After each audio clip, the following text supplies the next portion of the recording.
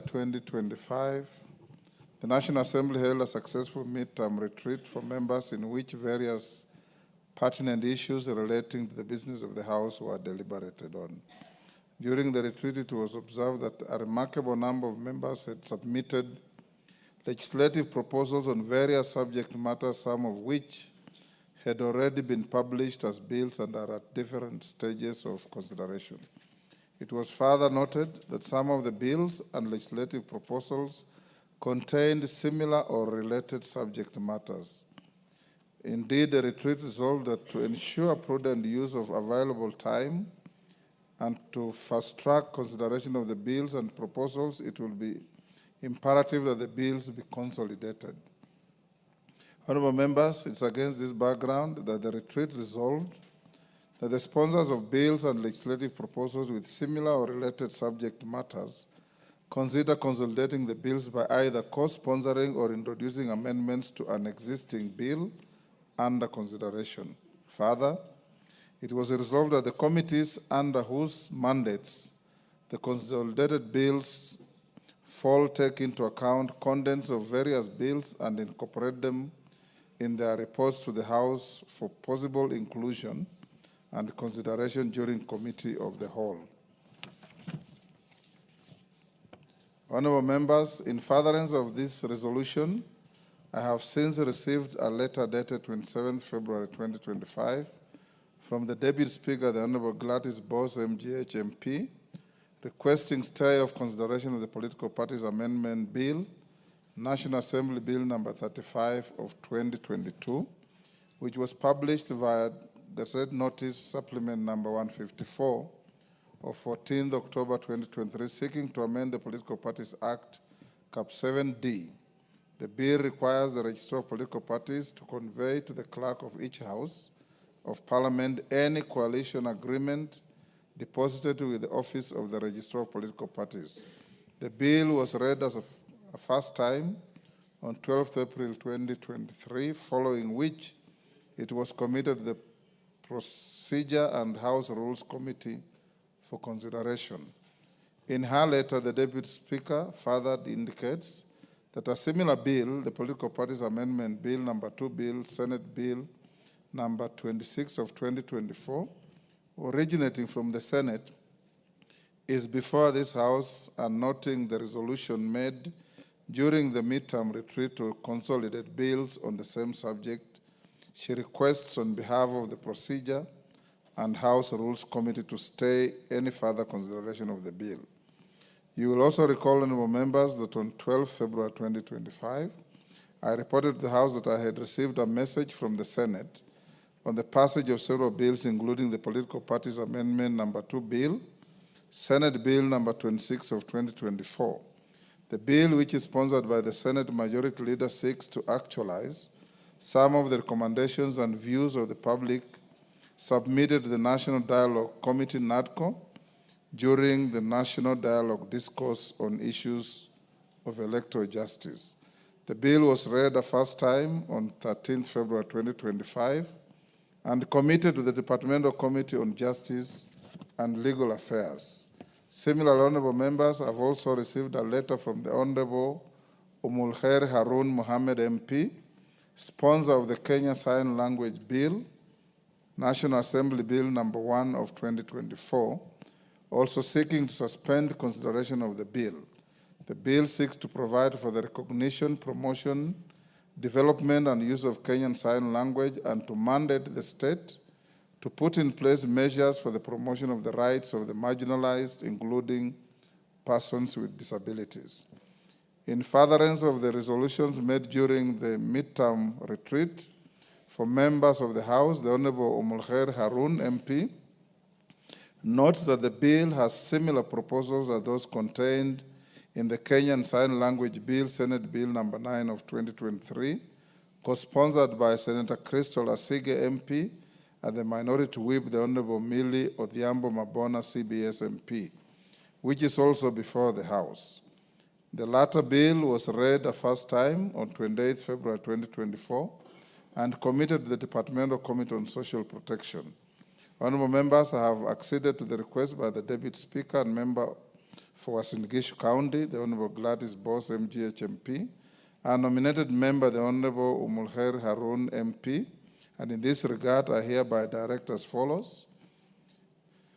One, that the consideration of the Political Parties Amendment Bill, National Bill number 35 of 2022, and the Kenya Sign Language Bill, National Assembly Bill number 1 of 2024 is stayed forthwith. Two, that the Departmental Committee of Justice and Legal Affairs and the Departmental Committee on Social Protection take into consideration the contents of the two bills by the two honorable members and accommodate the proposals contained in the two bills in their respective reports to the House for consideration during Committee of the Whole House.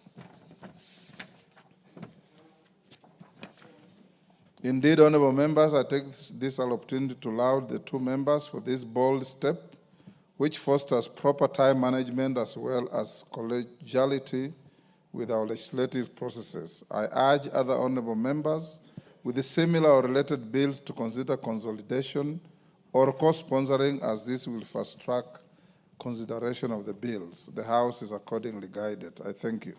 Members at the bar, take the nearest seats.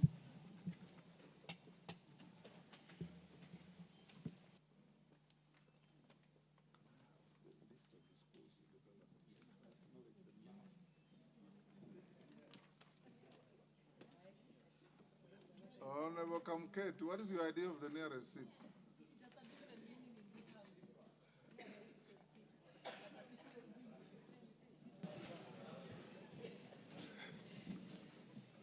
In Tiatu, the nearest means the farthest?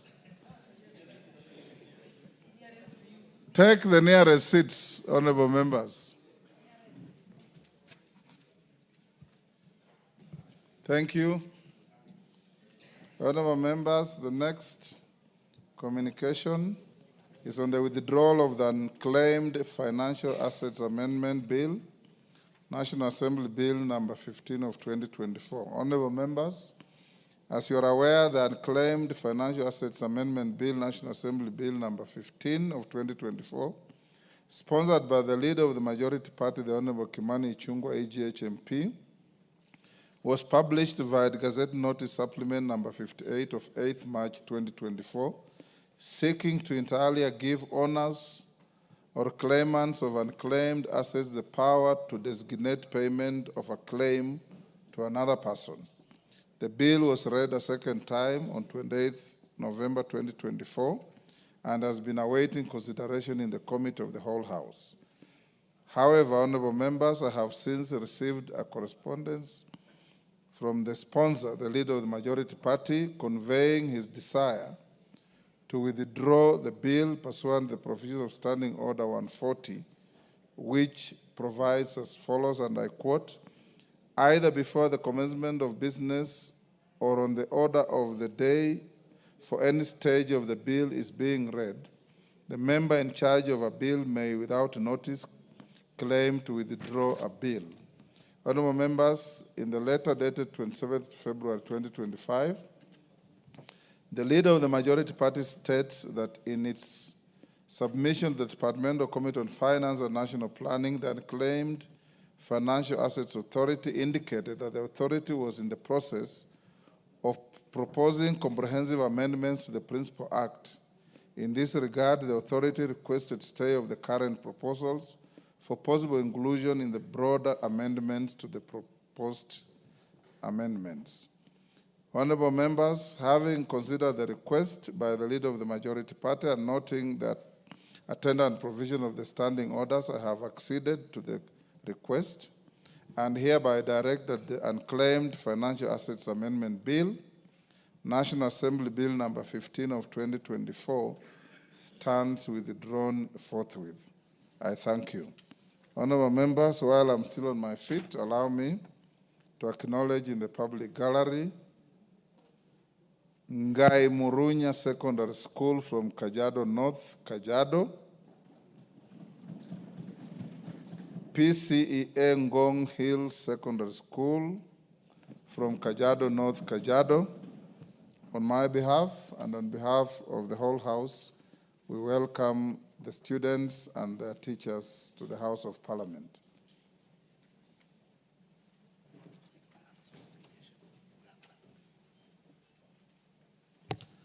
Equally, honorable members, allow me to recognize a delegation of staff from the Parliament of Uganda.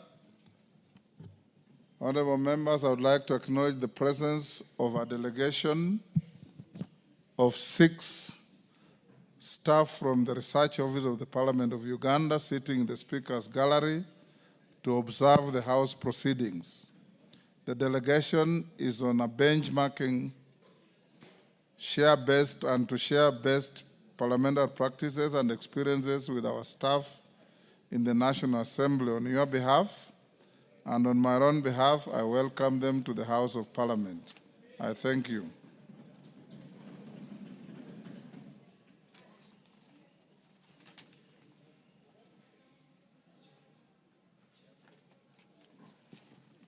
Next. Order number 3, messages. Order number 4, petitions. Order number 5, papers. Majority. Thank you very much, Honorable Speaker. Honorable Speaker, I beg to lay the following papers on the table of the House today, Wednesday, March 5th, 2025, afternoon sitting. Honorable Speaker, I lay the report of the Auditor General and financial statements of the National Government's Constituencies Development Fund, NGCDF, for the year ended 30th June 2024, and the certificates there in respect of the following: Belgut constituency, Bobasi constituency, Bomet Central constituency, Bonchari constituency, Bondo constituency, Budalange constituency, Bureti constituency, Butere constituency, Dadaab constituency, Funyula constituency, Gatanga constituency, Hamisi constituency, Jomvu constituency, Kabete constituency, Kaiti constituency, Kajiado North constituency, Kajiado West constituency, Kandara constituency, Kasipul constituency, Keses constituency, Kiambu constituency, 22nd Kibwezi East constituency, Kajiado Central constituency, Kajiado East constituency, Kimilili constituency, Kipkelion West constituency, Kitui West constituency, Kitutu Chache South constituency, Kuria East constituency, Lari constituency, Likoni constituency, Luanda constituency, Makueni constituency, Malava constituency, Marakwet West constituency, Mathioya constituency, Mathira constituency, Matungu constituency, Matungulu constituency, Mumias West constituency, Mvita constituency, Mwatate constituency, Mwingi Central constituency, Nambale constituency, Navaholo constituency, Nyatike constituency, Rarieda constituency, Shinyalu constituency, South Mugirango constituency, Suna West constituency, Teso North constituency, 52 Riri constituency, 53 Wajia constituency, 54 Wundanyi constituency, 55 Webuye constituency, 56 West Mugirango constituency. And lastly, Honorable Speaker, amendments to the 2025 budget policy statement from the National Treasury. Honorable Speaker, I want members to note that we have an amendment to the 2025 budget policy statement from the National Treasury, which I table. Honorable Speaker, I thank you and I beg to table. Thank you.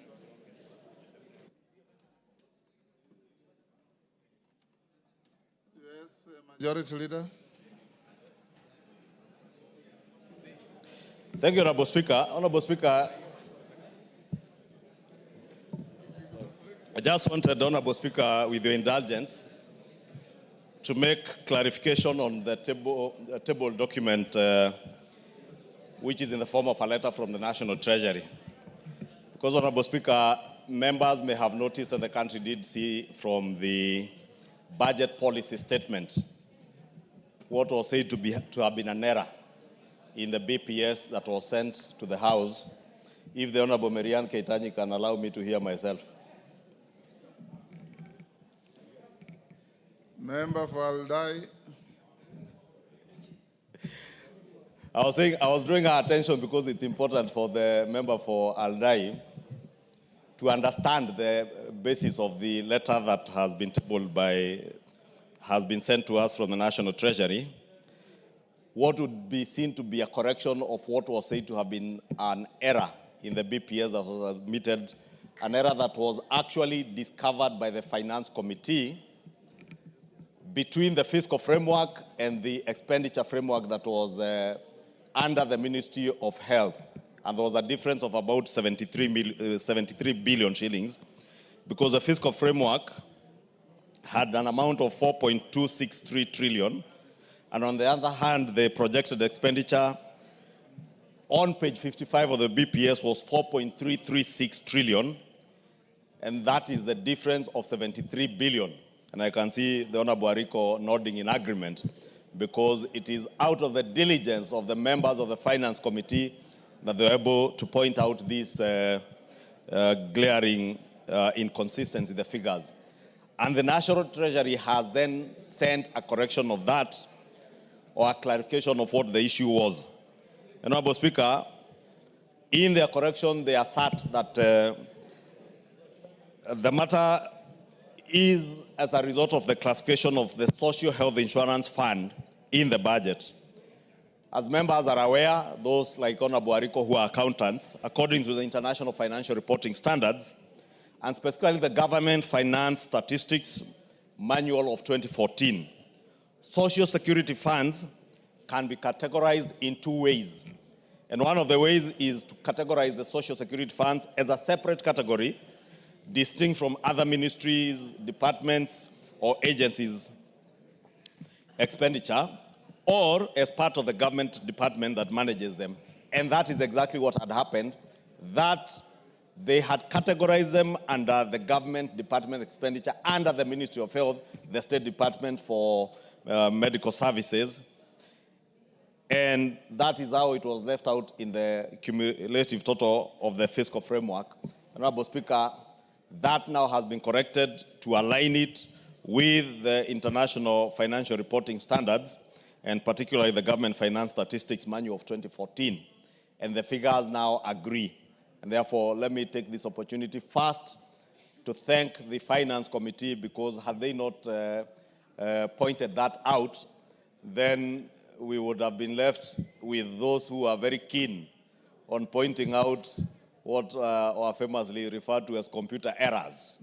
And you would have seen people in funerals saying the budget policy statement has an error, a computer error, it is theft, it is looting, but now it is clear, and those two figures now have been aligned to agree between the entire expenditure framework and the fiscal framework that is before the House and being considered by the departmental committees and the liaison committee. And I think this letter has also been tabled before the liaison committee for noting, and also before the Finance and National Planning Committee, Honorable Speaker.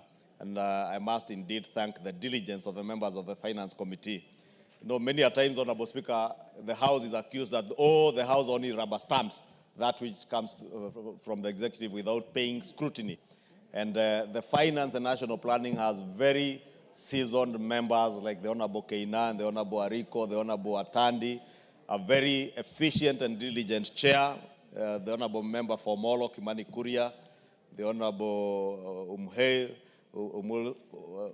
Umulher, who is also a member of that committee, the Vice Chair, who served as a member, as a chair of that committee in the 11th Parliament, the Honorable Benjamin Nangat, and many other members, Honorable Speaker, who are very diligent.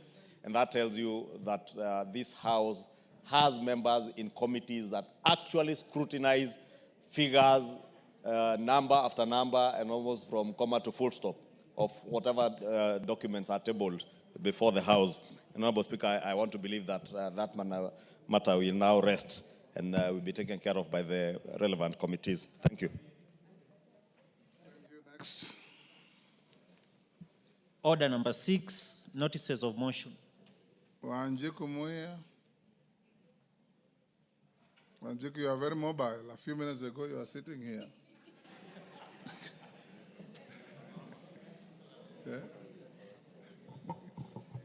Thank you, Honorable Speaker, and thank you for giving me the opportunity. I was lobbying because many members are not aware which motions I'm giving the notice.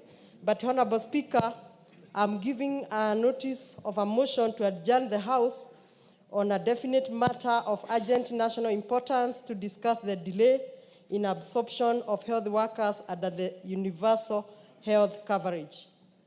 Honorable Speaker, pursuant to the provision of Standing Order number 331, I seek leave for the adjournment of the House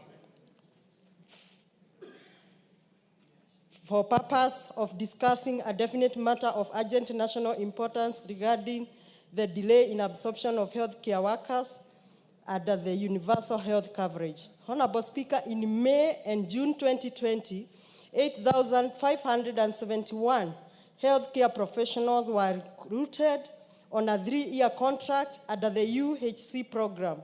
Majority of these officers were deployed to the county facilities, while a small number was posted to national government facilities. In 2023, the respective contracts were renewed for a further 3 years. However, whereas the contracts of the health workers posted to national government facilities were renewed under similar terms as those agreed on 2020, the health workers recruited under county government had their remuneration reduced by half. This is contrary to established labor practice of equal pay, equal work, and falls short of the expectation of fair labor principles as enshrined in Article 41 of the Constitution. Additionally, it is noted that whereas the renewed contracts were given by the county government, the salary for the officers is paid by the Ministry of Health, which is under national government.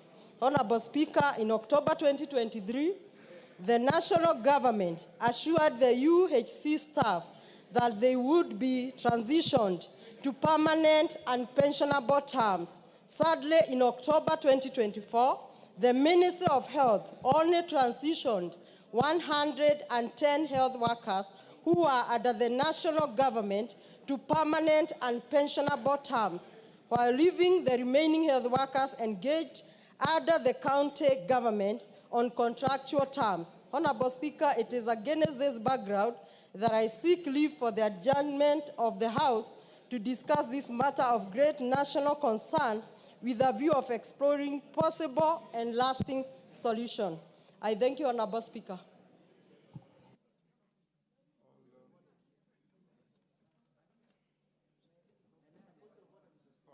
Wanjiku, you have no supporter for your motion. No, we cannot go to a point of order. Your notice collapses, you have nobody supporting you. Your notice, Wanjiku, collapses, you have nobody supporting you. No, Honorable Speaker, they are members. Where are they? All this, they didn't know, that's what they're saying. Good. We have... How many? We require 20. Those standing, hold your horses there. You are more than 20. Yes. What is your point of order?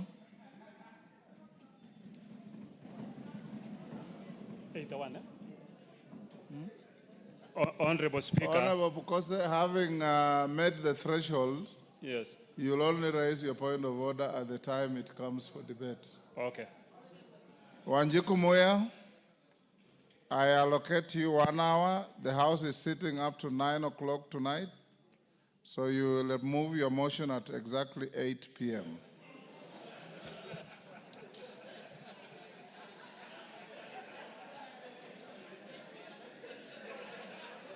Order.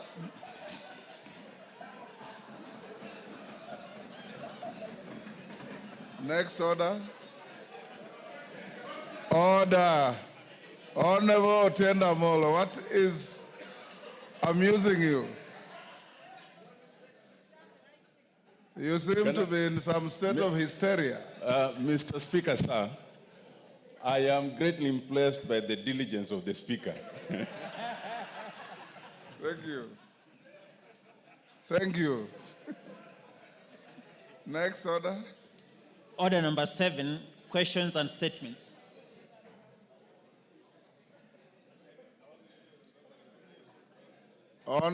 We start with a statement response by the Chair of Health to an issue raised by Esther Passaris. Thank you, Honorable Speaker. Honorable Speaker, as the chairperson of Departmental Committee on Health, I rise to give a statement on matters concerning the death of Mr. Gilbert Kinyua, which has elicited a lot of debate among members of the public and raised concerns regarding the safety and security of patients and staff in health facilities. In response to these concerns, Honorable Speaker, the committee visited Kenyatta National Hospital on Friday, 21st February 2025, to clarify the issues raised. Mr. Gilbert Kinyua was referred to Kenyatta National Hospital from St. Mary's Hospital, Langata on December 11, 2024, and was admitted to Ward 7B, which specializes in the management of patients with nervous disorders, that is neurological disorders. At admission, Mr. Kinyua had pressure sores, wounds within the pressure points, resulting from prolonged immobility. After an evaluation by KNH specialists, Mr. Kinyua was diagnosed with a rare neurological disorder known as Guillain-Barré syndrome that causes muscle weaknesses. His condition was particularly severe, affecting all his limbs, that is the hands and the legs. He therefore required total nurse care, including tube feeding. Despite the severity of his condition, his status had remained stable under KNH care. On Thursday, 6 February 2025, Mr. Kinyua's condition was observed to be stable and the day proceeded as normal. The night shift team took over without noting any undue concerns. The nursing staff attended to him at 9 p.m., midnight, and at 3 a.m. in the morning, and no abnormalities were reported during these routine checks. On circumstances surrounding the death of Mr. Gilbert Kinyua, the acting CEO, Kenyatta National Hospital, Dr. William Sikilai, who is a physician, informed the committee that in the early morning of Friday, 7th February, during the nurses' ward rounds at approximately 6 a.m., the late Kinyua was found with his face covered by a blood-stained sheath. Upon uncovering him, the nurses discovered that he was motionless with a cut wound on his neck. Immediately, the nurse reported the incident and the respective teams were notified for action. Within 30 minutes, the DCI was notified and arrived at the scene.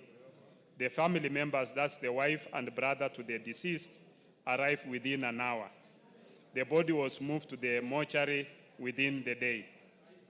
The chief security officer informed the committee that Kenyatta National Hospital has an elaborate security system in place, including CCTV cameras in common areas. Additionally, the hospital has officers from the National Police Service station within the hospital and in close proximity to the Kenyatta police posts. In light of this incident, the hospital has heightened and enhanced security measures across the hospital to ensure the safety of more than 1,800 patients, staff, and all visitors. The interventions on patient security and safety by Kenyatta National Hospital. On KNH security and safety governance instruments, the hospital has developed a security and safety strategy, policies, and standard operating procedures.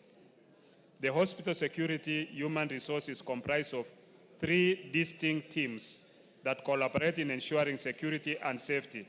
These include Kenyatta National Hospital employees, who are 119, outsourced security services 261, and National Police Service officers, together with the NSIS officers.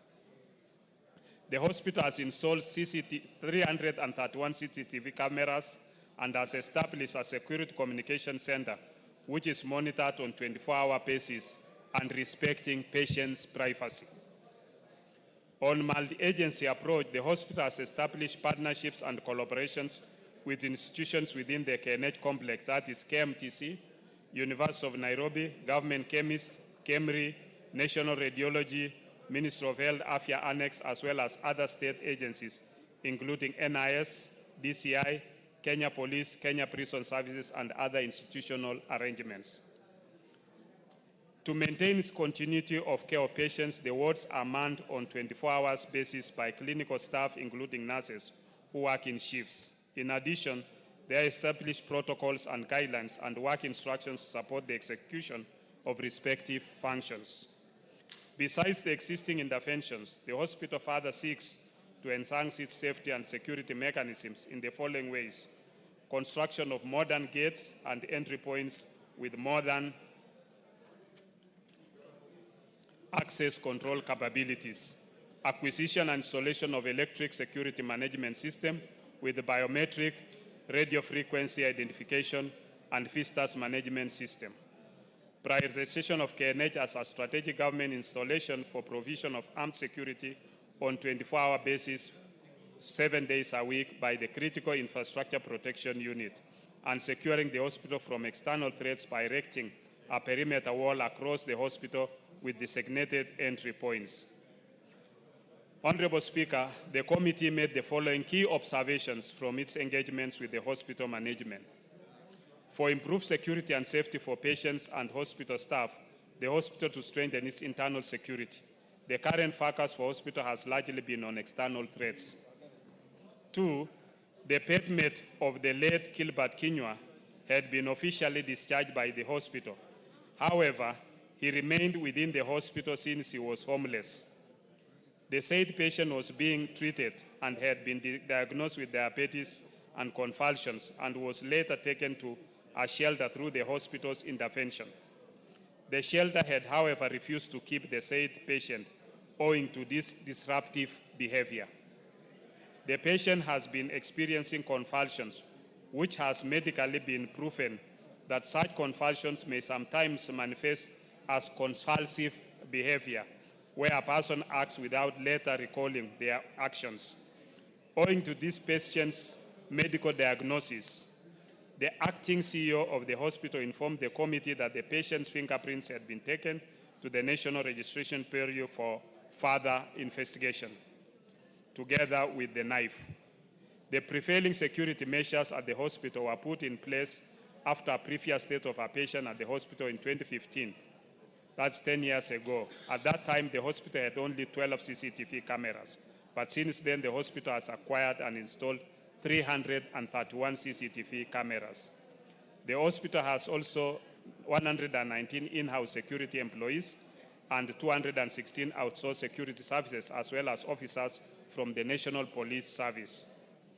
The post-mortem on the body of the late Gilbert Kinyua was conducted in the presence of both government and independent family pathologists. The samples from the post-mortem were sent to the government chemist for analysis. As at the time of the committee's visit to the hospital, the post-mortem results were not yet released to the hospital, but had been handed over to the DCI. The hospital receives nearly 30,000 visitors daily, who should pass through screening system, which will help to prevent weapons from being brought into the hospital. Honorable Speaker, the committee made the following recommendations: that the Director of Criminal Investigation to urgently finalize investigations on this unfortunate death and recommend appropriate action with a view of establishing and holding accountable the person responsible for the death of Mr. Gilbert Kinyua.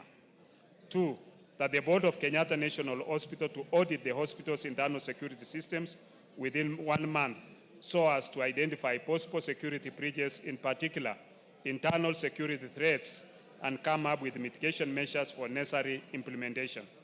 The report of the audit to be shared with the committee, which shall access the areas that may be allocated funds during the budgetary process. In conclusion, the matter is actively before the committee. Further, the matter is under investigation by the Director of Criminal Investigation, and the suspect is still under the custody of the hospital. Thank you, Honorable Speaker. Yes, you've listened to the statement. Give. Thank There you. are. Thank you, Mr. Speaker. And I had noticed that the committee were at Kenyatta National Hospital while I was away at Pan-African Parliament. But my question is not fully answered. But let me deal with the issue of Gilbert Kinyua. The family actually got in touch with me when I was in South Africa and asked, what do we do? The hospital has said they're going for a postmortem and we need to have our own doctor. I quickly got in touch with a few doctors and I managed to get the family a doctor to represent them and settle the money of 25,000 for them to be able to have their own independent doctor. They want, the Kenyatta National Hospital has they've waived the hospital fee as well as the mortuary charges. But what I'm a bit concerned about is this is not the first time that we're having a death in Kenyatta National Hospital. We had one on 29th of November 2015, Mr. Cosmos Mutunga was found dead. And now that we have the second incident at Kenyatta National Hospital, I believe that from the first one to the second one, if we had improved the security at that point, then why is it that that particular ward was not covered with CCTV? I want to know whether the CCTV cameras 331 were installed after the incident of Gilbert or after the incident of Mr. Cosmos Mutunga. We also have another incident that happened in Moi Teaching and Referral Hospital, Eldoret. Mr. Albert Chisang he was missing from the hospital bed, and then on the 29th of January he went missing from the hospital, and then on the 9th of February his body was found decomposed near the hospital. So right now my biggest concern and the question that I asked is, what are we doing about investigations? I know it is probably not the Ministry of Health that does the investigation, but we have to have a multi-sectorial approach, because the investigations are what are going to be able to help us improve the quality and duty of care for the patients, the staff of the hospital. The second thing that I want to ask is, what about compensation? Here you are today. The family is looking for over 400,000 to give their loved one a burial, and they don't even have that money. They didn't even have the money for the postmortem, to have an independent doctor. In this particular case, what is the duty of care? What is the compensation that the family is going to get? Because Susan is young with 2 young children. It's not enough just to waive the hospital bill and to waive the mortuary charges. They have a burial. They also have children that need to go to school. They have counseling needs for the entire family. So since the government should be culpable, what are the compensations do they have insurance? Is there a way and a mechanism to compensate this family, not just this one, but all the other families? And what is the status of the investigation? Thank you, Mr. Speaker. Yes, Dr. Bukose. Thank you, Honorable Speaker. I hear the Honorable Esther Passaris. I think the basic facts that we should be able to put in place is that Gilbert Kinyua was paralyzed before being admitted in the hospital. He had Guillain-Barré syndrome, severe form, where he could not move his limbs, both the hands and the legs. And he was paralyzed in the hospital and being fed with a tube. Is he responding to what you have asked? And being fed with a tube. The hospital was taking care of him. The hospital has cooperated with the DCI in terms of investigations that are ongoing, so that the culprit can be brought into book and the justice be delivered. I don't think at this stage we should be discussing the issue of compensation. There is a mechanism for which compensation can be sought. And at this stage, I think it is too premature for us to start thinking of compensation.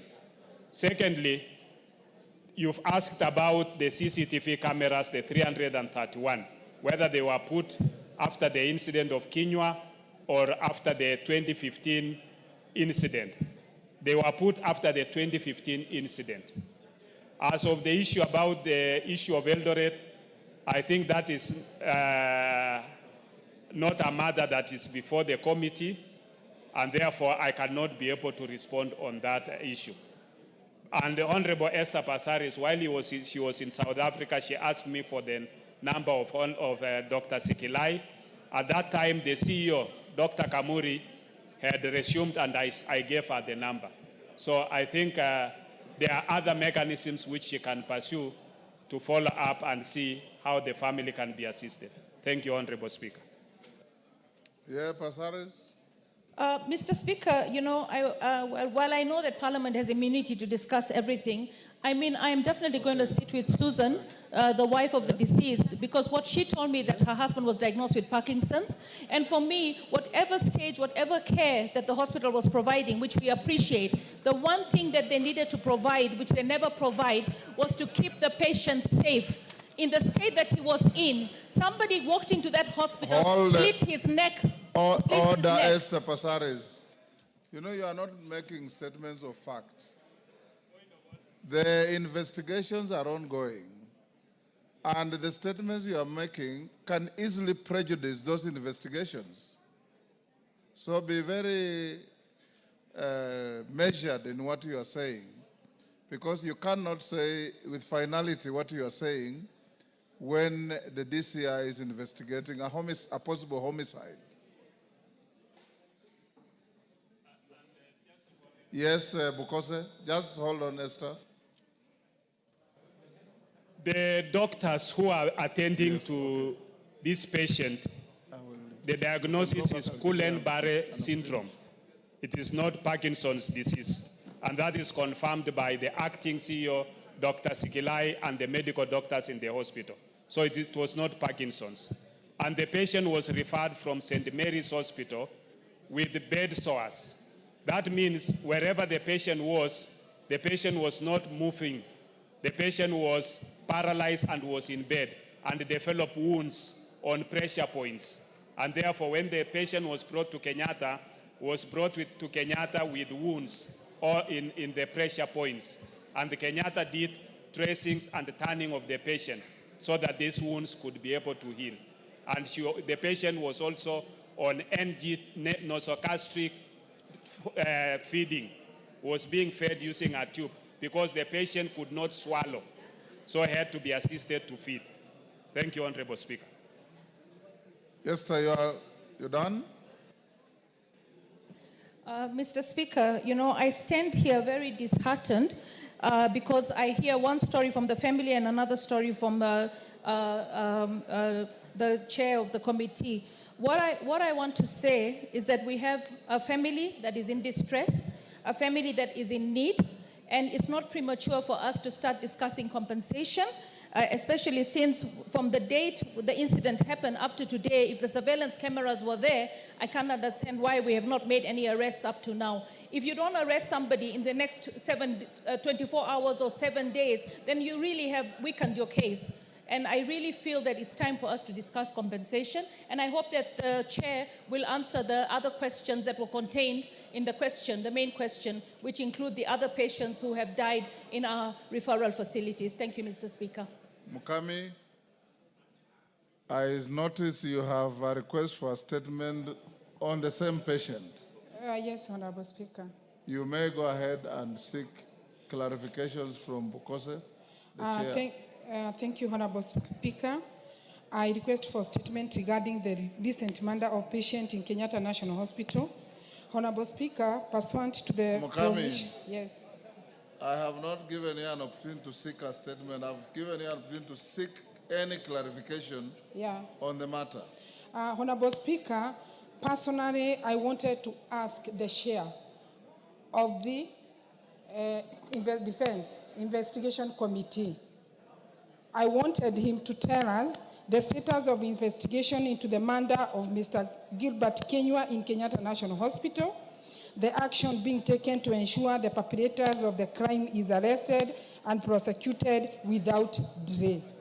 And Honorable Speaker, I wanted to confirm from Honorable Pukose that Mr. Kenywa has a family.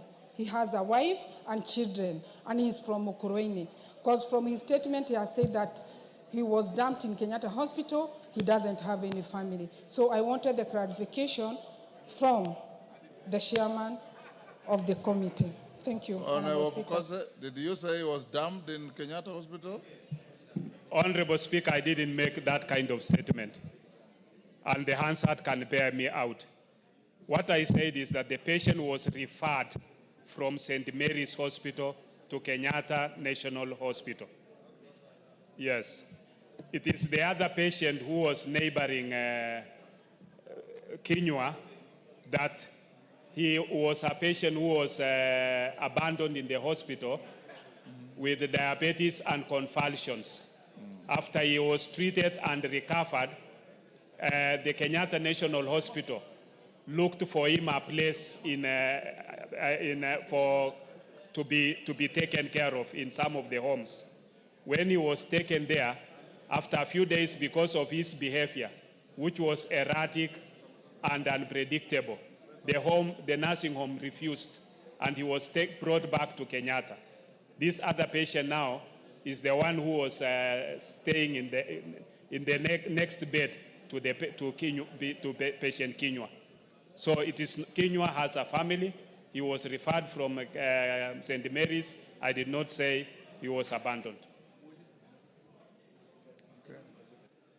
Mukami, on the status of investigations, you can look at the statement. I think he gave a fairly elaborate description on the status of investigations. Thank you, Honorable Yes, Speaker. Dr. Nyikal.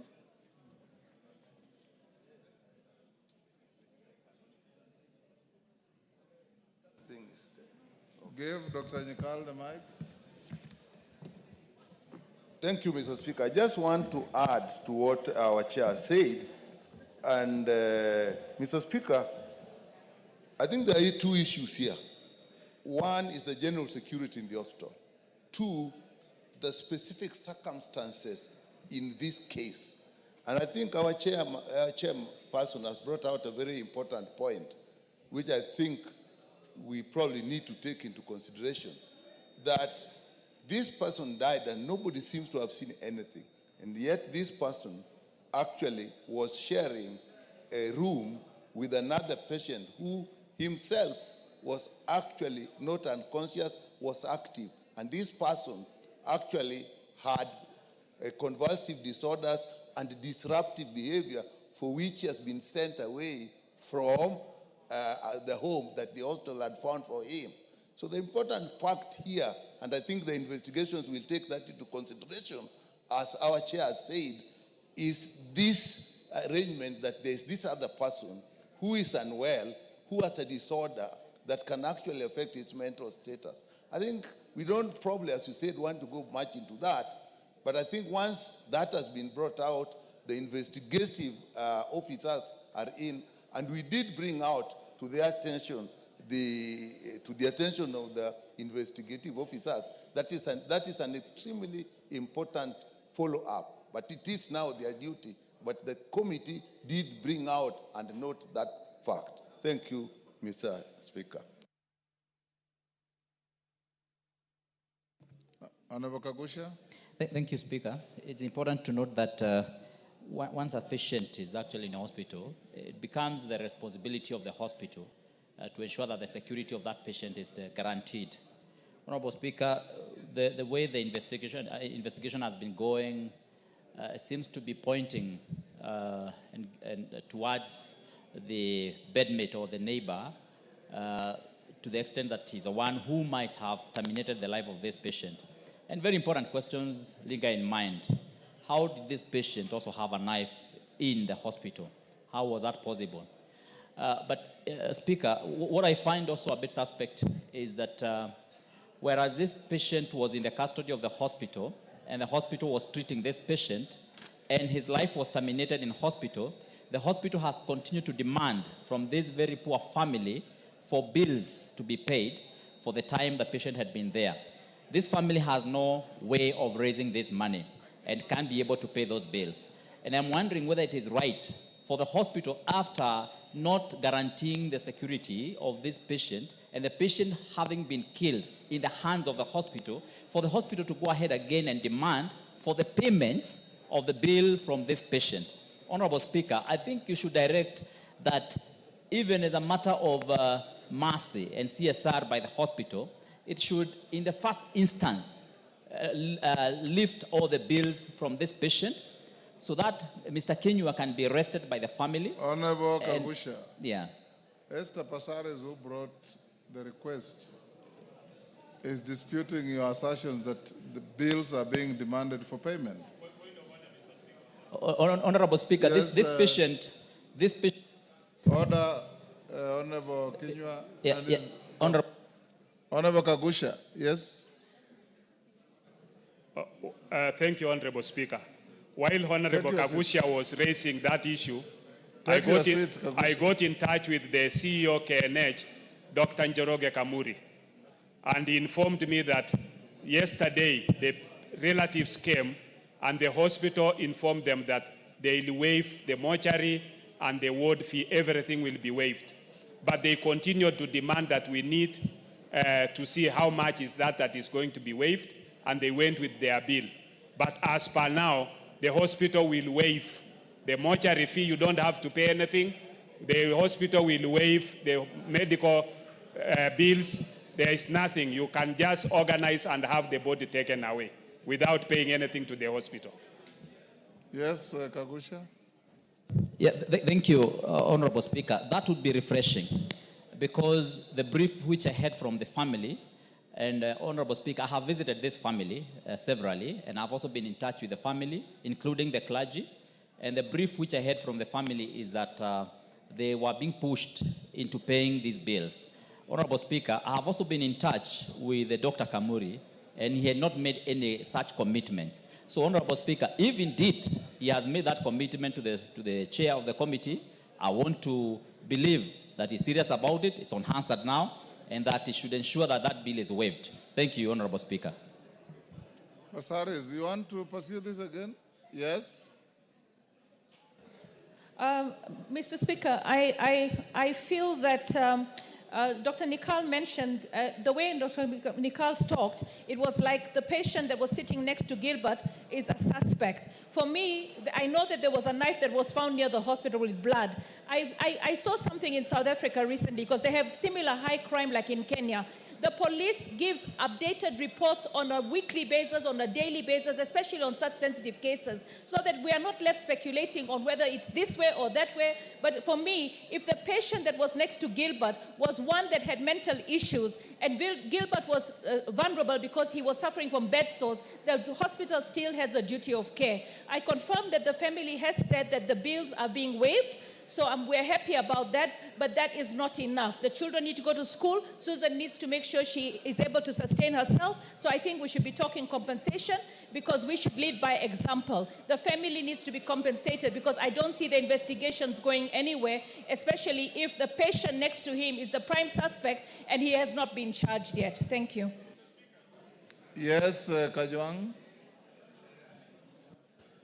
Mr. Speaker, I think this debate is something which is interesting to all of us, but I suppose that the chair in that committee should investigate it some more so that we fulfill a mandate that this House has to be able to see to it on the question of, number one, security. And it is not just limited to this patient. I think when the question arose from the honorable member from Nairobi, it questions the question of security. And so the minister concerned or the agency concerned should let us have a total picture of security in the institution. Number two, apart from the investigation in terms of determining culpability, there is a whole issue of tortious liability on who has the duty of care. Because a patient is in an institution, for some reason the patient dies, and there are issues to the fact that some people, whether mentally ill or not, are with that patient in that whole home. So who bears that tortious liability of the duty of care? So I think that without us giving so much information on this, probably, Mr. Speaker, with a lot of indulgence, you may want to ask the chair with specific assignments to go and investigate these things so that we can have an oversight function or role on these matters. Thank you. He already said that the DCI will be sharing the progress on investigations on this matter. So as and when he gets material beyond what he has said here, Chairman, you be responsible enough to bring some additional communication to the House. Statement request by Hussein Bare, MB for Tarbaj. Thank you, Mr. Speaker. I have a statement. It's a request for a statement on the rampant cases of human trafficking in northern Kenya. Honorable Speaker, pursuant to Standing Order 44-2C, I wish to request for a statement from the chairperson of the Departmental Committee on Administration and Internal Security regarding the rampant cases of human trafficking in northern Kenya. Honorable Speaker, recruitment agencies, though opaque, are operating in Wajir, Mandera, Garissa counties, and they prey on the hopes and dreams of the young generation, enticing them with the promise of a brighter future abroad. Due to the high cost of living and lack of job opportunities in the country, the young generation accept the opportunities to travel abroad offered by the recruiters.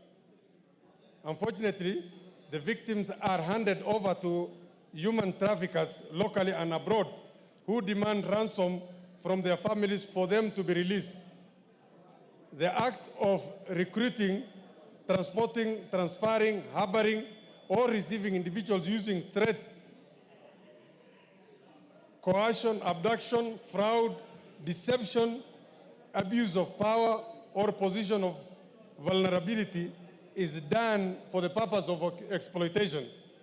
Honorable Speaker, it is against this background that I request for a statement from the chairperson of the Departmental Committee on Administration and Internal Security on the following. One, a comprehensive report on the investigation into human trafficking in northern Kenya and in the country, including the investigation into the operation of involved recruitment agencies. Measures being taken to ensure that the families and individuals who suffer these atrocities get injustice and rehabilitation. The long-term measures being implemented to address cases of human trafficking in the country and formalize labor export from the country. Thank you, Mr. Speaker. 2 weeks. Give him the mic. Honorable Speaker, I want to indulge you on this because from what I hear, the honorable member is talking about Kenyans being exported outside of the country beyond our territorial boundaries. And it's my honest opinion that this could be more handled by the Foreign Affairs.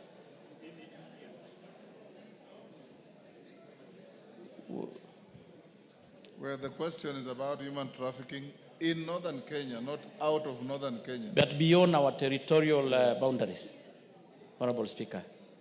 Okay, Clerk, can you check and see whether we can reassign the statement to Foreign Affairs? Be that as it may, whichever committee handles, they will respond to you in 2 weeks.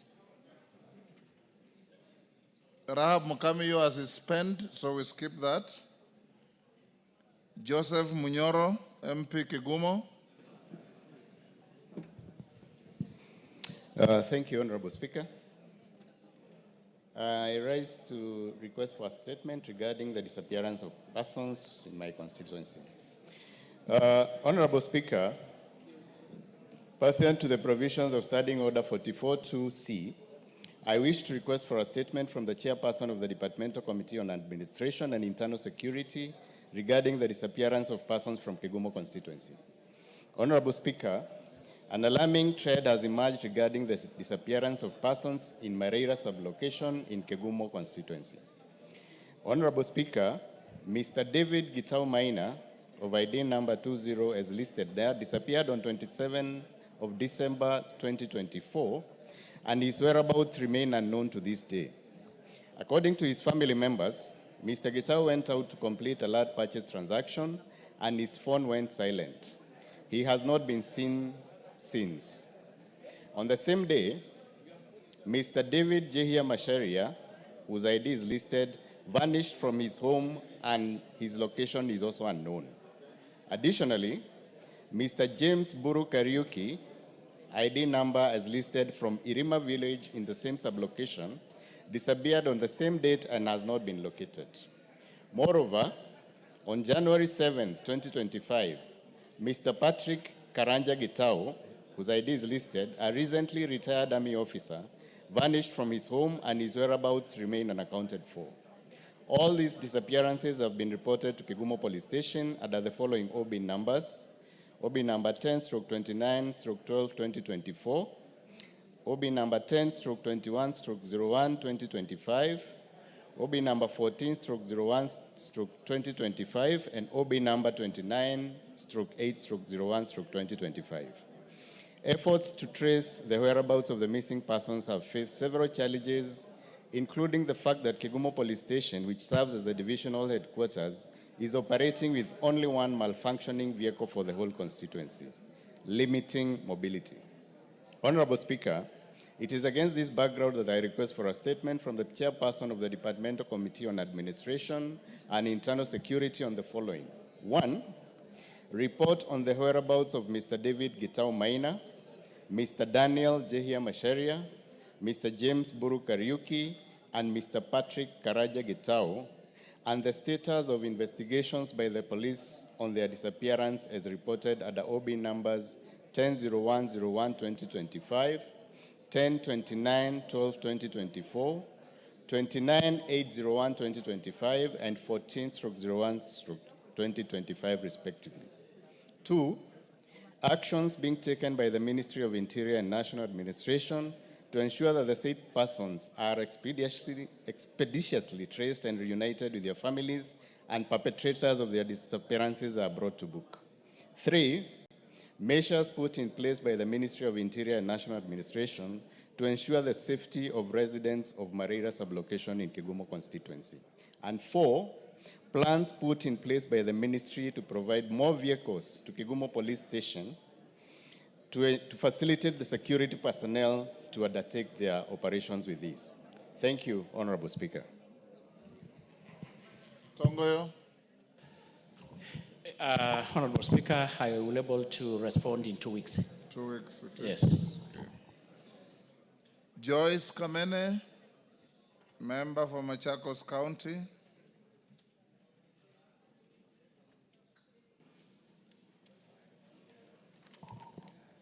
Thank you, Mr. Speaker.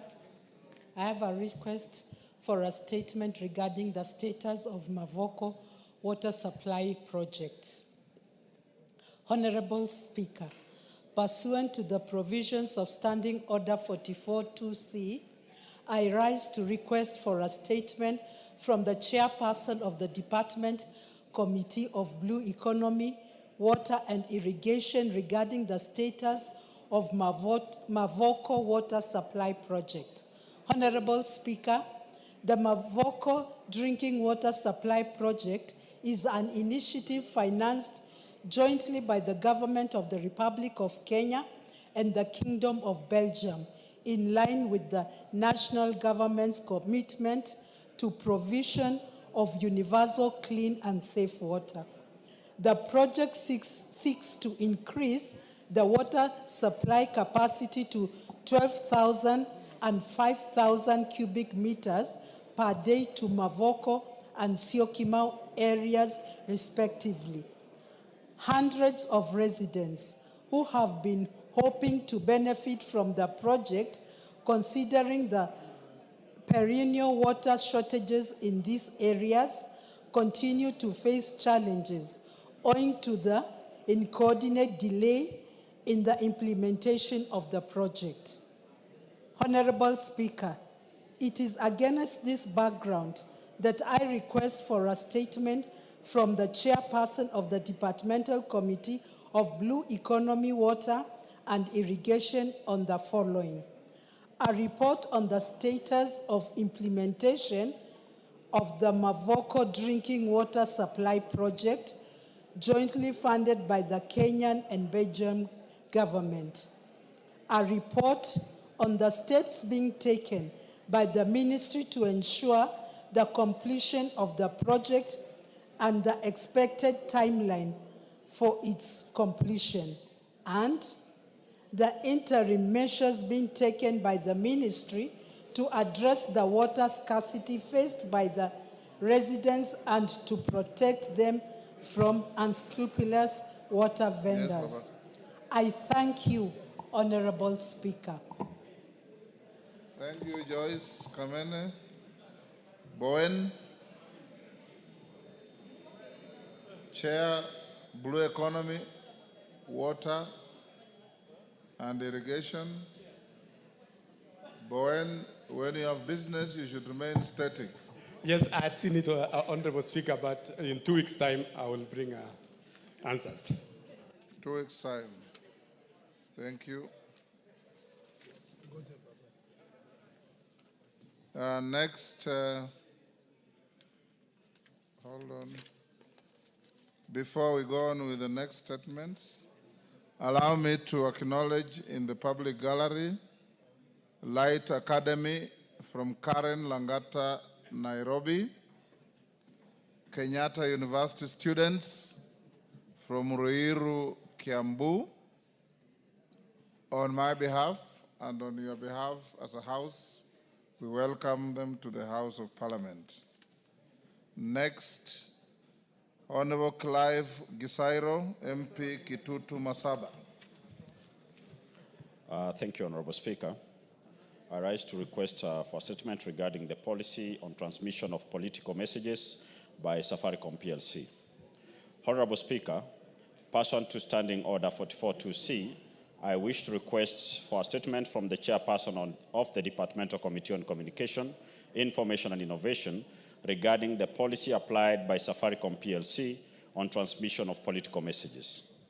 Honorable Speaker, in recent months, numerous users of various premium rate services providers, PRSP, and customers whose applications for sender IDs are whitelisted as pre-approved entities have been experiencing blocking of transmission of political messages. This raises significant concerns about transparency and fairness of the criteria used by the Safaricom PLC to determine messages deemed to be acceptable and those which are not. Political messaging is a vital aspect of our democratic process, allowing candidates to communicate on their platforms and engage with voters. By blocking certain political messages, Safaricom PLC may inadvertently favor specific political entities over others, which could cause an imbalance in the political landscape. The lack of clear guidelines and communication from Safaricom regarding this policy undermines democratic engagement and the free flow of information. Honorable Speaker, it is against this backdrop that I request for a statement from the chairperson of the Departmental Committee on Communication, Information and Innovation on the following. 1, a report on whether the policy by Safaricom PLC, if any, regarding transmission of political messages aligns with the constitutional provisions and laws safeguarding freedom of speech and communication and consumer rights of access to information. Steps taken by Safaricom PLC to ensure that the process for blocking sender IDs, particularly in the political context, is impartial and free from bias. 3, the policy framework and administrative mechanisms for affected parties to seek redress or appeal, including seeking refund for the whitelisted sender IDs. 4, the criteria for approving or blocking transmission of political bulk messages and the safeguards put in place by Safaricom PLC to prevent the message blocking system from being exploited for political gain or to suppress certain viewpoints. And 5, a report on whether Safaricom PLC allows inter-network termination of messages to other networks, particularly Airtel, and if not, the interventions required for Safaricom to allow inter-network termination and facilitate a common sender ID for messages sent through the two service providers, particularly by businesses and organizations, so as to enhance their brand recognition and improve the overall user experience. I thank you, Honorable Speaker. Honorable Speaker, I had raised this statement in the third session, and it took months without getting a response. I hope the committee... We'll ensure you get a response quickly. Thank you, Speaker. Communication, Information and Innovation. KJ, Majority Leader, ensure we have a response in 2 weeks. I will do that. Honorable Irene Mayaka.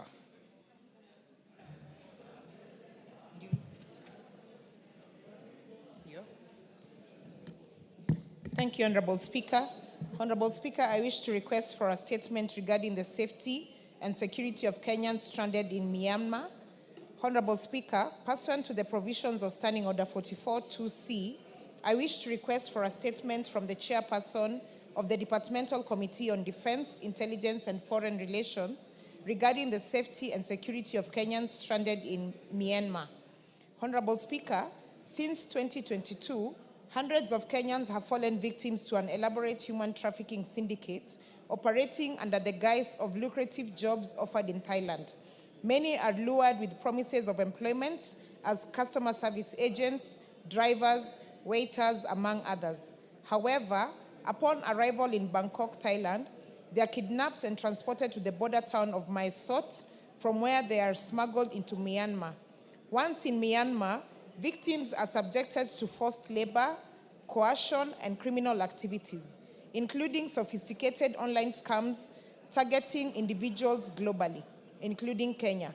While there has been a rescue of over 7,000 foreigners, many persons, including a significant number of Kenyans, remain trapped, unable to cross back to Thailand due to the closed border. The conditions at these borders are dire, as they lack basic necessities such as food, water, and sanitation facilities, while the security situation is volatile. The issue of human trafficking of Kenyans in Myanmar is not new, and its persistence highlights the needs of lasting measures. Honorable Speaker, it is against this background that I request for a statement from the chairperson of the Departmental Committee on Defense, Intelligence, and Foreign Relations on the following. Number one, status of Kenyans currently stranded in Myanmar, and especially those currently stranded at the Myanmar-Thailand border, including the number of Kenyans affected, the current security situations, and timelines for their repatriation. Number two, the immediate action being taken by the Minister of Foreign and Diaspora Affairs to engage with the government of Thailand in rescuing Kenyans stranded at the Myanmar-Thailand border. Number three, measures taken by the Minister of Foreign and Diaspora Affairs to engage with the government of Thailand in addressing the issue of human trafficking, including cooperation strategies and the stringent border control measures to prevent further trafficking of Kenyans. Number four, report of the status of investigation by the Director of Criminal Investigation into human trafficking networks in Kenya operated by fraudulent employment agencies.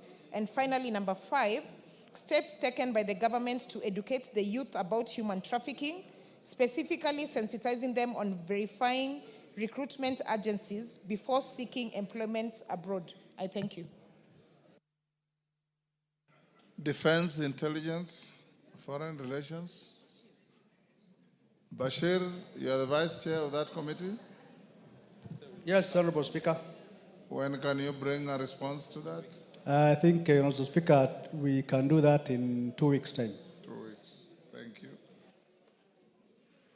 Dr. Joyce Bensouda, Homa Bay County.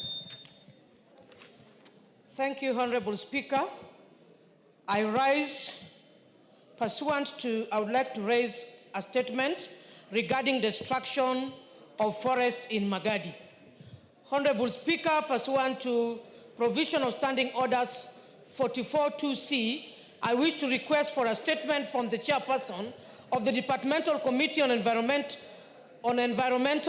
Forestry and Mining regarding destruction of forest in Magadi for charcoal production. Honorable Speaker, forests play a crucial role in sustaining life and maintaining climate stability. However, in recent years, the Lake Magadi region has experienced severe destruction due to high demand for charcoal. Indigenous tree species are being harvested to meet the high demand for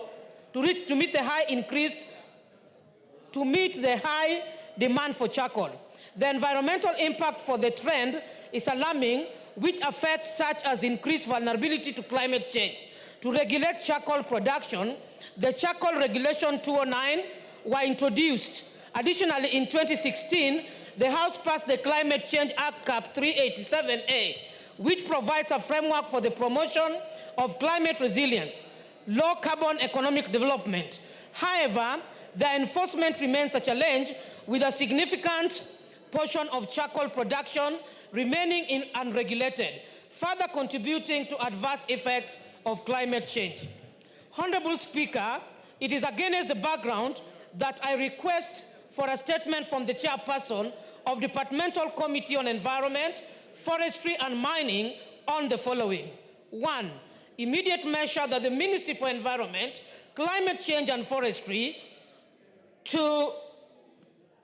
putting in place to curb the ongoing destruction of forests in Magadi region for charcoal production. 2. Steps that the ministry is taking to enforce the Charcoal Regulation of 209 and the Climate Change Act to ensure compliance with sustainable forestry practices. 3. Strategies to promote use and uptake of alternative energy source so as to reduce dependency on charcoal to mitigate the adverse environmental impacts of deforestation. And 4. Long-term strategies to enhance forest conservation in Magadi and other affected regions. Thank you, Honorable Speaker. Thank you, Bensouda. Chair Environment. Who is the Chair Environment? Owen. Can you ensure, is that Gikaria's committee? Yes. Ensure they bring a response in 2 weeks. Much obliged, Honorable Speaker. Areko Namoit, Turkana South.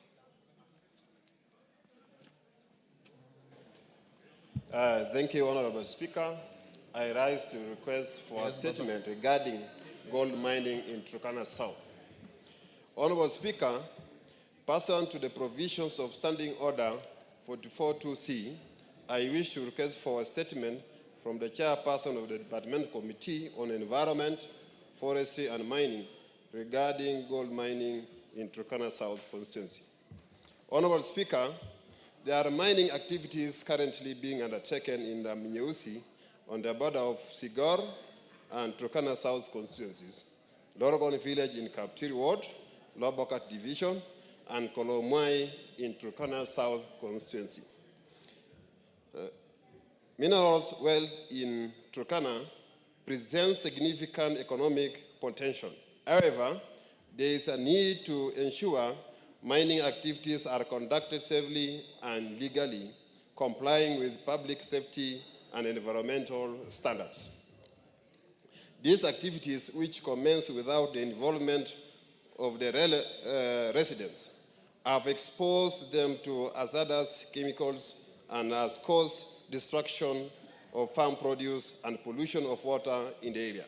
Notably, the Environmental Management and Coordination Act, CAP 387, provides that projects related to mining ought to have an environmental impact assessment study report submitted prior to the issuance of mining license.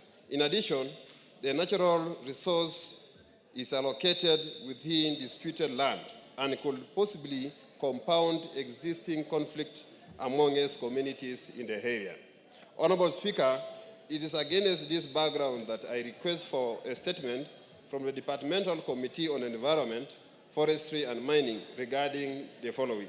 1, report on the steps taken by the government, including a report on public participation conducted, if any, prior to issuance of mining licenses in Laminyeusi, Lorgon Village, and Kalomai in Turkana South. 2, list of the mining licenses issued in Turkana County in the last 3 years and the operational requirements issued to the licensees.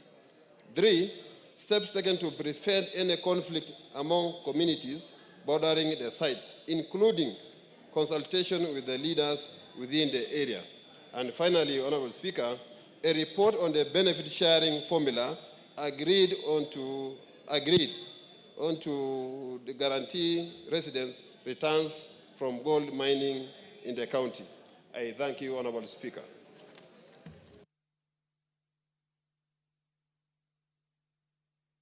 Thank you. There was a member who requested to joyride on this.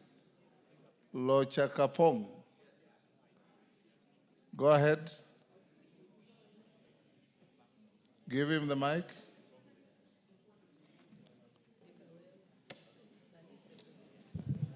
Thank you, Honorable Speaker, for this opportunity.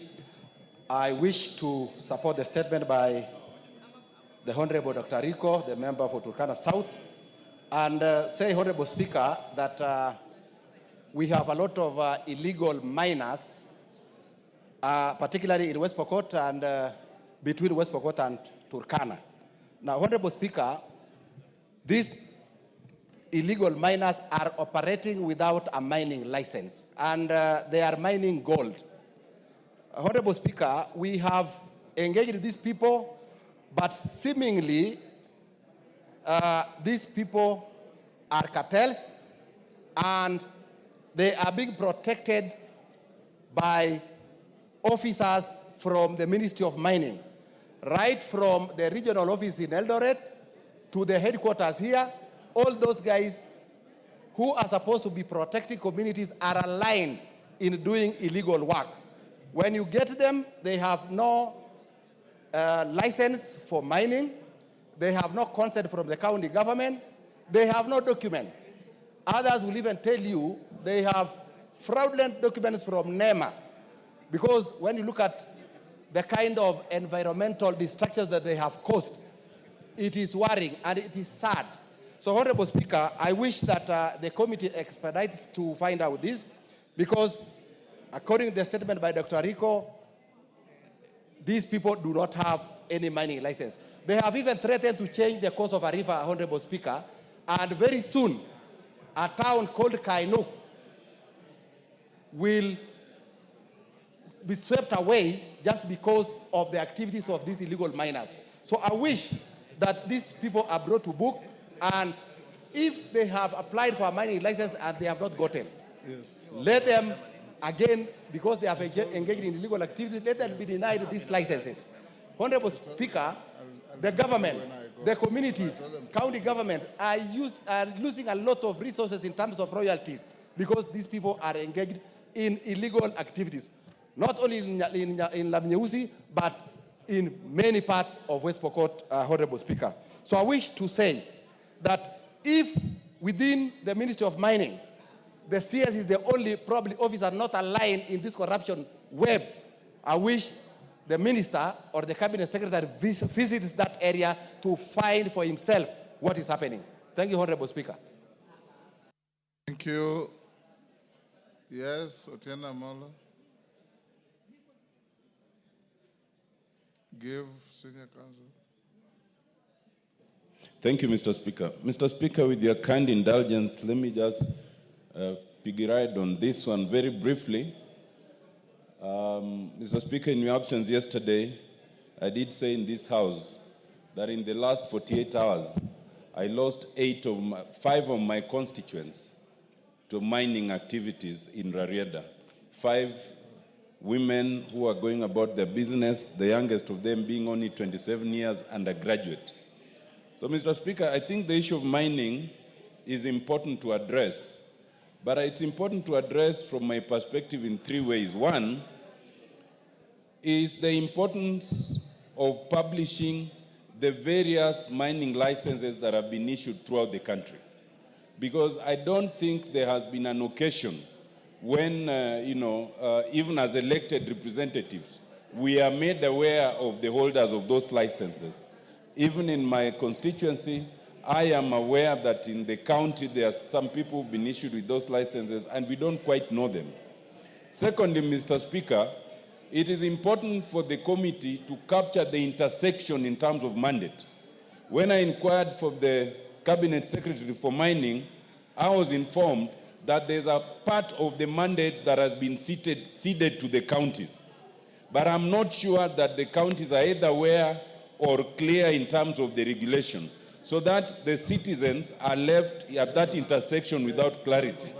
But thirdly, Mr. Speaker, the most important thing in my view in terms of mining is that you may not stop the citizen from being involved in mining, especially artisanal mining, because the citizen needs money and many of them do not have jobs or alternative sources of income.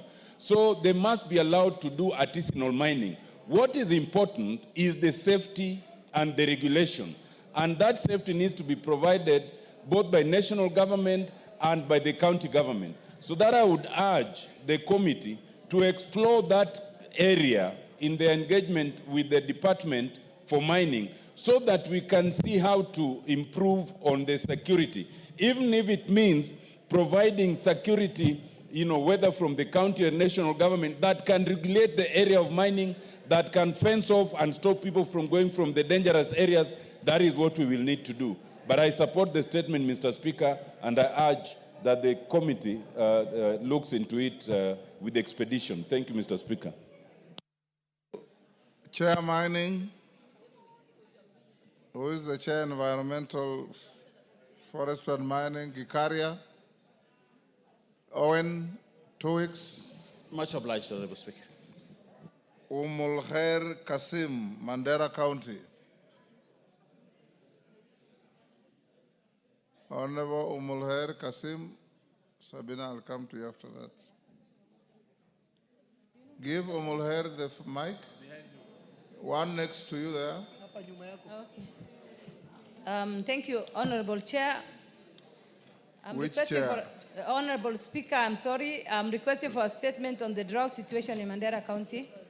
Honorable Speaker, pursuant to the provisions of Standing Order 442C, I wish to request for a statement from the chairperson of the Departmental Committee on Regional Development regarding the drought situation in Mandera. Honorable Speaker, Mandera County, especially Mandera West constituency, is experiencing acute water shortage due to prolonged drought conditions in the country.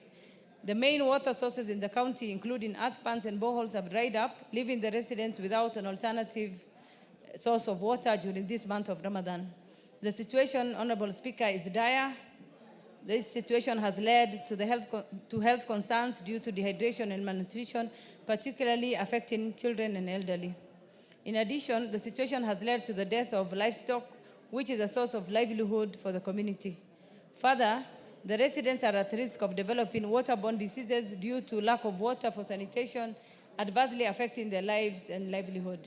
Honorable Speaker, it is against this background that I request for a statement from the chairperson of the Departmental Committee on Regional Development on the following: measures being taken to enhance the supply and distribution of relief food, water, and nutritious supplements for children and elderly persons to the affected arid and semi-arid areas, including Mandera County during this month of Ramadan. Measures being put in place to provide medical assistance to vulnerable populations to prevent malnutrition and dehydration. Long-term plans to drill boreholes and mega pans to supply water to the residents for consumption, including livestock and other agricultural activities. I thank you, Honorable Speaker. Thank you, Umulkhair. Chair, Regional Development. Honorable Speaker. Dr. Kapong. Yes, Honorable Speaker, I will endeavor to give a response to this statement within 2 weeks. 2 weeks, thank you. Sabina Chege. Yes, Umulkhair. I seek your indulgence on this. since you know we're in the month of Ramadan and the situation is dire and we're going to go on recess soon, could you please intervene and request that we get a Lawyer response within a Kapong, week? can you try and bring a response by Thursday next week? Yeah, Honorable Speaker, just like I said, I will endeavor to give a response to the statement within 2 weeks. I'm telling you that try and bring on Thursday Yes, next Honorable week. Speaker, that will be done. Is that okay? Yes, and that will be within the 2 weeks. Next week is a week. Or you said within 2 weeks? Yeah, before the end of 2 weeks, that's what I meant. Okay. Thank so you. Thursday next week. Sabina Chege.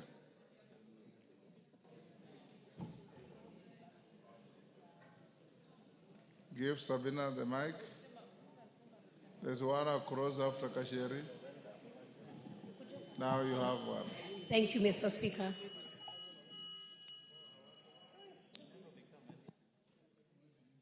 You switch, okay. Thank you, Mr. Speaker, for this opportunity. Mr. Speaker, I just wanted to bring to the attention of the House that today is Ash Wednesday, and I wanted to take this opportunity to wish all the Catholic faithfuls in this House a fruitful Lent season. Mr. Speaker, this is the time that the Catholic faithfuls will start a journey of 40 days, a time for prayer, a time for fasting, and also a time to give service to human beings, Mr. Speaker. And so today, Mr. Speaker, we were reminded that we came from dust, and dust we shall go. It is also a time, Mr. Speaker, that we reflect on what we are doing now that we are halfway the term, Mr. Speaker, that we reflect on the services we are giving to Kenyans, and Mr. Speaker, that we are able to serve well. So I want to wish all the Catholic faithful and a blessed time for rain season. But at the same time, Mr. Speaker, also our Muslim faithfuls who started their Ramadan, that this is going to be a fruitful season, Mr. Speaker, as we continue serving this country. I thank you for the opportunity. Thank you, Honorable Yes, Owen? Honorable Speaker, well, I agree with Sabina, but Ash Wednesday is not only exclusive to Catholics. Pardon? Ash Wednesday is not exclusive to Catholics. Even the Anglicans also celebrate Ash. Today at the All Saints Cathedral at 6 o'clock we'll have our Ash Wednesday service.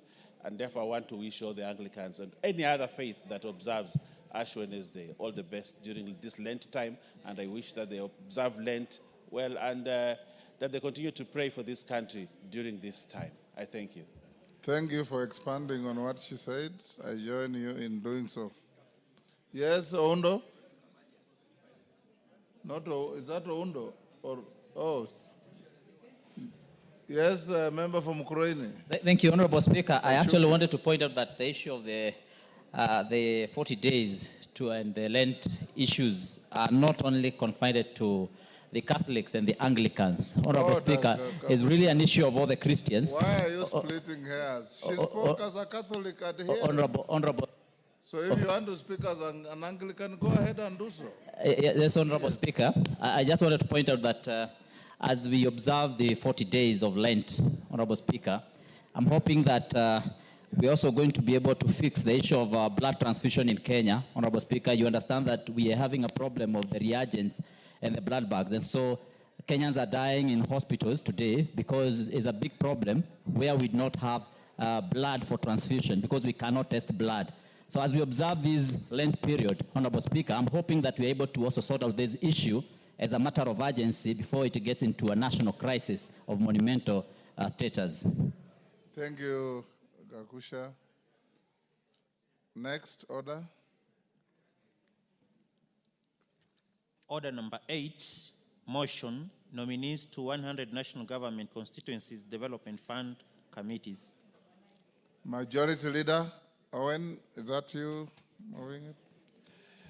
Thank you. Thank you, Honorable Speaker. Honorable Speaker, I beg to lay... Honorable members, I bring to your attention that there's a supplementary order paper approved by the House Business Committee, and the Speaker approved it for publication and circulation. That is what we are using now. Okay. Thank you, Honorable Speaker.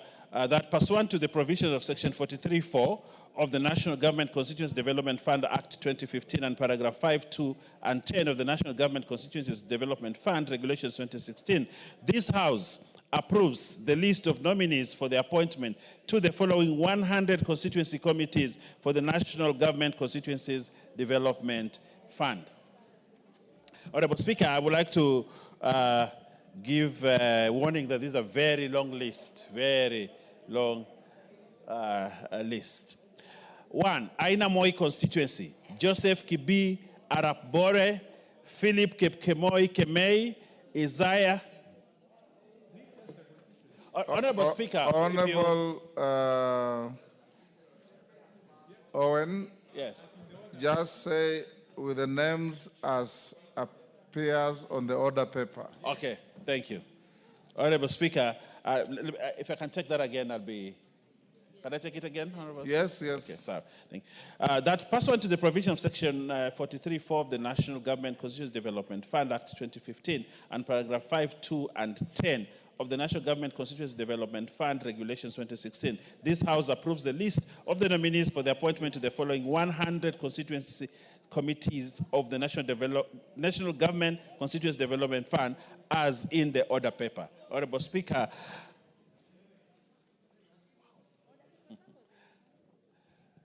Honorable Speaker, as members are aware, the National Government Constituency Development Fund, NGCDF, plays a crucial role within constituencies in addressing socio-economic development in key areas, including education, that is bursaries, infrastructure, healthcare facilities, water projects, security infrastructure, and youth empowerment initiatives. Honorable Speaker, the fund primarily focuses on grassroots development initiatives with its operations and management done by Constituency Development Fund committees established by Section 43 of the NGCDF Act Cap 414A.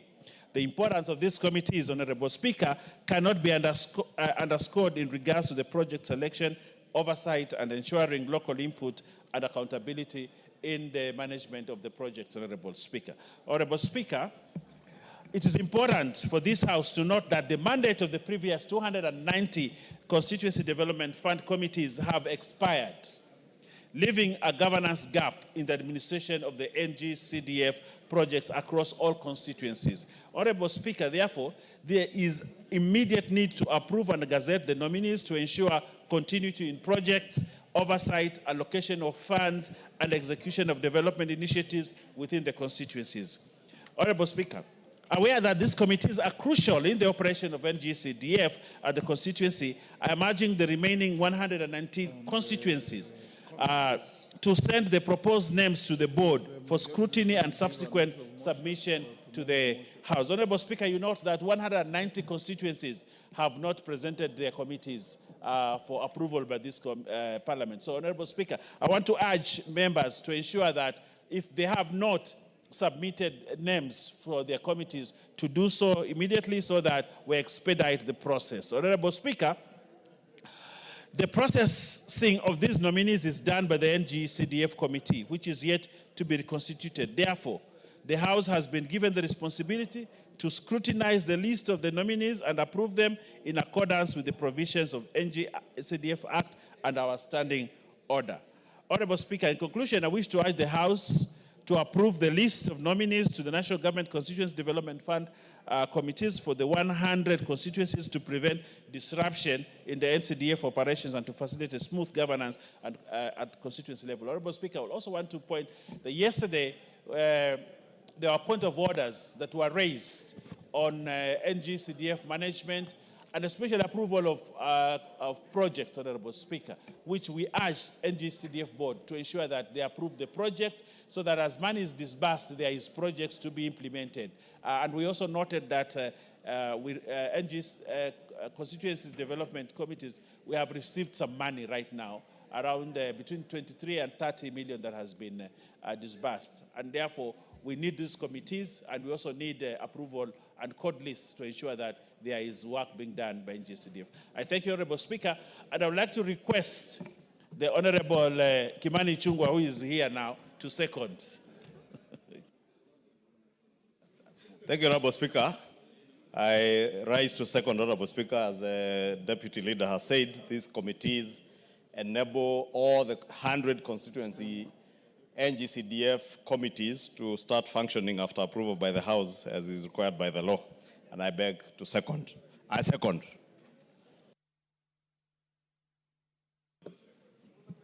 Order, honorable member. Order.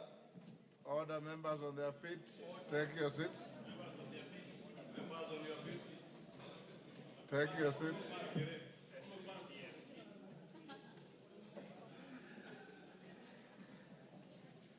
Rahab Mukami, take your seat. Honorable members, I propose the question at order number 8, which is that pursuant to the provisions of section 43(4) of the National Government Constituency Development Fund Act, NGCDF 2015, and paragraphs 5(2) and 10 of the National Government Constituency Development Fund Regulations 2016, this House approves the list of nominees for appointment to the following 100 constituency committees of the National Government Constituency Development Fund as set out on the order paper. I put the question.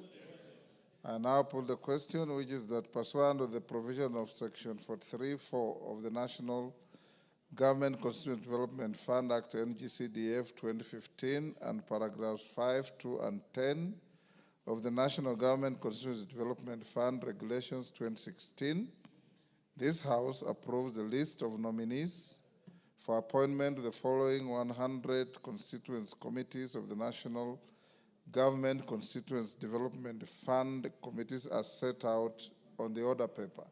As members of that opinion say aye. Will those of the contrary opinion say nay? The ayes have it. Next order.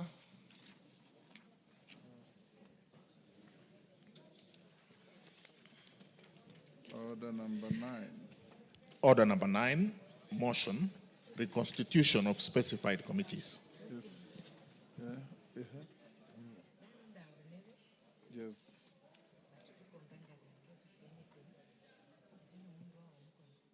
Chairperson's Selection Committee.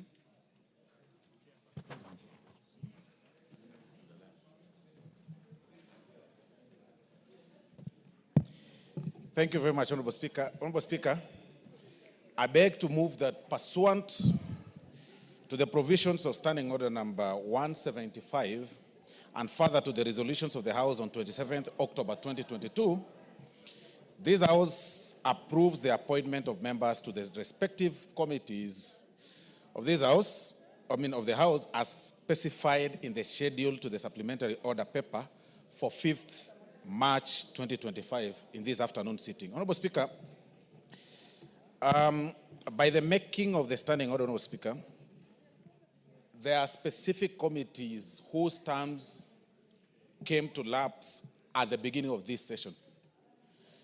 And even in this formation of the supplementary budget, the BPS, and everything that has been going on, Honorable Speaker. Have you moved the motion?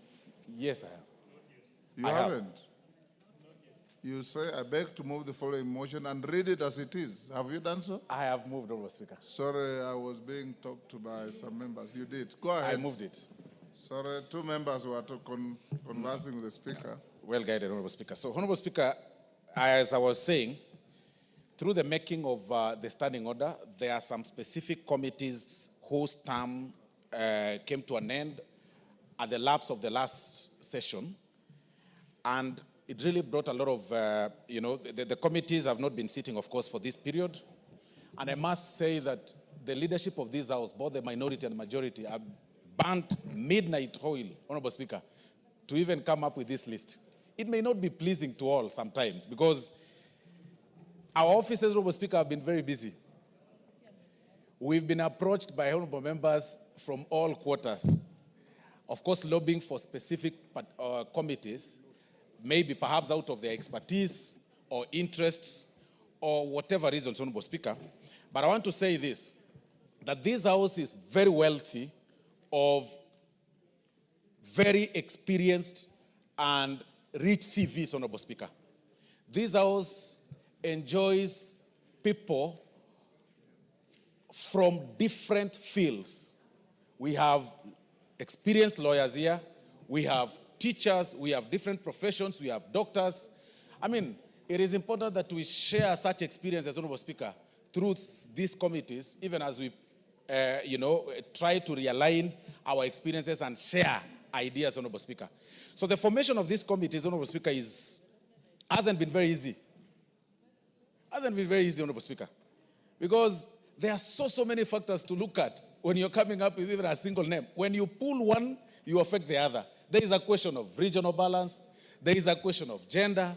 There is a question of experience. There is a question of party politics. There is a question of coalitions.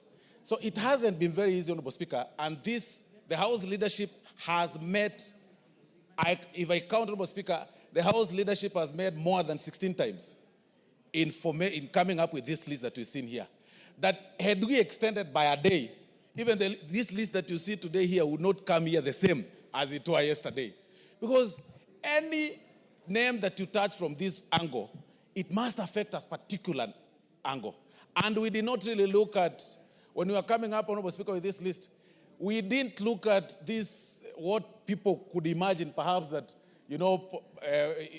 political pronunciations outside there, political persuasions. It was basically on political affiliations, if you are Kenya Kwanza, like the standing order provides, or Azimio coalition. It was also on the question of gender. It was also on the question of regional balance, because you really can't have two or three. For example, the committee, Honorable Speaker, that really had a lot of interest, the committee, the budget and appropriation. I mean, over 90 members showed interest, Honorable Speaker, to be members of the Budget and Appropriation Committee, which wasn't very, very easy, Honorable Speaker. It wasn't very, very, very easy. I mean, 90, yet the provision of the standing order only provides for 27, Honorable Speaker. So the only way one can balance such, Honorable Speaker, is through coming up with a formula. And that formula, as I've said, Honorable Speaker, is the regional issue, the question of gender, the question of political affiliation, and negotiations and counter-negotiations, Honorable Speaker. So this hasn't been very easy, and that is why we really urge this House to support this list as it is.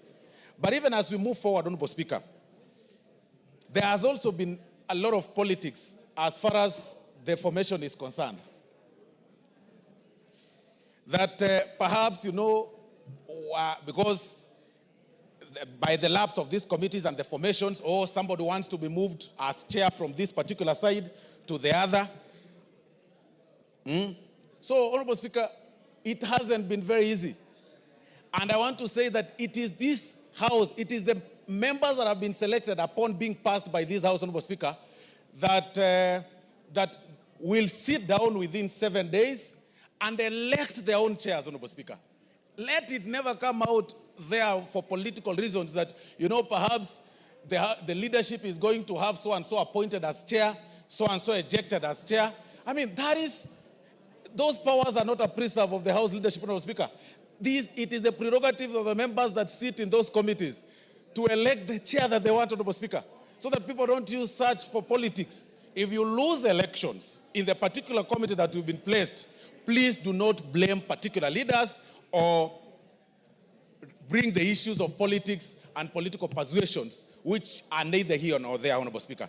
So, Honorable Speaker, these committees, upon being passed by this House, the membership, as indicated in the schedule, Honorable Speaker, have 7 days to sit and elect their chair and vice chair.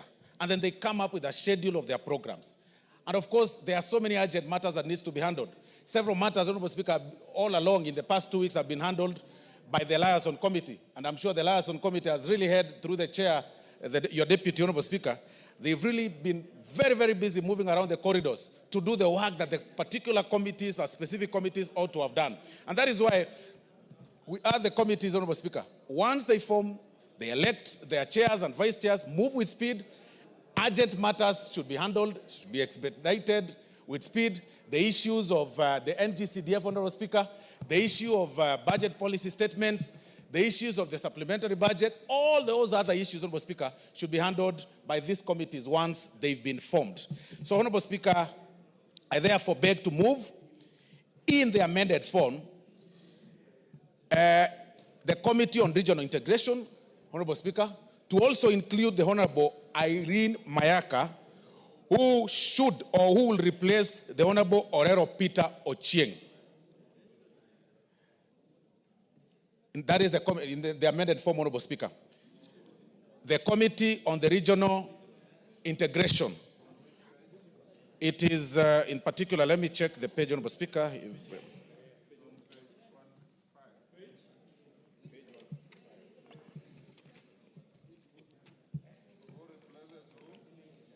Let me just check, Honorable Speaker. Honorable Speaker, you know, as I've said, this hasn't been easy.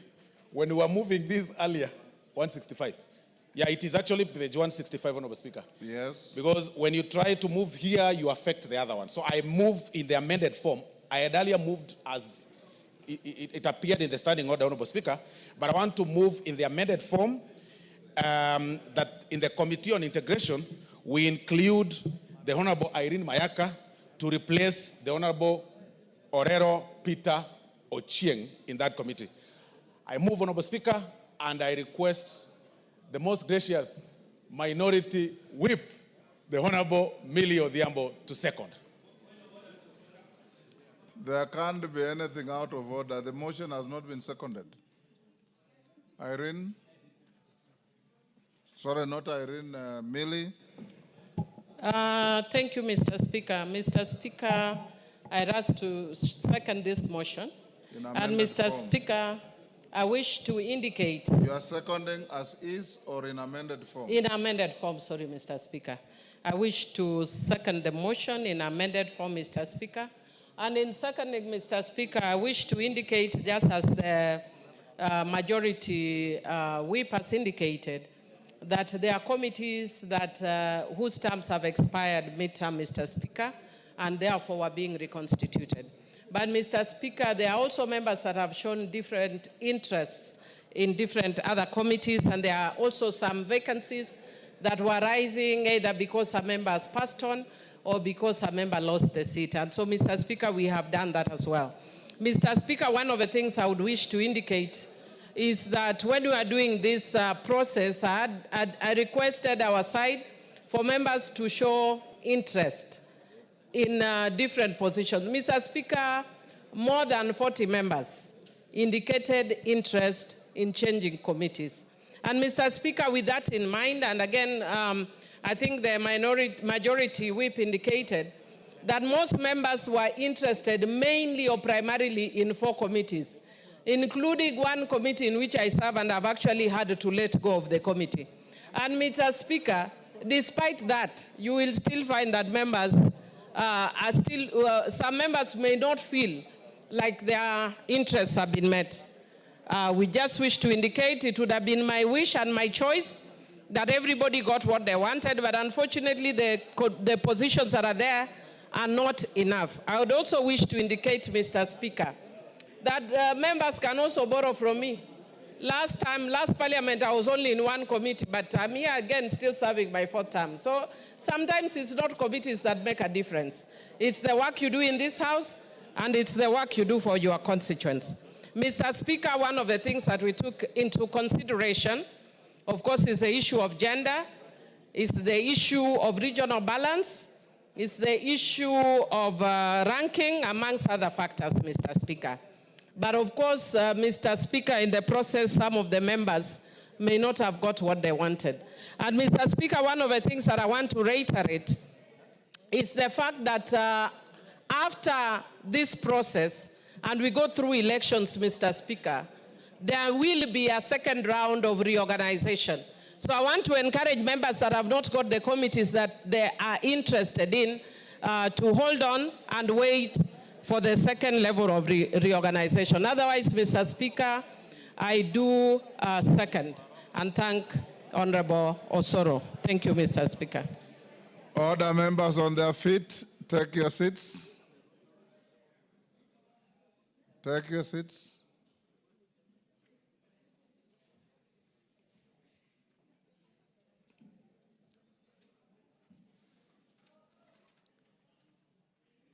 Umulkheri, there were so many empty seats where you're coming from.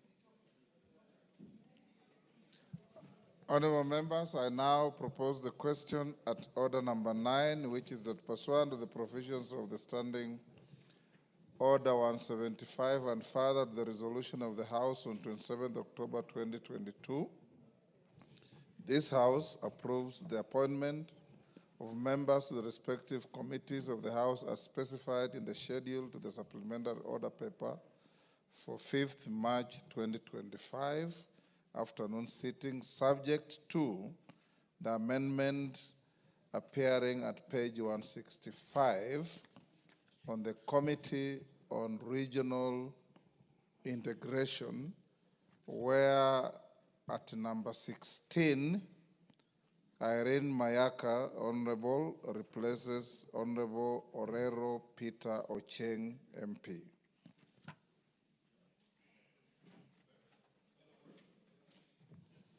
Order, Honorable Kokoyo. You know the procedure. You remain on your seat until you are given an opportunity. That's when you stand up. You can't be so presumptuous that whenever you want to speak, you will speak. What's your point of order? Thank you, Mr. Speaker. I rise on Standing Order 216. Mr. Speaker, Standing Order 216-2 provides that a member appointed to a departmental committee at the commencement of a parliament at any other time during the term of parliament shall, unless the House resolves otherwise, serve for the term of the parliament, subject to Standing Order 217. Mr. Speaker, Standing Order 176. Standing Order 176, Mr. Speaker, provides the criteria, Mr. Speaker, of the discharge of a member from a committee. Mr. Speaker, I have been a member of the Departmental Committee on Energy, Forestry, and Mining. Standing Order 176 provides that a party may discharge a member from a select committee after the member has been accorded an opportunity. Number 2, it provides that the party whip of the party that nominates a member to a select committee shall give notice in writing to the Speaker with the intention of discharging that member from that select committee. And number 3, most important, the Speaker shall, within 3 days of receipt of the notice, under paragraph 2, inform the member. Mr. Speaker, I am a member of the Departmental Committee on Energy, or on Environment. And Mr. Speaker, if I have been removed, the standing orders provide that 176 shall apply on Standing Order 216. It is even written there. Mr. Speaker, you cannot remove a member from a committee. I am not in the list on the Committee on Environment, Forestry and Mining, which I was nominated to at the beginning of this parliament.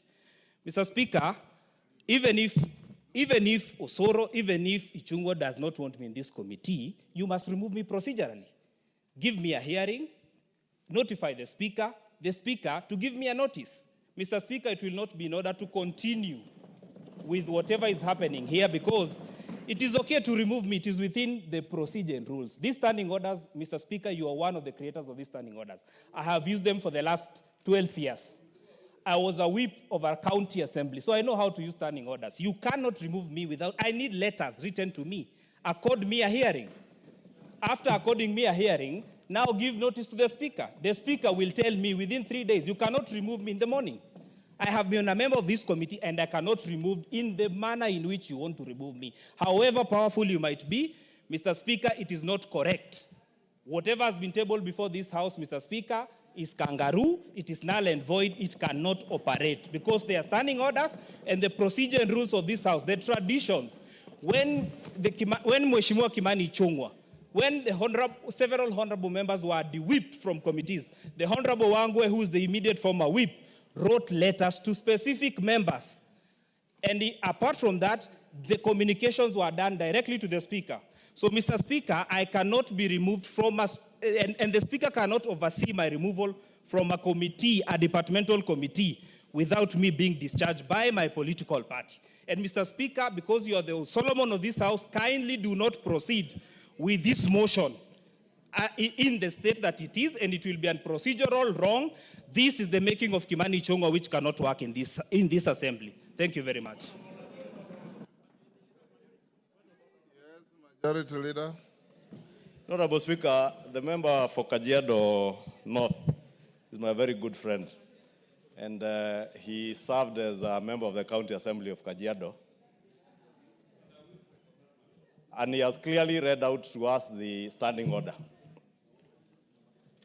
I will choose to ignore the invocation of the name Kimani Ichung'wa, which is now a spot for those who have nothing else to speak about. They can only speak about Kimani Ichung'wa, and I know why he's trying to invoke my name. But I will restrict myself to the provisions of the standing orders. The standing orders, Honorable Speaker, make it clear, unless otherwise resolved by the House. Therefore, I would improve on the member for Kajiado North. Other than carelessly invoking the name of Kimani Ichung'wa, who is not the majority whip, because the majority whip is called Honorable Silvanus Osoro. Other than doing that, he should be spending his time now convincing the House to resolve otherwise. Otherwise, Honorable Speaker, invoking the name of Kimani Ichung'wa to look popular out there, my friend, go and do those things in the County Assembly of Kajiado, not in the National Assembly. Spend your time in the National Assembly discussing matters of greater importance to the people of Kajiado North, who are suffering without roads, whose children cannot even go to school because their member of parliament is busy following people in some other village somewhere. Why don't you follow members of your constituency in their own constituency addressing their issues? I will not allow, Honorable Speaker, any member to use my name or invoke my name to try and seek cheap publicity. Our standing orders are very clear, and our Bongogoyo should know that. Deal with matters to do with your constituents. And there is also some levels of insatiable greed that we cannot be able to satisfy as a House. And therefore, Honorable Speaker, the issue raised is simple. Let the Honorable Ngogoyo convince members of this House to resolve otherwise. Otherwise, the standing order, as he read, is very well, is in very simple language that even a member of a county assembly can be able to interpret. Osoro. Osoro. Honorable Speaker, thank you very much. Honorable Speaker, when I moved this particular motion, I did indicate that coming up with a list of committees in any particular committee, Honorable Speaker, is not very easy. The movement of one to the other affects another. And it is by... Address the issue he has raised. It's very simple. That is where I'm heading to, Honorable Speaker. I'm making my case. Yes. I'm making my case that the movement of one member to another committee must affect the other, because there are issues of regional balance, there are issues of gender, there are issues of party, Honorable Speaker. I am actually not aware, and I'm now checking, that the particular committee that he intended to be included, or rather he has been serving, Honorable Speaker, his name is missing. Then it must be placed somewhere for that reason, Honorable Speaker. Take your seat. But even with that... Take your seat. Take your seat. I expected you as a good lawyer to be listening. The Honorable Ngogoyo is raising an objection under Standing Order 176 on the allegation of discharge of a member from the committee. He is clearly out of order. What is before the House is a reconstitution of committees, is not discharge of members from any committee. If you looked at your standing orders very well, we are dealing with reconstitution of committees, and it's up to the House to resolve that the list brought by the whips is voted for in the affirmative, whereafter committees will be reconstituted, or voted on in the negative, whereafter I'll send them back to the drawing board to reconstitute the committees. When a member is singularly or with another discharged from a committee, that will then come in a separate form, and I'll address it when it does come. So you're out of order. Order, Ngogoyo. Yes, Kiamba, is that Kiamba? Thank you, Honorable Speaker, and I have a point to express in relation to the committees. Last time, some of us never got departmental committees. We went to the chairs concerned, we explained, and even up to now, we have not gotten departmental committee.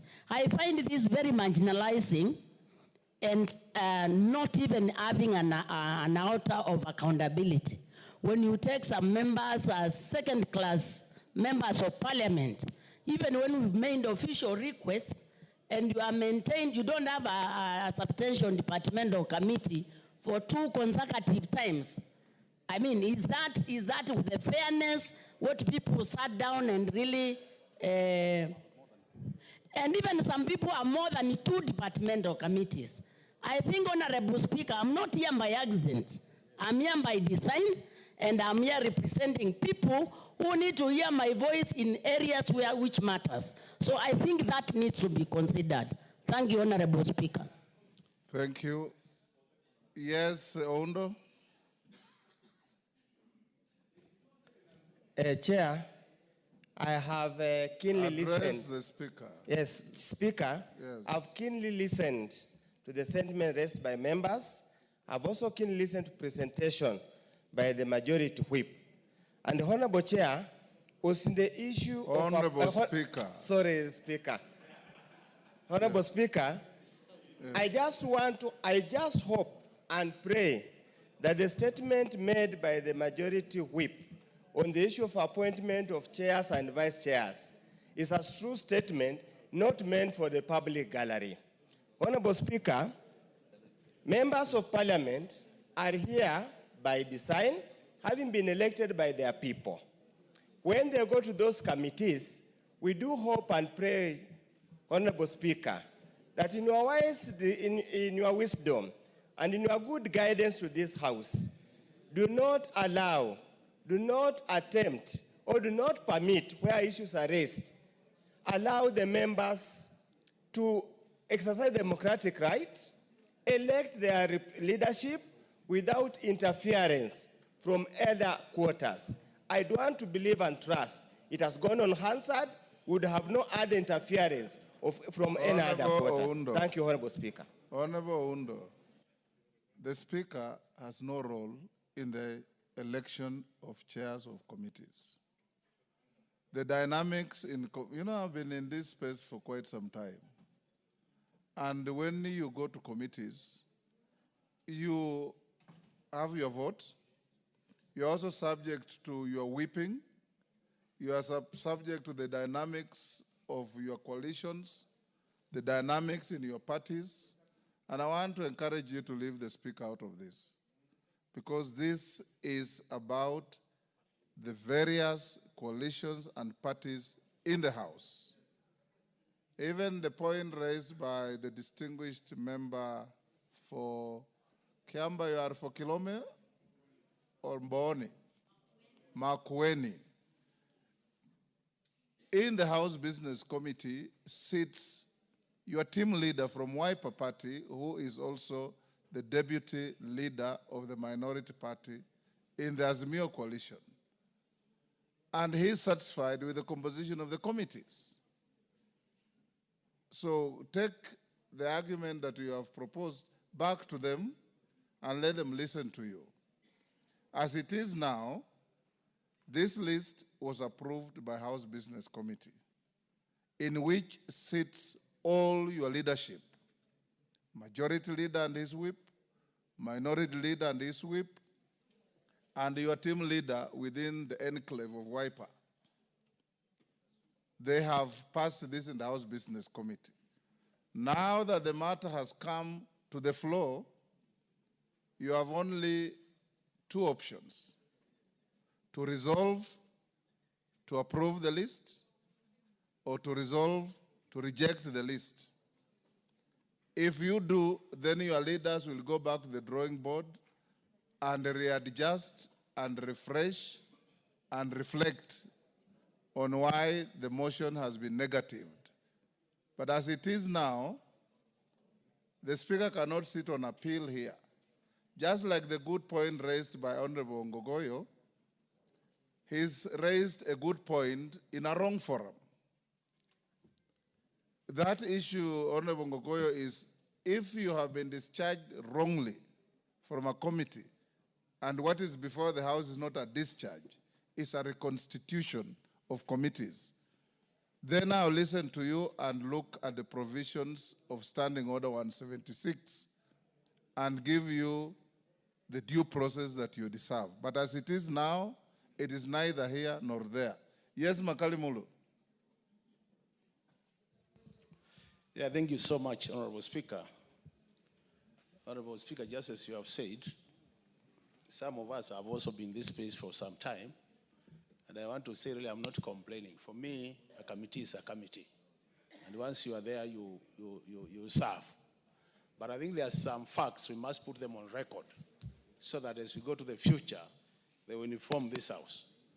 Honorable Speaker, when the whip was moving this motion, the only thing he didn't mention was that there was a consideration because you have a broad-based government now. That was also considered, Honorable Speaker. Why am I saying it was considered? Honorable Speaker, I've been a member of public debt. I've been the first chair of that committee for the last 2.5 years. And us as WIPA, we did agree that our members should remain in their respective committees without any movement. And I'm sure my party leader, my leader in the House, Honorable Mbui, that must have been the position. But as you can see, Honorable Speaker, I've been moved to another committee and I have no complaints. I will serve there faithfully, I can tell you, Honorable Speaker. But I want leaders here to learn. The majority leader of this House in the 12th Parliament was my chairman in the Budget and Appropriation Committee. And because of these political considerations, he was moved to other committees. And I thought this year, he would take this opportunity and make sure that members are not punished for relating the different individuals, Honorable Speaker. So, even though we don't want to say it, the truth of the matter, Honorable Speaker, is if we want this House to move to the next level in terms of democracy, we must allow members of this House to be in committees as they request. It is very unfortunate you find our members to departmental committees, Honorable Speaker. Some of us are in two select committees. And I thought if they were to remove me from public debt, they should have given me a departmental committee so that I also have a chance to serve in a departmental committee. But you realize, Honorable Speaker, I'm moving from a select committee to another select committee, Honorable Speaker.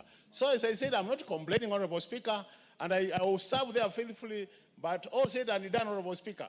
Makali Mulu has a PhD in economics, and I thought I would serve better in public debt than I would serve in regional integration, Honorable Speaker. I don't want to go beyond that, Honorable Speaker. I will be voting for the motion, yes, but I want that to go on record on that matter. Thank you, Honorable Bakali Mulu. You have put it on record. Again, it's a good point being prosecuted in the wrong forum.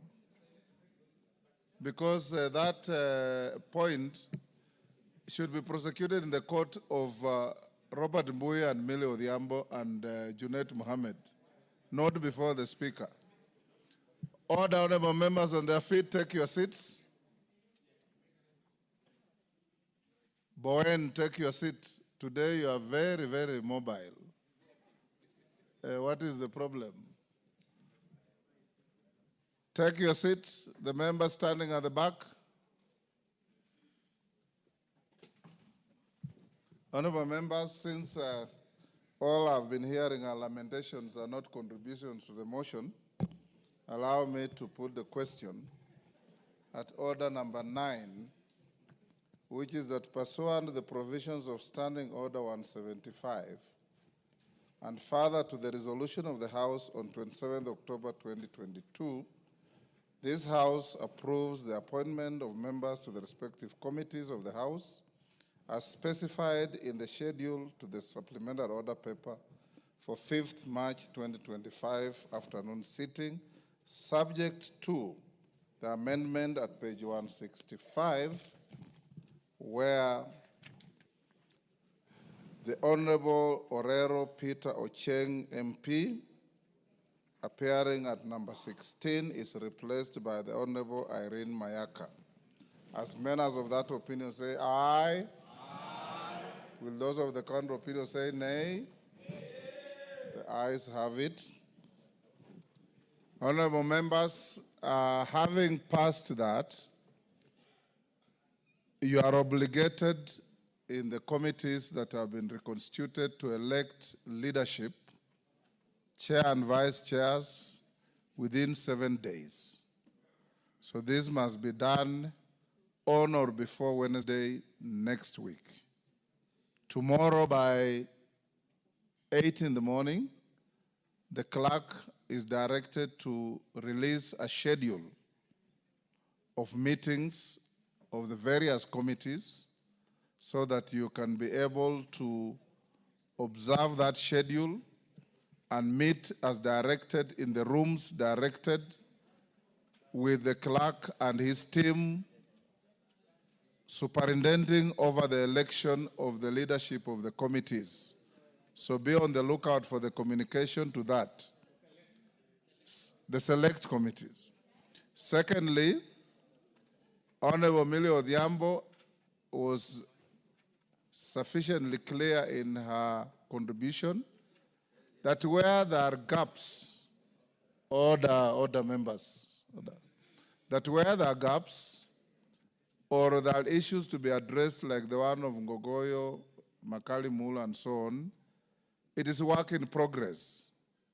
You can go back to your caucuses, to your leadership. You will be listened to.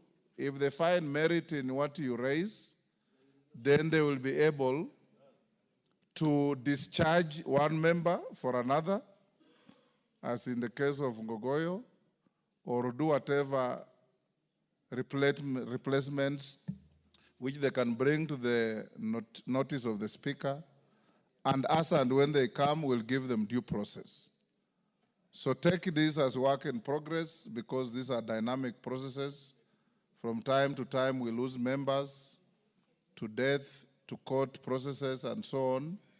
And others have to come and replace them in those positions. So it's directed so. By tomorrow morning, the clerk's schedule will be out and start organizing yourselves to elect your leadership. Finally, the chair of every committee or vice chair is elected in accordance with the dynamics that you all know. So go on and elect and give us leadership that will help this house. And those who will be elected chairs of committees and vice chairs, I beseech you, be the first to create quorum in the house at all times. To whom more is given, much more is expected. Those who are given that privilege to lead committees, be the first to arrive in the house, be the last to leave the house. Like I did tell you, you are truly here in my many years. The Speaker always found me in the chamber, and I followed the Speaker out of the chamber. Every single working day. And Honorable Kainan is my witness to this. Please try and give this house quorum to work. Thank you. Next order. Order number 10, motion, consideration of the 2025 medium-term debt management strategy. This motion will be moved by the chair of the Liaison Committee, who is the Deputy Speaker. And we want to thank you for improvising our operations in the absence of the committee, Yes, thank you. for chairing the Liaison Committee and giving the House progress on our work. Go ahead. Thank you, Honorable Speaker. Honorable Speaker, I beg to move that this House adopts the report of the Liaison Committee on its consideration of the 2025 medium-term debt management strategy laid on the table of this House on Wednesday, 5th March 2025, and pursuant to the provisions of Section 15 of the Public Finance Management Act 2012 and Standing Order 232A 7 and 8. And A, approves the 2025 medium-term debt management strategy and makes the policy and financial resolutions contained in this report. Honorable Speaker, let me begin by first thanking the members of the Liaison Committee who processed this medium-term debt management strategy. I must applaud the membership because this was the first time that the members considered the medium-term debt management strategy. In fact, Honorable Speaker, they sat until midnight last night to be able to complete the work together with the Cabinet Secretary of the National Treasury, together with his Principal Secretary and their team. And we also appreciate them. Honorable Speaker, the medium-term debt management strategy is a government policy document that guides the debt management for the next financial year, and over the medium term debt management framework assesses the cost and risk elements in the existing portfolio and develops a strategy to minimize those costs and risks in line with the set management objectives. Honorable Speaker, the medium-term debt management strategy has been prepared at a time when the country's public debt has reached 11.2 trillion by January of 2025, which is equivalent to and is 65.7% of GDP. This debt comprises of Kenya shillings 5.93 trillion as domestic debt and Kenya shillings 5.09 trillion as external debt.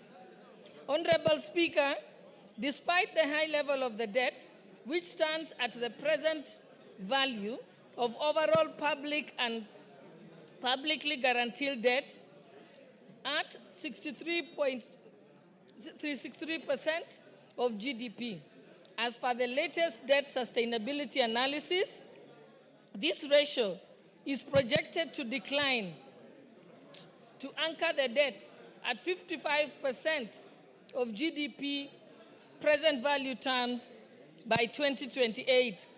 And this, we got assurance from the Cabinet Secretary of the National Treasury that they are going to support and work hard to consolidate the government fiscal policies to ensure that they achieve this target.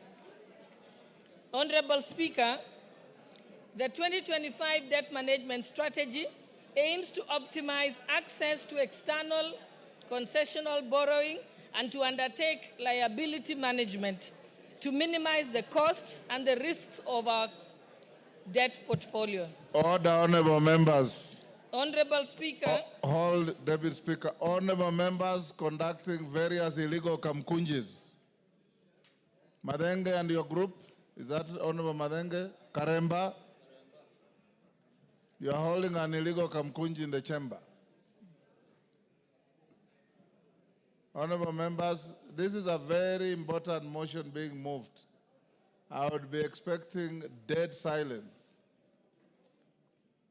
Go on, Deputy Speaker. Thank you, Honorable Speaker. Honorable Speaker, the 2025 debt management strategy aims to optimize access to external concessional borrowing and undertake liability management to minimize the costs and risks in Kenya's debt portfolio. Honorable Speaker, the reason why external borrowing is relatively cheaper than domestic debt is due to the large share of concessional loans from multilateral lenders such as World Bank and our development partners. Indeed, 54% of the total external debt portfolio is concessional, and that significantly contributes to the sustainability of Kenya's debt. Honorable Speaker, during our review, we noted that the external commercial borrowing is relatively expensive compared to concessional loans, as previously mentioned. To address this issue, the 2025 midterm debt management strategy proposes to reduce the share of commercial loans by taking various measures, including paying off some of the most expensive loans and exploring cheaper debt instruments, such as our green bonds.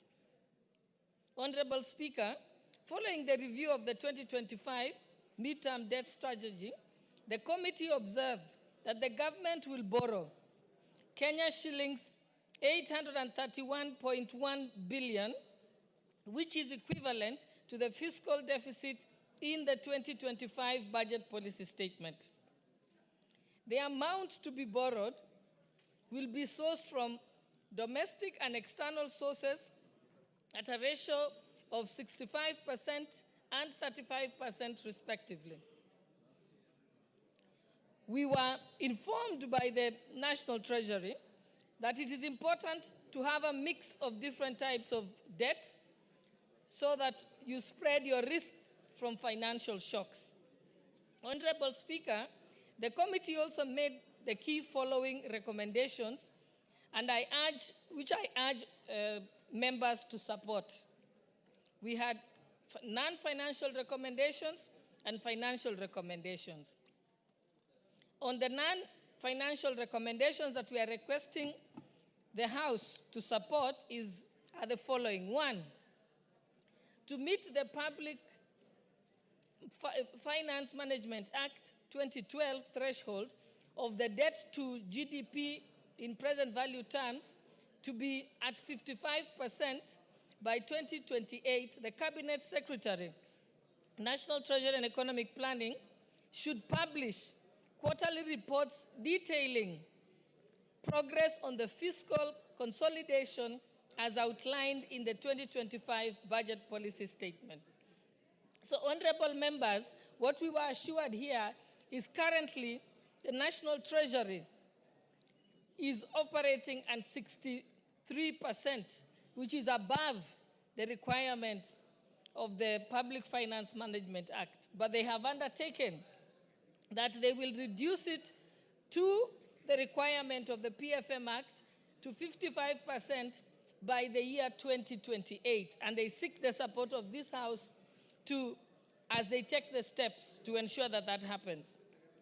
Two, the Cabinet Secretary of the National Treasury and Economic Planning, the Governor of Central Bank, the Controller of Budget should fully automate the withdrawal of debt service payments from the Consolidated Fund by the 31st of May 2025 and submit that report to this House, the National Assembly, within 15 days.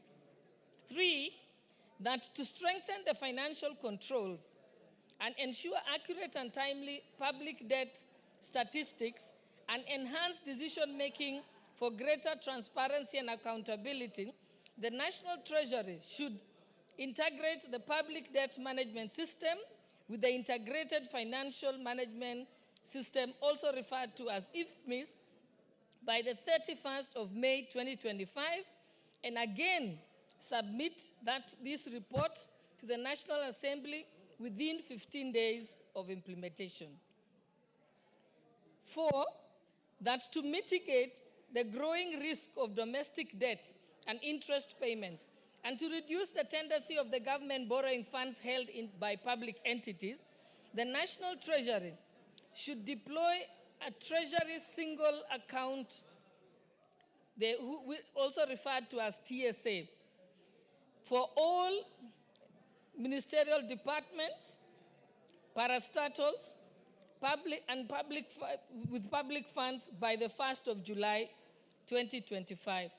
This will be revolutionary in our financial management, governance, and transparency and accountability also in our public debt management. And this is the first time this is happening. Of course, we were informed that many MDAs and parastatals do not want this system because of its great transparency and accountability.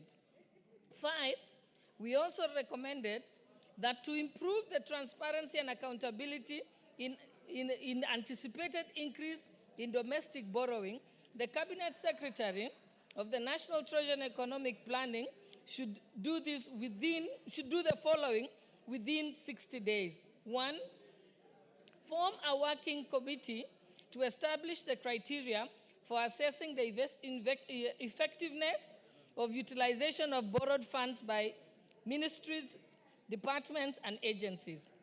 And 2, to establish a register of government securities pursuant to Section 55 of the Public Finance Management Act. And 3, to create a record in the debt register of the details on the utilization of the borrowed funds, including the set of projects funded from the proceeds of infrastructure bonds.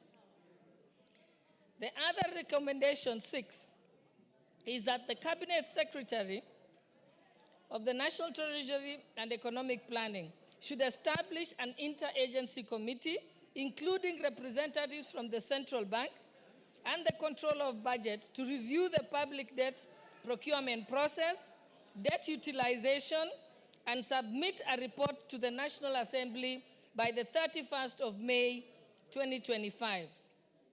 And the 7th recommendation is that the Cabinet Secretary, National Treasury and Economic Planning, should establish an interagency committee, including representatives from the Central Bank and the Controller of Budget, to review our debts and report quarterly to the National Assembly. And 8, which is the last of our non-financial recommendations, is that the Cabinet Secretary of the National Treasury and Economic Planning shall report and seek approval from the National Assembly on any variation to the approved borrowing mix in 2025 medium-term debt management strategy, which is what we have submitted now. The financial recommendations are as follows, which we are also seeking that this House supports the recommendations by the committee. That the fiscal target for the medium term is approved and set at 4.3% of GDP for the financial year 2025-2026, and 3.5% of GDP for the financial year 2026-2027, and 3.2% of GDP for the financial year 2027-2028, in line with the fiscal consolidation path. And that the country's borrowing strategy is approved at 35% for net external borrowing and 65% for domestic borrowing, as contained in the 2025 medium-term debt strategy. And Honorable Speaker, finally, let me thank the House through you, Honorable Speaker, for giving the Liaison Committee the responsibility of considering the medium-term debt management strategy. It was a unique opportunity for chairpersons of various committees to appreciate the state of the economy regarding the constrained physical space, especially as it affects various programs that require financing in all sectors. And like I said earlier, Honorable Speaker, the Liaison Committee were very diligent and worked up to midnight last night and up to 10 p.m. the night before. And Honorable Speaker, I thank you and I beg to move and request Honorable Martha Wangare, MP for Gilgil, and Vice Chairperson to second. The Honorable Martha Wangare. Thank you. Thank you, Mr. Speaker. Mr. Speaker, allow me to second this motion and this report, this medium-term debt management strategy, Mr. Speaker, And I also want to join my chair in appreciating the members of the Liaison Committee. Mr. Speaker, you realize this was not a usual kind of thing. Many of these chairs actually appear before the Budget and Appropriation Committee, but for the first time, they were able... Order, members, order. The Honorable Murugara, the Honorable Tindi Mwale, the Honorable Indikiri, the Honorable Maklap. Could you all take your seats? Could we consult in low tone so that we could hear the Honorable Member contributing? Mr. Speaker, thank you for the protection. I was saying, Mr. Speaker, for the first time, the chairs of departmental committees were able to interact directly with the MTDS, and more importantly, engage stakeholders on it. And Mr. Speaker, what that gave us is a unique opportunity to have a dashboard experience in terms of looking at not only your committee, but also the general overview in the country, Mr. Speaker. Mr. Speaker, we have also taken time to learn a lot of terms that we didn't know. I personally have realized, I used to think ATM is just automated teller machine. I've realized it has another new meaning, that it is the average time for maturity for debt, Mr. Speaker. But Mr. Speaker, what came out specifically, there are many issues, and I know my chair has enumerated most of them, but I will just touch on some of the issues that were raised, especially... Honorable members, what you are discussing is a very important topic. I would wish that we hear the member in silence. Thank you. Thank you, Mr. Speaker. There is a lot of excitement. I would think it's because of the previous motion that has passed in the floor. So, Mr. Speaker, I will continue and say some of the issues that we have raised, we took time to meet with different stakeholders. We met with the Comptroller of Budget. We met with the Office of the Auditor General. We met the Ministry of Treasury until late last night. We also met and received a memoranda from other stakeholders, including, Mr. Speaker, civil society that wrote to us. We also got a written memoranda from the Central Bank of Kenya. Mr. Speaker, the issue of our debt has been a matter of discussion for obvious reason, because it also puts a strain in our management of our revenue versus expenditure, Mr. Speaker. The reason why it is heavy on our budget, Mr. Speaker, is because it has also risen over the years. Right now, we are speaking of 67%.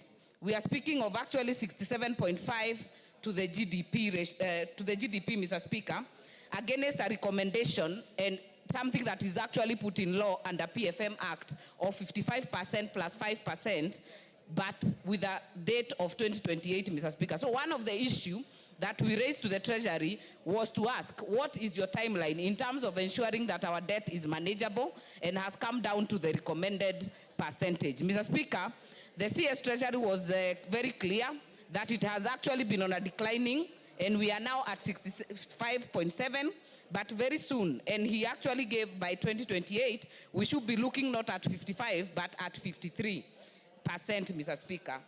Mr. Speaker, the issue of fiscal deficit, that is the difference between government revenue and spending in any fiscal year, has been approved this year as at 4.3% of GDP, and it is estimated to be at 3.5% of GDP 2026-2027, and eventually at 3.2% in 2027-2028. Mr. Speaker, the issue of balance of this debt in terms of internal and external borrowing was another matter that was very critical. It has been actually proven that we are actually relying more on domestic borrowing than external borrowing, Mr. Speaker. And I know the external borrowing has been termed to be higher and more expensive.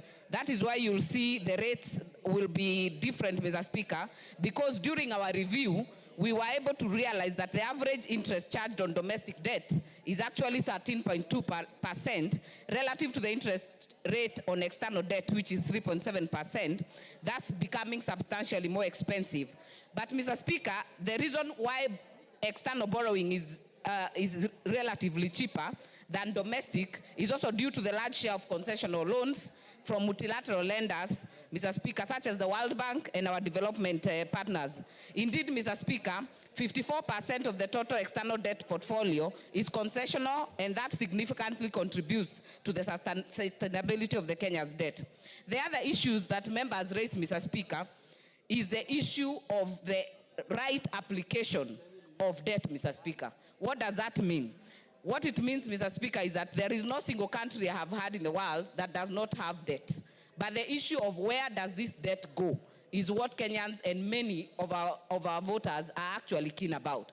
They want to be sure if you are borrowing to build roads, which roads are these? If you are borrowing to do dams, which dams are these?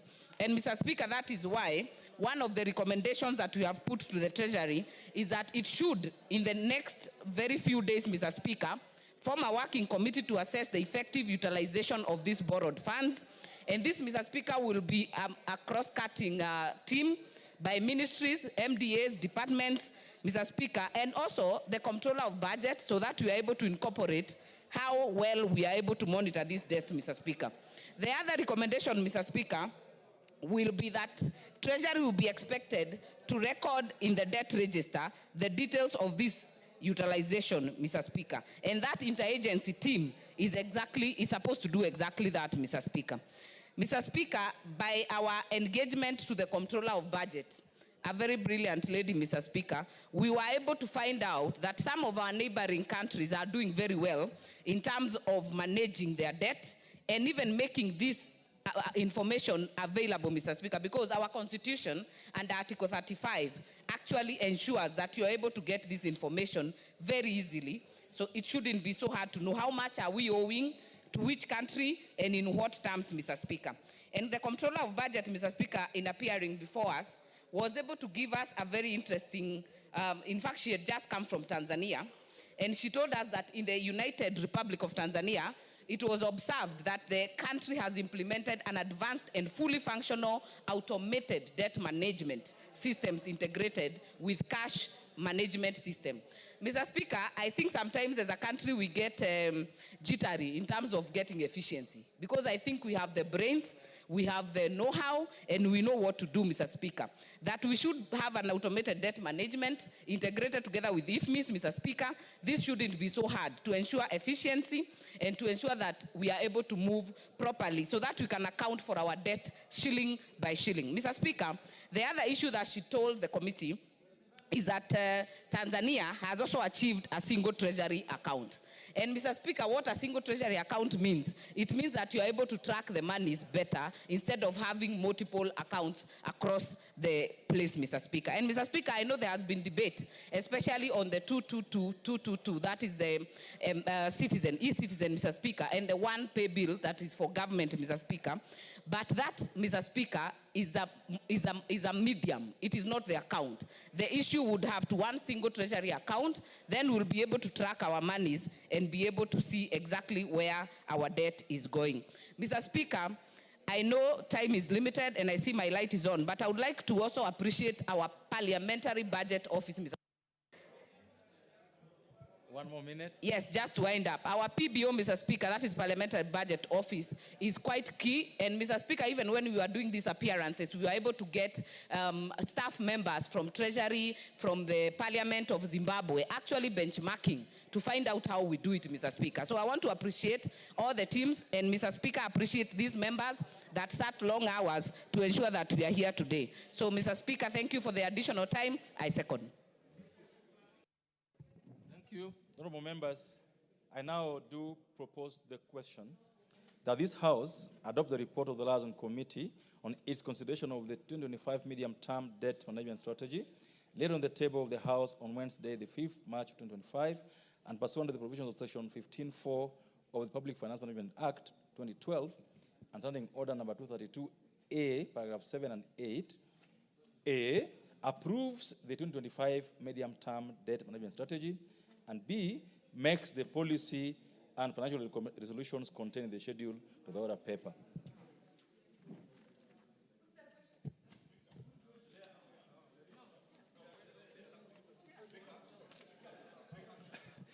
No, you don't catch up the eye of the speaker by doing that. You know that very well. You catch the eye of the speaker by logging in, and I will follow the table that is here. The first person on this table is the Honorable George Gitonga Murugara. Are you on this? The Honorable Murugara, are you on this? But the majority leader, I cannot see your card, majority leader. Thank you very much. Sorry, Mr. This chance, Honorable Murugara, your chance was lost because you're busy. So you allow the majority leader to go first, then you'll go after. Thank you, Honorable Speaker, for your indulgence. The Deputy Speaker is saying I never have a card. I usually have a card only that because of these crowds that were crowding here, I don't know who took the card. Honorable Speaker, I rise to support this motion on the adoption of the medium-term debt management strategy. And particularly, Honorable Speaker, I want to speak to a few things, policy propositions or policy resolutions that the committee has noted, which I fully concur with. And one is on automation, Honorable Speaker.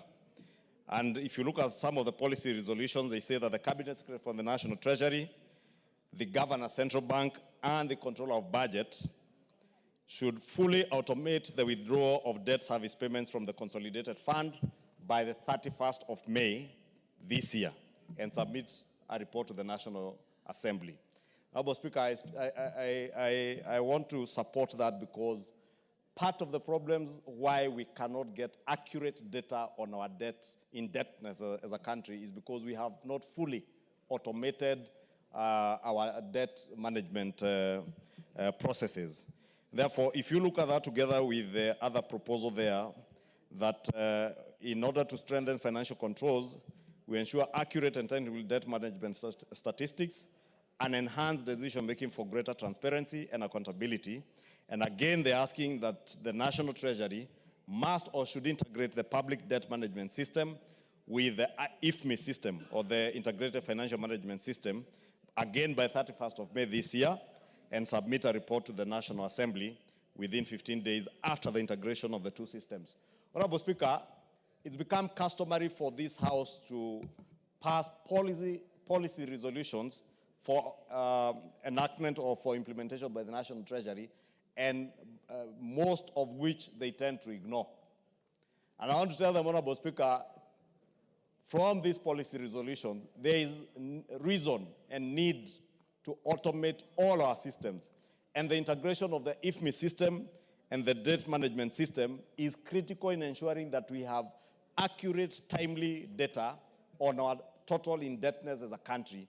And at the same time, Honorable Speaker, in that the automation of the debt payment systems from the Consolidated Fund Services, so that at any one particular time at the touch of a button, any officer in Treasury, at the request of the National Assembly or indeed any other oversight authority, can be able to tell how much has been paid out of our consolidated fund towards debt settlement, how much do we expect to pay in terms of the interest that we are servicing for debt, Honorable Speaker, and all these things will be possible with automation.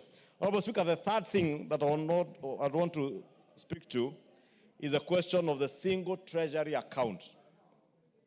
And again, I note, Honorable Speaker, the committee has proposed that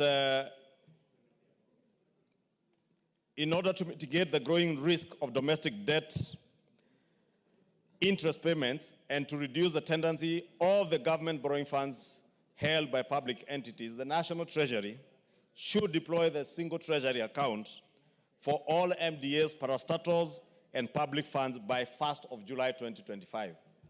Honorable Speaker, allow me to speak to this in relation also to a directive that His Excellency the President gave during the State of the Nation address last year. Because previously, I think former President... Honorable Kangogo, I will not tire reminding you, I came to this House on 28th March 2013. You and the person speaking now. You can't be between him and the Speaker when he's contributing. You can't be. Thank you, Honorable Speaker. Honorable Pukosa says Honorable Kangogo is very mobile today. I do not know whether there are cows that have disappeared somewhere in Marakwet East. Honorable Speaker, I was saying, I think during the last Parliament, The then President Uhuru Kenyatta, at one point also directed that the National Treasury does actualize the single treasury account, and this never happens. Now it has been done through a resolution of the House that National Treasury has no choice but to actualize the single treasury account.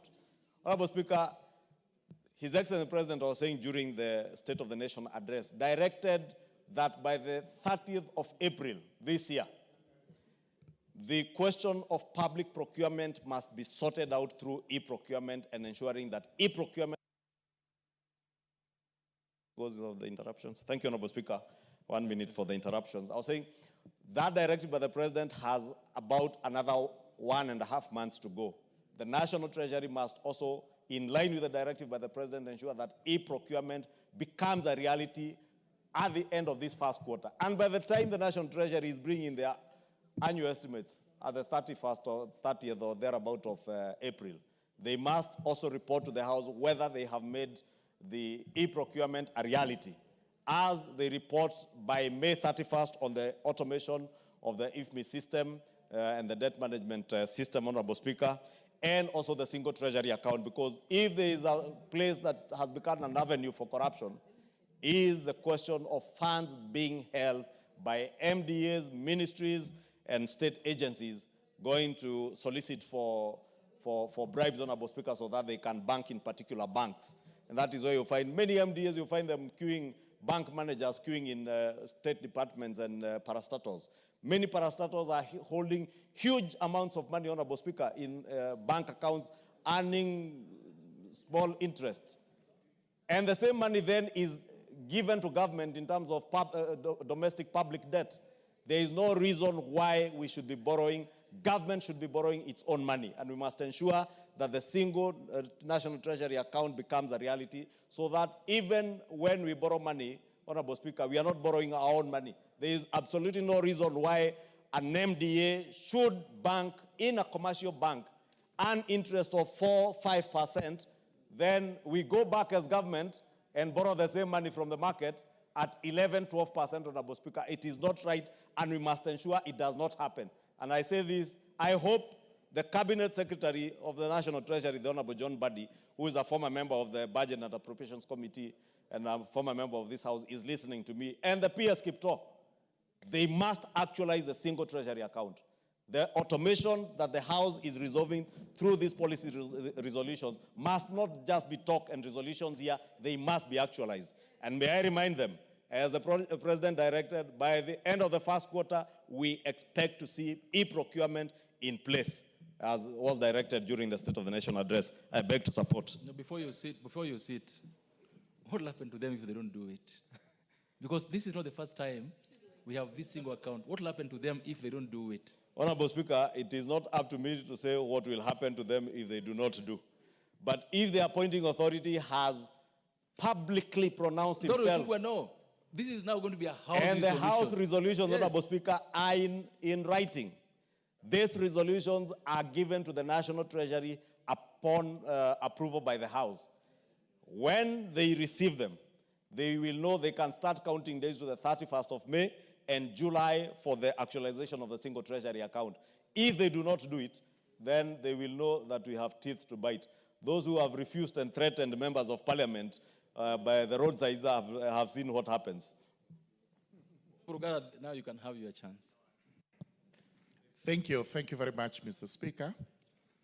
Mr. Speaker, allow me also to rise and support the adoption of the report of the Liaison Committee on its consideration of the medium-term debt management system, which we have dealt with this afternoon. Honorable Speaker, it is extremely important for this House to know that it is supposed to control the debt of the country, and that in place it should be a management system which is easy to comprehend and which is understandable to the House.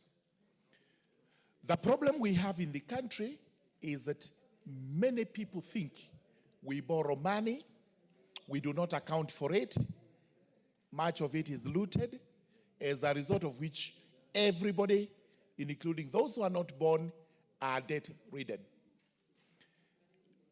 It is not true to say so, because when we listened to the officers from the Central Bank and the Ministry of Finance, the Treasury, actually there are systems regarding our debt system, and unfortunately these are not known to the country. They are also even not known to members of parliament, as a result of which we are all in limbo. And therefore, as we start this constitutional mandate we have of maintaining the debt system of the country, it is important to implore the National Treasury to ensure that we actually have the necessary paperwork that is understandable and comprehensible as we deal with our debt system. Allow me kindly to touch on one of the issues that arose regarding our debts when we had these meetings with the Cabinet Secretary and the National Treasury. We were convinced that possibly the money we borrow, most of it goes to recurrent expense and not to development. And this is the reason why there is a hue and cry from the country as to why we are borrowing and we cannot see development. It was explained to us that if you borrow money and you do not use it prudently, then later on you would have two problems. Number one, the debt would be unpopular. Number two, you would not see the sense of repaying. And this is the reason why some countries default on their debt obligations. Therefore, it is vitally important for the country to know that yes, we are incurring debts, both domestic and external. But the purpose of those debts is to ensure that the country is better off than where it is. We posed one question: are there countries in this world that are debt-free? Because we felt maybe once upon a time in the future, Kenya would be a debt-free country. The specialists who are economists and financialists informed us that they are not aware of any country in the world that is debt-free. What they know for sure is even some developed countries are more indebted than developing countries, but they use their monies very prudently. Therefore, to improve transparency and accountability in the anticipated increase of domestic borrowing, the Cabinet Secretary, National Treasury should do the following. Number one, within 60 days, form a working committee to establish criteria for assessing effective utilization of borrowed money. Number two, record the debt register in details on the utilization of the money so that everybody who wants to know how a debt was spent actually has the information. With those remarks, I beg to support. The member for Kitui Central.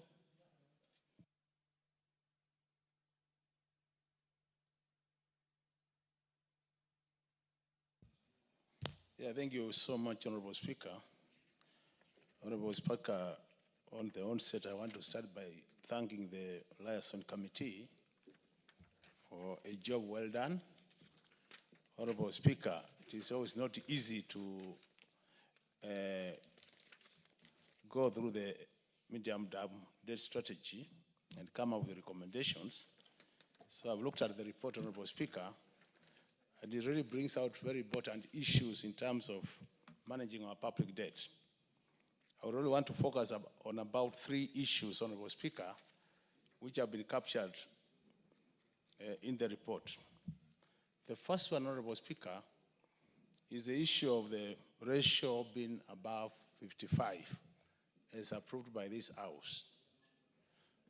Honorable Speaker, the intention was that by 2028, the government, through fiscal consolidation, will be able to bring this ratio back to either 55 or below 55.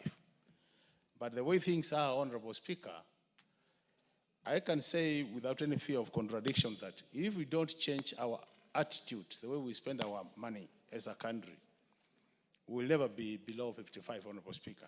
So, Honorable Speaker, this is a matter the National Treasury should take seriously, as recommended by this report, Honorable Speaker, that we need to work towards bringing this figure below 55, Honorable Speaker. The second matter, Honorable Speaker, is the ratios in terms of domestic debt and external debt, Honorable Speaker.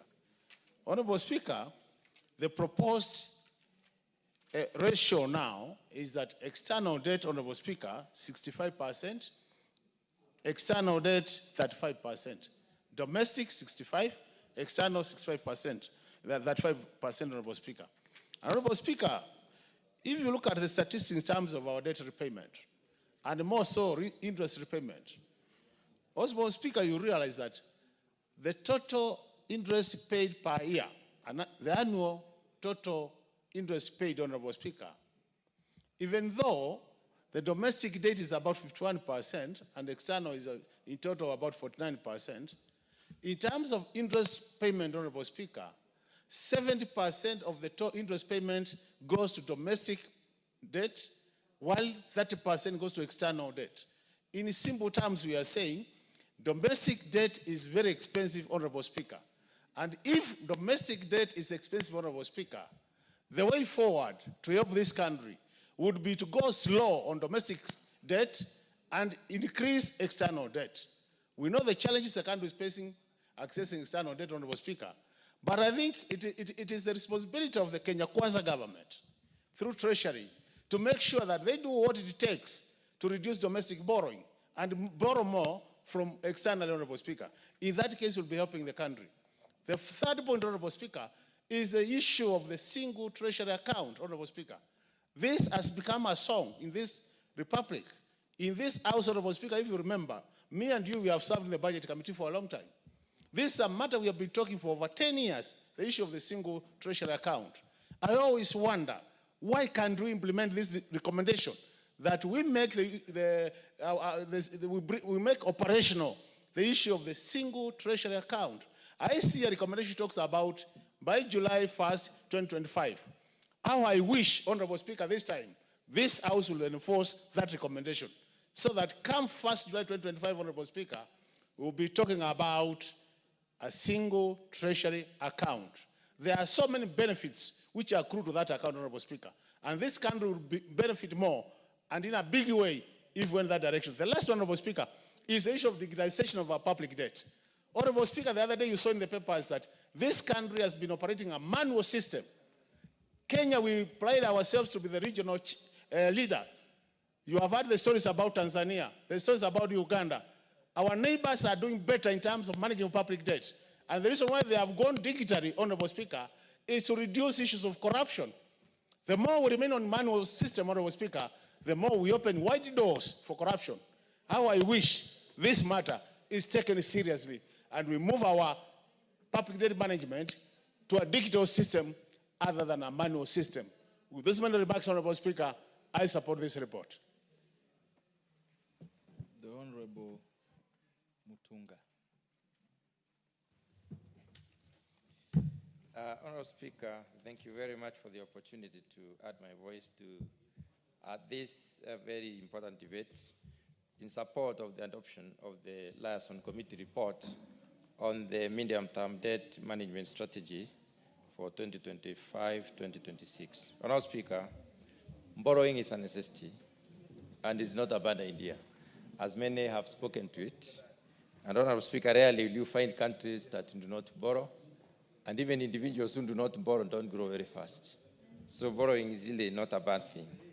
Honorable Speaker, the borrowing strategy is anchored onto macroeconomic indicators as outlined in the 2025 medium-term debt management strategy.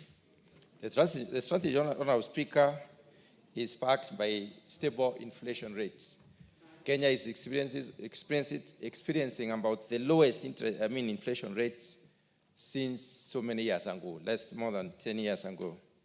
On the other hand, Honorable Speaker, is also anchored on robust economic growth which is averaged at around 5%. It's also anchored on the stable exchange rates, and we can clearly attest to the fact that our exchange rates are not bad. The shilling has strengthened to 128 to 129. It's between 128 and 130, depending on where you exchange as or seek for exchange. Honorable Speaker, is also anchored onto favorable global economic conditions, which we may not have a lot to do or control, and also the strong revenue collection. This country has been doing very well in terms of revenue collection, and even if we are missing the point at some points, as sometimes, Honorable Speaker, we are not missing the point by a great percentage. So the medium-term debt management strategy is also strongly based on the planned reduction of the fiscal deficit. The fiscal deficit being the difference between what we can be able to support and what we need to look for outside there. So the reduction basically, Honorable Speaker, harnesses the revenue collection, which has been really taken care of, while limiting unproductive, expenditure and growth.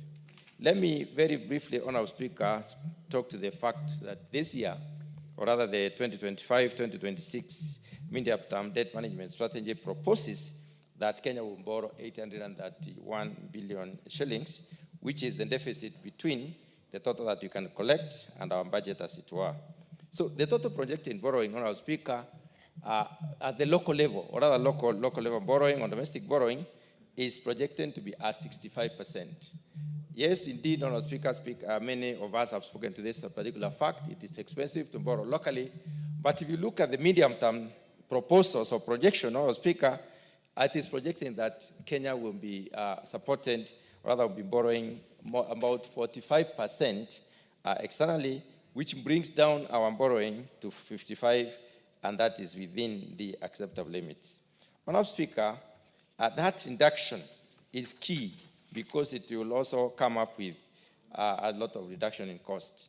When we try to examine what we are going to be borrowed from outside, Honorable Speaker, through concessional borrowing, we are looking at borrowing around 14%, semi-concessional borrowing around 3%, and the commercial borrowing out there as 8%. In order for that to happen, Honorable Speaker, certain factors must be put in place. And that is the reason why probably we cannot borrow externally a lot. We need stable exchange rates, which I've talked to.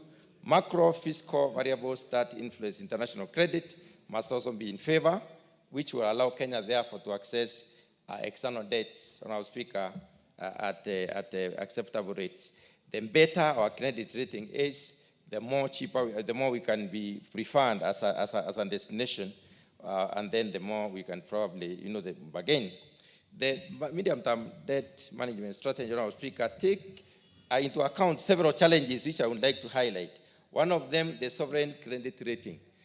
Kenya right now, under the credit, they have been able to check the future credit rating gives Kenya a positive outlook, which means we are stable.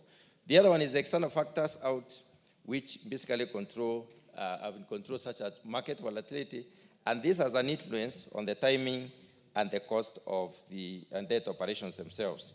There's also the increased debt servicing cost, which is important. But having noted those challenges, Honorable Speaker, the strategy goes further.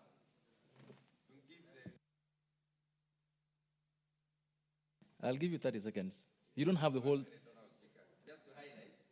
You can't highlight. You want to wind down. Okay, Honorable Speaker, let me wind down by saying that the strategy indicates an approach to this strategy, those challenges. It doesn't just leave challenges or appreciate their challenges. It gives an approach to these challenges. First of all, centralizing a trade to a single trade repository. This will help us to better do price discovery, which will help us in preparedness. The other one is operationalize the sinking fund. And this, again, is going to help us to reduce risk of borrowing. And finally, the improvement of cash management, which is also going to help us to basically contain the use of overdraft. And overdrafts are normally very expensive. And also, with the other strategy is to sustain fiscal consolidation, which is something that has been happening in this country and is moving towards the reduction of the public debt accumulation. Honorable Speaker, with those very few remarks, I wish to support adoption of the report. Thank you very much. Thank you. Member for Marakwet East.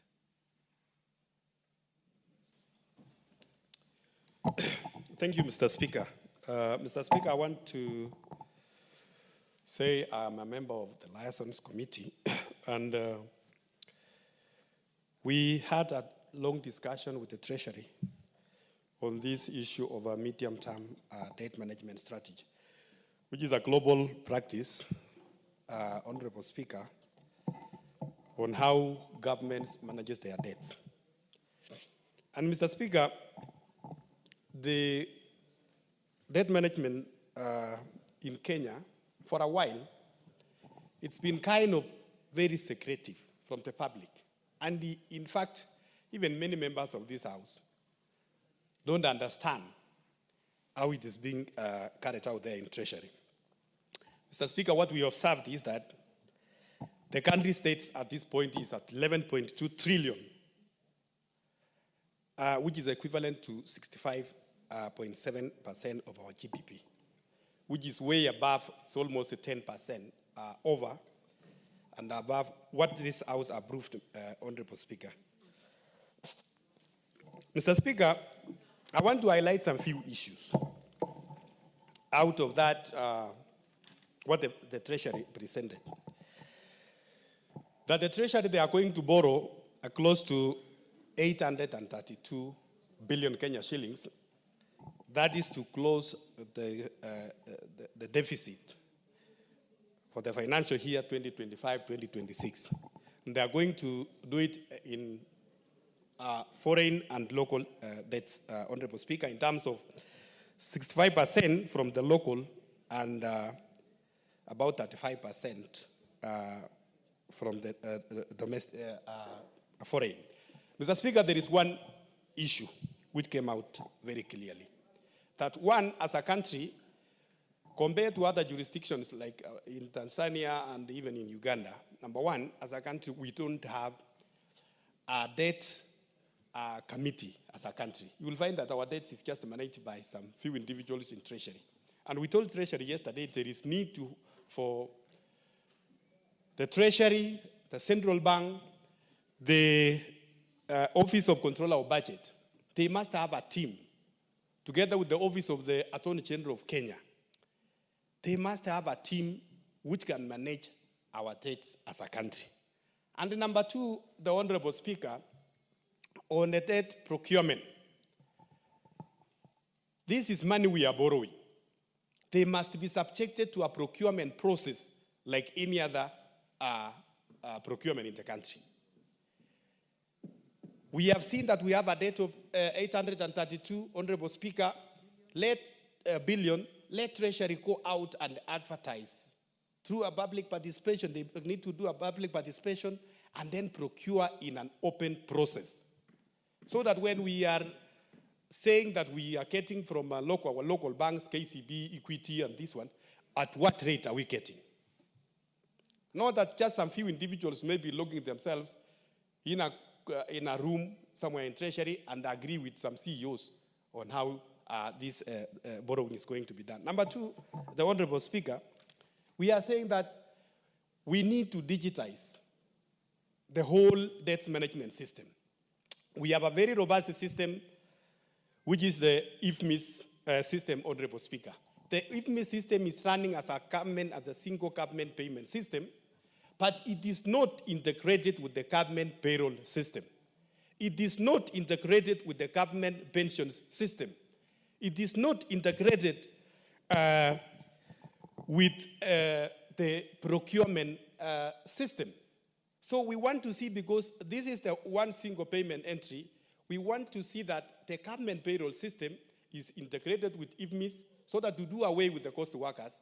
It is integrated with e-procurement for transparency and to stop corruption, and also integrated also with our registration system so that when one dies in employment, when it's automatically removed from IRS system, it automatically also removes from the payroll system. And by so doing, Mr. Speaker, we are going to improve on how we manage our debts as a country. I support. Thank you. Member for Seme. Thank you, Mr. Speaker, for giving this opportunity. Mr. Speaker, this is actually a very good development. Debt management strategy has not always been part of the budget process. And I think I've been in this parliament, and at the first term, actually we didn't even touch it. Second term, now we started mentioning. If now it has become a normal and regular part of the budget process, that is as it should be. And I really appreciate the work the Liaison Committee has done. Mr. Speaker, debt is normal. Borrowing is important if we have to grow, we have to have development, we have to improve infrastructure, and in that process, you will actually generate jobs, generate businesses, and so you need the debt. Even at personal level, you can never grow if you do not borrow. But as much as it is necessary, it also has got a risk that if you borrow without a clear way of using that, the money you have borrowed, you will definitely have a problem. It will derail the economy. Therefore, a debt management strategy is a must, which will help us to actually set up thresholds like the debt to GDP ratio. Honestly, if you're borrowing, it must depend on what you are generating. If you have a threshold that guides you on that, that is extremely important, and that's what this does.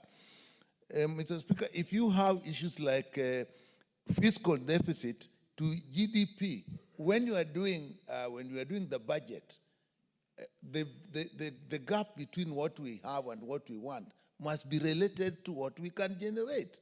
So if those parameters are guiding us, and that is what the management strategy is, it is actually important. And if you have a threshold between external and domestic debt, we may think that the bigger problem is external debt, but domestic debt is a problem on its own. One, it crowds out borrowing for local businesses.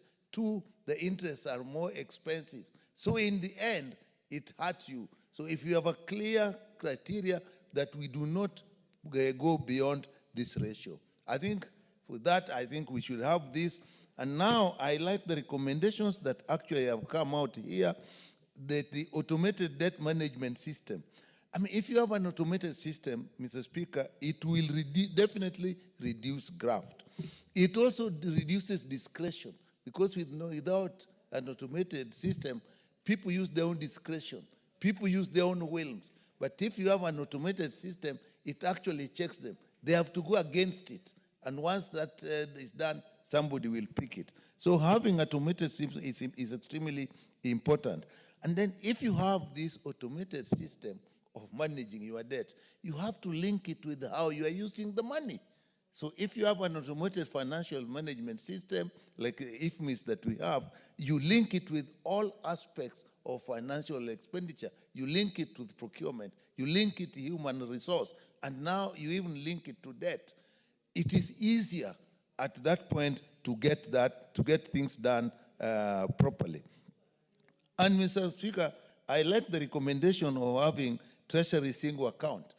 It is ridiculous that actually you are borrowing your own money because your other agencies are banking in the banking, and you go to that same bank and you borrow. So you are actually borrowing your money at a higher risk. And so that is something I really think is a good thing.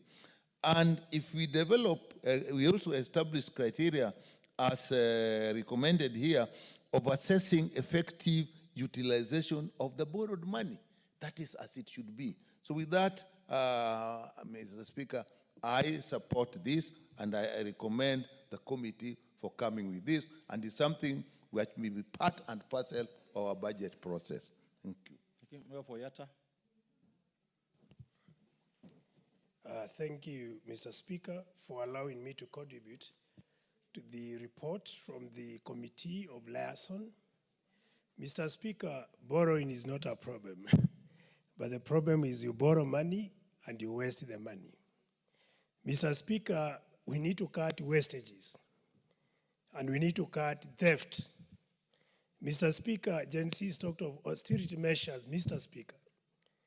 and even the president banned politicians from participating in Harambes, Mr. Speaker. And then I was shocked just to see the end of state donating 20 million in a church, Mr. Speaker.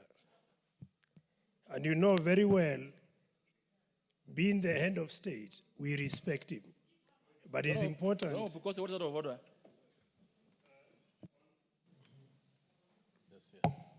Honorable Speaker, we are discussing about the medium-term debt management strategy, which is before the House. And I think the honorable member is digressing and is out of order to bring matters that are irrelevant. I don't know whether the country I don't know whether he understands what we are discussing, because what he is actually saying is completely not out of order. It's not relevant to the discussion that is before the House. Could the member be declared to be out of order, Honorable Speaker? The order. The Honorable Robert, your namesakes. Yes, So there is Robert Basil and one is Robert Pukose. The younger Robert, could you relate to us what you are saying with the debt strategy? You know, Mr. Speaker, I respect my namesake, Honorable Pukose. But what I want to remind him, we are talking of medium-term strategy, and we are talking of public debt management system. So if you talk of wastages, that is part of public debt management. It's within the public debt. No, what is saying, because the rules say that when a member contributes, they must be relevant. Yes. Asking how is Harambee contributions relevant to this medium debt strategy? That is the issue. Yeah, that is why I'm trying to explain to him, because when you see the end of, say, contributing, we are trying to see or to explain, could this money be coming from the public debt? Remember, we borrow money. No, wait a minute. Yeah, you are out of order. On that, you're completely out of order. Please proceed and prosecute your point. Yes, the emphasis I was trying to put across, Mr. Speaker, and I think members need to listen to me carefully, because whatever we do is for generations to come, not for now. So when we talk of public debt management system, we need to use our money prudently, because why borrow money at the same time misuse the money? When I talk about budget, our budget is never itemized, for example, Mr. Speaker. And that is why accountability is required. When we talk of recommending public debt management system to be digitized, is to promote accountability and transparency on usage of money borrowed, that is public debt. Mr. Speaker, if you look at countries like Japan, the debt ratio to GDP stands at over 200%. The debt ratio to GDP of countries like the United States stands at 98%. Our debt ratio to GDP is at 68%. But the only challenge we have, the money that we borrow, we never use it prudently. And that is the point I'm trying to underscore to members and to the country at large. Mr. Speaker, as members just mentioned, if you look at IMF, they have put the threshold for borrowing money at 55%. That is a public debt for development or for developing countries at 50%. But ours now, Mr. Speaker, we are recommending over 55%. And I think we need to be careful, Mr. Speaker, otherwise we are going to burden Kenyans with the debt, which will be extremely unacceptable, considering now the cost of living is above the roof, Mr. Speaker. So in a nutshell, what I would recommend going forward, and as a way of prudent use of our resources or public management, we need to invest in production, Mr. Speaker, so that we can generate raw materials and also finished products to mitigate importation and to be able to reverse the balance of trade, which is currently negative, Mr. Speaker.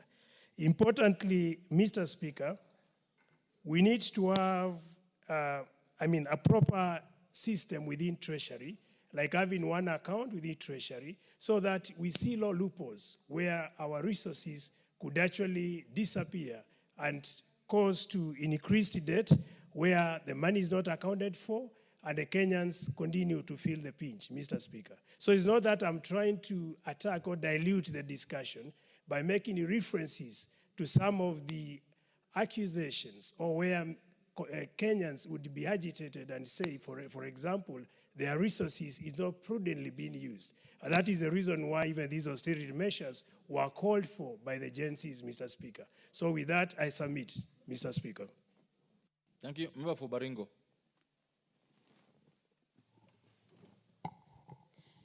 Thank you so much, Mr. Speaker. And once again, I also want to join members who have spoken before me in supporting and wading my thoughts into this medium-term debt management strategy of 2025.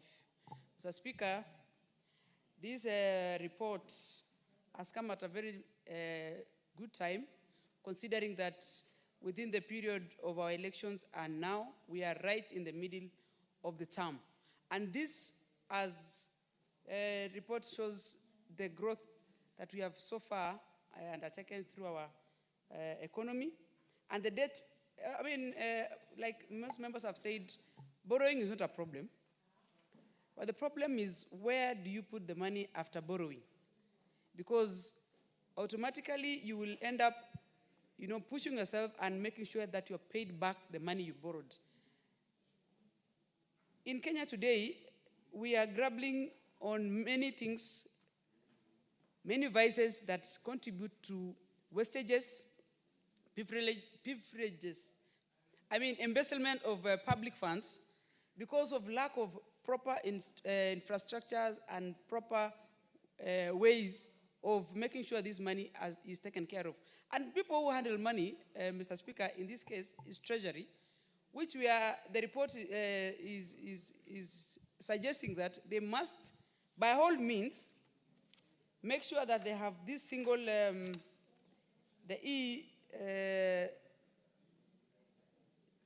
single source of making sure that all the MDAs and all parastatals use one channel to, in their, as a single, I can't see the channel to make sure that they are utilizing the money that is given to them. Mr. Speaker, many times I think we lose and don't understand where exactly is the problem coming from when we say money has been mismanaged. But the people who do this work, specifically Treasury, these are people, and someone told me one day that the people who are actually causing most of the corruption in this country, sometimes people think it's politicians, are the people who sit and draft budget lines and give recommendations on what to be budgeted at the end of the day. And these are the people who decide how much debt is borrowed and where this money goes. And when we take care of that single entry, we will be able to curb most of the problems that we have here today. And the interagency committee, as the report indicated, should be enhanced so that we are able to take care and curb most of the problems and the corruption that is a runaway in most of these ministries. Also, we need to check on the public servants who are career civil servants many times, who have worked in these departments over and over, probably up to 10 years to 20 years, because there is a possibility of budgeted corruption because of the position they sit. They know how much that is needed, but they are the ones who control the budgets because they know, they draw the budget lines. And this is where, if we, as the National Assembly, we will do our oversight to make sure that this report is acted upon to the latter. Thank you, Mr. Speaker. Thank you. Member for Tinderet. Thank you, Mr. Speaker. Mr. Speaker, I rise to support this report by the Liaison Committee, where I sit as a member. And more importantly, this report is very important because it actually gives strategies on how to manage our debt on the medium term strategy on debt management. Honorable Speaker, this is a policy document which all countries around the globe have. And it is a policy document that has been initiated as a result of world financial crash occasioned by huge debt burden. Across the globe, and even in our homes, in even institutions, we have debt. Unmanaged debt, Mr. Speaker, is very risky, it is costly, it is expensive, it actually depresses economic development. In effect, this particular document or this particular strategy is very good, and I want to laud the National Treasury for having come up with this particular document. The document looks in detail. One, that we actually need to have a detailed report or quarterly reports on the progress on the fiscal consolidation as outlined in the 2025 budget policy statement. Mr. Speaker, the budget policy statement of 2025 is a policy document giving direction on how our budget this financial year, 2025-2026, will go. It gives a direction. This particular document is going to form part of the annexures to that particular report, the budget policy statement. But the report that we have in this particular medium term also gives us how can we manage our debt. Our debt has grown over the years, Mr. Speaker. It has grown from about up to now around 11 trillion shillings. And this one is supposed to actually be managed. In managing debt, Mr. Speaker, we need to know where do we borrow from.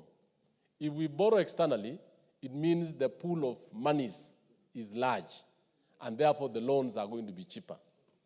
If we borrow locally, two things will happen. One, we shall be competing with the private and the individuals, and therefore make the interest move up. And two, depress the economic development, the overall development of our economy.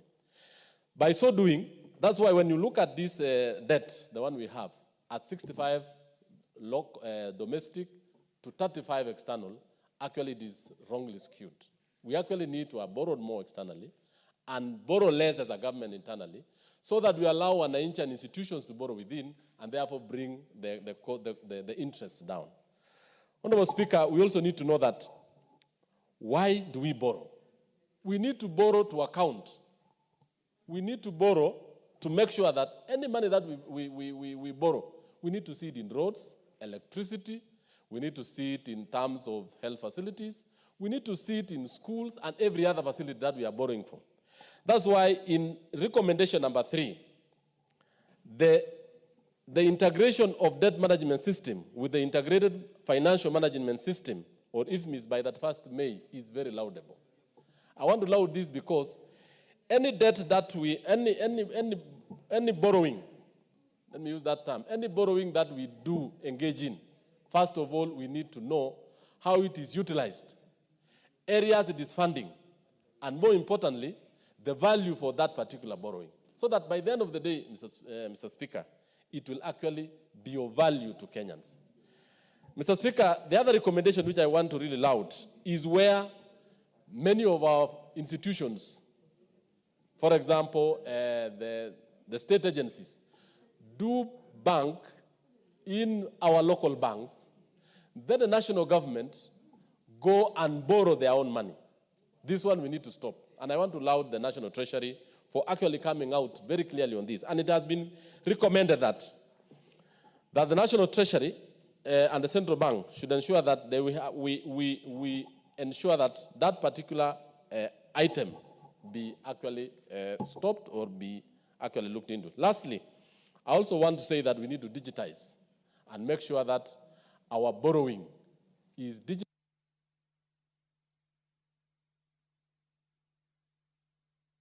Why should you have it on 1 minute? Why? Why? Okay, 1 minute. Yes, thank you, Mr. Speaker. I was saying that because all the itemized loans that we have, we need to actually integrate them into the financial system so that Even as we procure for loans, and I want to allow what the member for Marakwet is said, it has to be public, it has to be public procured. No loan should actually be procured by 2 or 3 people in the National Treasury and agreed upon without understanding the consequences and the risks involved in it. So the general public has to know it, everyone has to know it, and what are the measures, how expensive or how cheaper it is for the sake of our country. I support, Honorable Speaker. Thank you. Thank you. Member for Funyula. Thank you, Honorable Speaker. As required in the Constitution of Kenya and the PFM Act, at the commencement of any financial year before then, the National Treasury must lay before the House a public debt management strategy. Honorable Speaker, the only concern and fear we have always had, Honorable Speaker, that many times the the debt management strategy that is always presented in the House here might end up just being an empty ritual, just a matter to placate the provisions of the law and to make people, Kenyans, believe that the government is serious about managing debt, which has never been the case. Honorable Speaker, how does debt arise? It's very simple.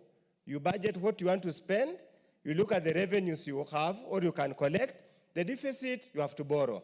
It therefore then means, Honorable Speaker, that as a country, we are living beyond our means.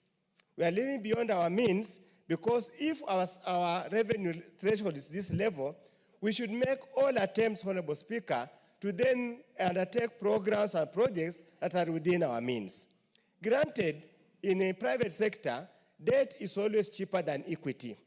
But in public sector, it's the reverse. Debt is more expensive than locally generated revenue. So, Honorable Speaker, if you look at the report presented by the Liaison Committee, this is what it reads. Under paragraph 8, a review of the implementation of medium-term management strategies since the year 2020 revealed that there has been a consistent deviation from the approved debt management strategy in the actual borrowing. So, Honorable Speaker, it means 2 things. One, the Treasury mandarins just bring the document to this House for the sake of it, to comply with the law. Secondly, they deliberately mislead the House, knowing they are not unlikely to achieve, so they can benefit some local banks and some international donors or lenders for their own personal need. So therefore, Honorable Speaker, the country suffers due to incompetencies, ineptitudeness, or basic greed of the people who are in charge at the department. Honorable Speaker, in the financial year 2023-2024, the actual ratio... No, Meli, the member of Funyula is making his... What is out of order? Honorable Speaker, when he was speaking, I did not interrupt him, yet he was saying so many things I didn't add. Order. Mr. Speaker, the member of Funyula is completely out of order in the sense that, Mr. Speaker, the fact that this paper has been prepared adequately well, and we've given timelines in which the National Treasury is supposed to make sure that they adhere to what we are saying as a liaison committee on the medium-term debt strategy. Then the member is just saying it is lies, it is for the sake of the others, yet we are waiting. If they will not comply with it, he's out of order because he's actually giving false lies that this paper is for the sake of the donors. Yes. And he'll debate using his own words, not yours. Yes. Go ahead. He's debating and he'll debate. Honorable Speaker, Honorable Medley says he sits in the Liaison Committee. The report is here. What I'm reading here is what they have actually commented in paragraph 8. It's not my own making. It's not my words. Unless you signed a report you didn't read. Honorable Speaker, how is that possible? Honorable Speaker, and they're saying, Honorable Speaker, in this report, again, our debt ratio to GDP is already at 63%, yet the PFM Act says 55 plus 5. So, Honorable Speaker, are we dealing with illegality here? Is the committee responsible dealing with illegality here, sanitizing the illegality here? Are they just coming to Parliament for the sake of sanitizing illegality? Honorable Speaker. And Honorable Speaker, even the report gives a very dim view of the prospects in the future. They say the primary drive of the rising debt stock is the persistent fiscal deficit. influenced by significant infrastructure development needs, increasing debt servicing costs, and exchange rate fluctuations. So, Honorable Speaker, I would have really expected the committee would have gone out of their way to synthesize, discuss, and explain to us how do they... The member for Executive wants to inform you. Do you want information? No, I don't want to be informed unless it's a point of order, Chair. Honorable Speaker, you see the power to be informed and the standing order lies with me to accept or not. Unless it's a point of order, then it should be in order, but not point of information. Okay, go ahead. Honorable Speaker. We will allow the Honorable Member for Vunyula to finish his... Yes, we will have to. Honorable Speaker, I hope you will account for the interruptions that I'm given my points to conclude. Honorable Speaker, the issue of public debt in this country has been at the forefront of the discussion for long. And the truth of the matter, Honorable Speaker, public debt in this country is deliberately understated. That's the truth of the matter. Honorable Speaker, even if you went to any office and asked, give me a schedule or a register of public debt, nobody knows. I sit in Public Accounts Committee, and some of these things that come up will shock you, Honorable Speaker. So indeed, that's why I'm praying to bring the point that probably this document, we need to have a different paradigm shift, how we are going to develop it, discuss it, and make it a document that can guide discussion in this House. Honorable Speaker, in the current financial year, the 2025-2026, the deficit is about 831 billion. Again, how would you have a deficit? It's almost a third of your budget. What kind of budgeting is this? Honorable Speaker, domestic will be about 540 billion, external 290 billion. Yet again, Honorable Speaker, when you look at this, they're not so sure they're going to borrow that money because many times they have failed to achieve that balance and have ended up borrowing domestically. Honorable Speaker, as we talk about this, we are forgetting the issue of pending bills. It is extremely unfair. It's extremely undeserving. It's extremely unfair to the people of Kenya to fail to account pending bills as part of public debt. It is a public debt. Yet the strategy paper here that has no mention at all about pending bills. Are we being sincere and truthful to the people of Kenya? We are not. This Kenya Kwanza government, Honorable Speaker, the debt that we have, Honorable Speaker, we could actually liquidate it using our own resources. Honorable Speaker, we hold Harambes to do irrelevant things, yet we cannot hold Harambes to meet our development needs. Are we sincere to the people of Kenya, or just a rip-off to make sure the people of Kenya remain in abject poverty and there's no development at all? With those few remarks, Honorable Speaker, I support because it's required by the law, but with reservations. Thank you. More for Ndebes. The Honorable Bai, you just walked in. He's been kicked. Thank you, Honorable Speaker. Since we started. I stand, Honorable Speaker. I stand, Honorable Speaker, to support the Liaison Committee consideration of the 2025 medium-term debt management strategy as laid in the House. Honorable Speaker, when you look at this debt management strategy, we talk about external borrowing as being relatively cheaper than domestic debt. And this is due to the share of concessional loans from multilateral lenders, such as the World Bank and our development partners.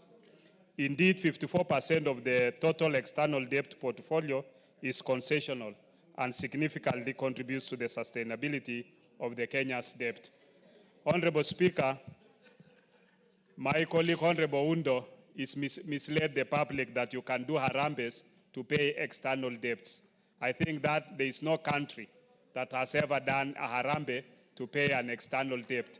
And I think that was just, I presume from somebody of his caliber, that was just a joke. I think he must have said it in a light touch. Honorable Speaker, there is no country in the world that does not borrow.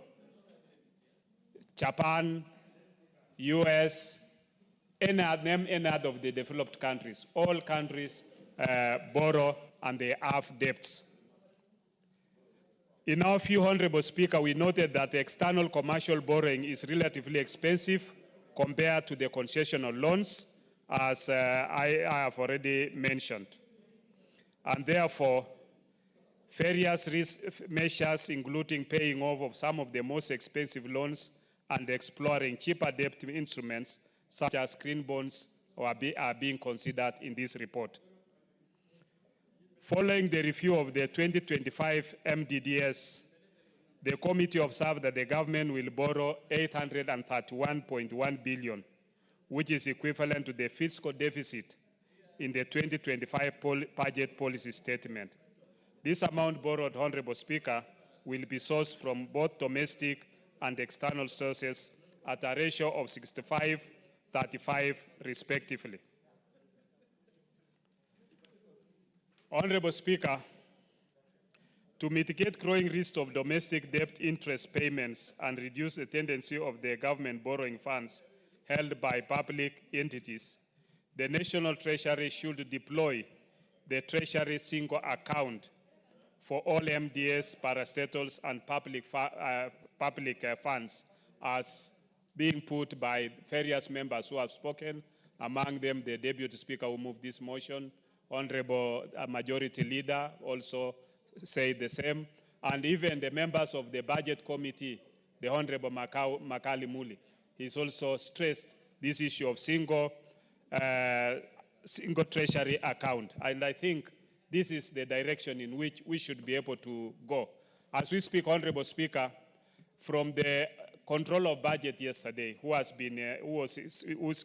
said she had been in Tanzania. Tanzania is already using it. And so I think it's a high time as a country that we also deploy the same.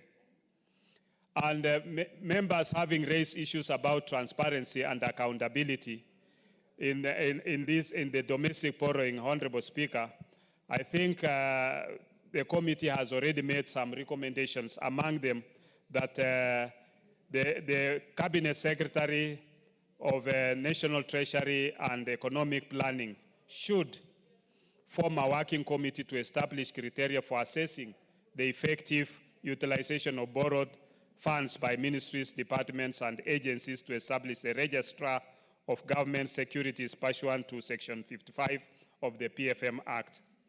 And secondly, to record the debt in the register, the details on the utilization of the borrowed funds, including the set of projects funded from the proceeds of infrastructure bonds and any other bond, that so that to make it much easier for people to be able to can look at the register and be able to access that information. With those few remarks, Honorable Speaker, I support. The member for Kitui Rural. Honorable Mboni. Thank you, Mr. Speaker. Let me say on the outset, I support the report. And Mr. Speaker, this is the second one, I think, in this parliament since this parliament started. And it's very good that we actually know what is our debt stock. Debt is not a bad thing. No country has ever developed without borrowing. You realize that developing countries are more indebted than developing countries, with Japan having the highest debt to GDP at present value of 256. US is at 123% of GDP at present value. And most of the countries, developing countries, are below 100. But they cry more because the loans they took, either they are expensive, and also the way they utilize the loans. Most of the loans went to wastage. And therefore, paying becomes a problem. Mr. Speaker, going forward, the loans which we should take from this country should go into projects or programs with high economic and social returns, so that it becomes easier for us to pay because of the impact they are going to bring to this country. Mr. Speaker, looking at the report, one thing which is worrying is the Kenya loans mix. When you talk about domestic loan in this country, is 65% from the report, and external is at 5%. Mr. Speaker, Domestic loans have their own effects, a very serious effect. One, the interest rates are very high. Two, their repayment period is very short.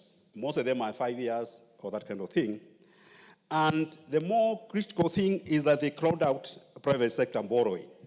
Now, if the rates, for example, last year, the rates, the treasury bonds, the rates were around 20%, 16, 18%. And if you go to the bank because of that, the banks will increase their interest rates because it's easier, there is less risk borrowing from government than private sector. Banks giving to government than private sector. And therefore, they increase their interest rates. When they increase their interest rates, the bank cannot borrow, they cannot invest, they cannot expand their businesses or start up their businesses. And there's a serious effect on economic growth. Mr. Speaker, we need to move to more concession loans, which are have low interest rates and long repayment periods, so that at least we can benefit from the loan and desist from borrowing. Mr. Speaker, how did we find ourselves in this situation? One thing is the way we do our budgets.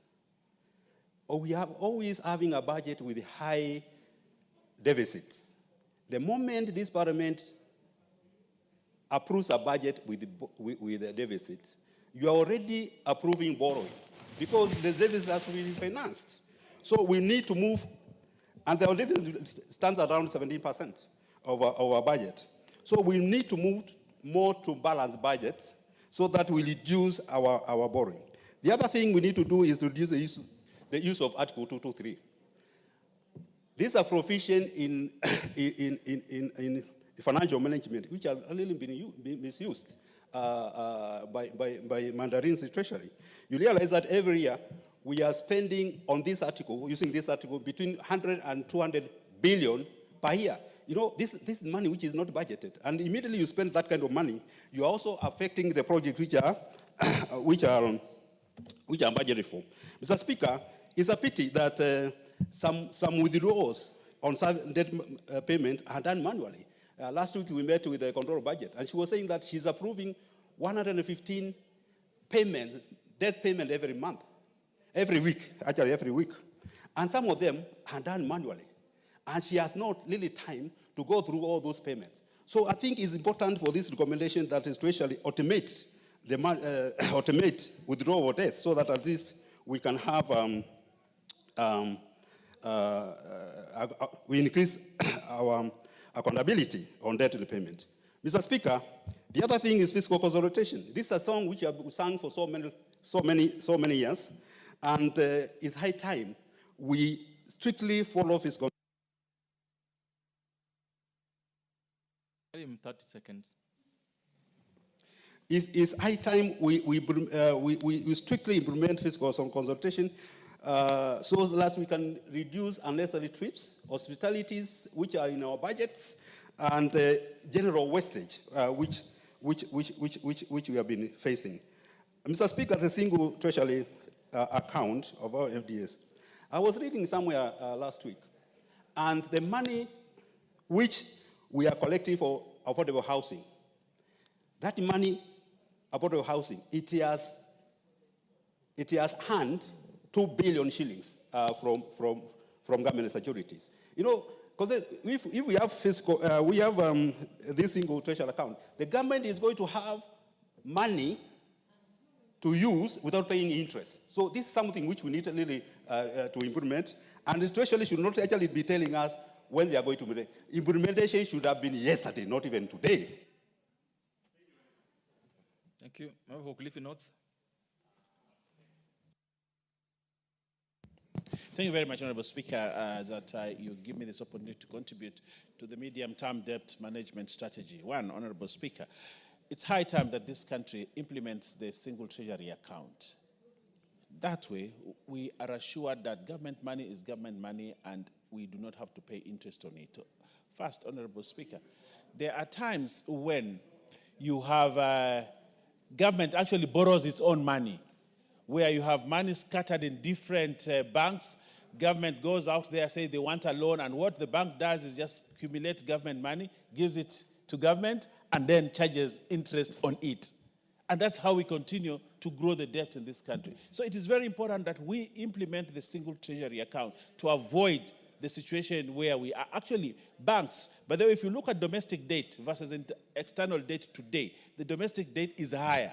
But if you ask yourself, who is actually the, and banks are making exorbitant profits, and you ask yourself, these profits where, while other Kenyans don't have money and there's little borrowing in the country, but actually you hear a bank has made a profit of 14 billion, and you ask yourself why? Because they have been using government. It's actually government giving them those exorbitant profits, and yet those profits that they're declaring is actually government money that they have used to loan out to government to make more money from government. And therefore, it is very important, Honorable Speaker, to ensure that the single treasury account is maintained. Secondly, Honorable Speaker, on the same issue of debt, I heard the Honorable John Badi the other day. I listened to him, he was on Spice FM on the Situation Room.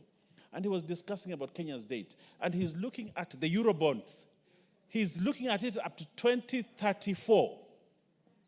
Then we are already indebted up to 2034 as a country because of how we are managing our debt. That what we are doing... 2036. 2036, actually, 2036. If you look at it, Honorable Speaker, what we are doing is we dig a hole to cover another hole, then dig a bigger hole to cover another even deeper hole. And yet looking at the many projects that are in this country, you have a lot of incomplete projects that you cannot take propriety on, and yet we have borrowed. Yesterday, if you looked at what Citizen was airing, and you're seeing that the country has borrowed 6 billion. The project went halfway. It was not completed. Then now, for you to complete, you have to borrow. So the cost of the project goes up by like 30% because of the delay. But for you to get that 30%, you have to borrow for you to be able to complete a project that should have been completed 3 years ago. What does that mean? We cannot manage our debt because of delay on projects or being overambitious on certain projects. And therefore, managing Kenya's debt will be a challenge. Look at the many projects that were abandoned because they were started all over the country during the previous regime. Very many projects were started.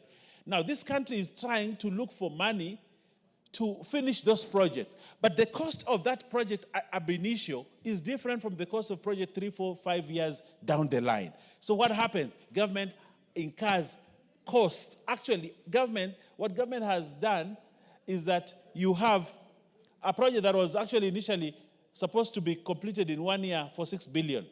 But it is being completed in 3 years at 12 billion, double the cost. Honorable Speaker, that is one thing that we must do in terms of starting projects. When we are starting projects, we must start a project that we must finish. Otherwise, we'll continue to borrow to cover projects that are unfinished. The third thing, Honorable Speaker, is where we borrow from commercial banks. You know, these Exim banks and all that, instead of multilateral or bilateral loans. We have been hit very hard by commercial loans, Honorable Speaker, as against multilateral and bilateral. The multilateral and bilateral loans are cheap loans, things that we should be going for. But what we have seen is people have preferred to go for commercial loans that are very, very expensive. And the more you delay on it, they accrue interest, and Honorable Speaker, it becomes very difficult to manage. I do not know at what time we will really get hold. Lastly, Honorable Speaker, if you allow me, if you give me 1 minute, lastly. In the previous regime, there are institutions that were used to borrow money. And you ask parastatals, you know you have a debt that was incurred on your behalf of 100 billion. But you don't know how that money was borrowed, and that money never came to us. How are we going to manage that? So, Honorable Speaker, as we consolidate all these things that we are looking at, we need as a parliament to put our foot down and say every coin that must be borrowed be sanctioned by this House. If this House starts sanctioning the loans that we are borrowing, Honorable Speaker, we'll get hold of our loan portfolio and we'll be able to manage the debt of this country. I thank you. Well said. The Honorable Member, this is Honorable Irene Mayaka. Thank you, Honorable Speaker. Honorable Speaker, I also stand to support this particular report because, Honorable Speaker, this, first of all, is within its time that we need to discuss this particular report. But having said that, Honorable Speaker, I've looked at the strategy that has been presented by the committee and some of the recommendations they have given. Like, for example, the fact that we now want to automate the system and integrate it to IFMIS. I think this is something that is way beyond time. It should have happened sooner than this. But all the same, it's still a very good idea. The only caution I want to throw in there is when we are doing this integration, let's not immediately grandfather the current manual system until we are certain that this actually works. Because the danger of doing that is if you integrate the two systems and it doesn't work, then it throws you back to square one. Also, Honorable Speaker, I have seen another recommendation that even as we are implementing this, that there'll be close scrutiny and monitoring on a quarterly basis for this particular report, which again, Honorable Speaker, is very important, because when you do that, we will be able to tell whether or not it is working. We'll be able to tell whether or not the new ratios that are being suggested as being introduced in terms of increasing the domestic borrowing vis-a-vis the external, we'll be able to tell whether or not this is actually working. And where I'm coming from, Honorable Speaker, with that is because I have seen that one of the recommendations is that it includes a close look at the proceeds of the infrastructure bond. Honorable Speaker, what we need to be aware of, and the reports that we also need to be furnished as a house, is the reports of how our infrastructure bond especially is doing in the local market. We need to know the extent of borrowing that local investors, Kenyans, are actually doing, so that we are able to know whether or not this is working. I have seen the introduction of also some of the alternative financial measures, like the linked bonds, the debt swaps, the diaspora bonds, the ECG bonds, and all that, which is also good. But also, Honorable Speaker, even when we are suggesting this, we need to be very aware and cognizant of whether or not this has worked in other economies. And if we are borrowing this particular practice, then we also need to match ourselves against the countries where this has succeeded.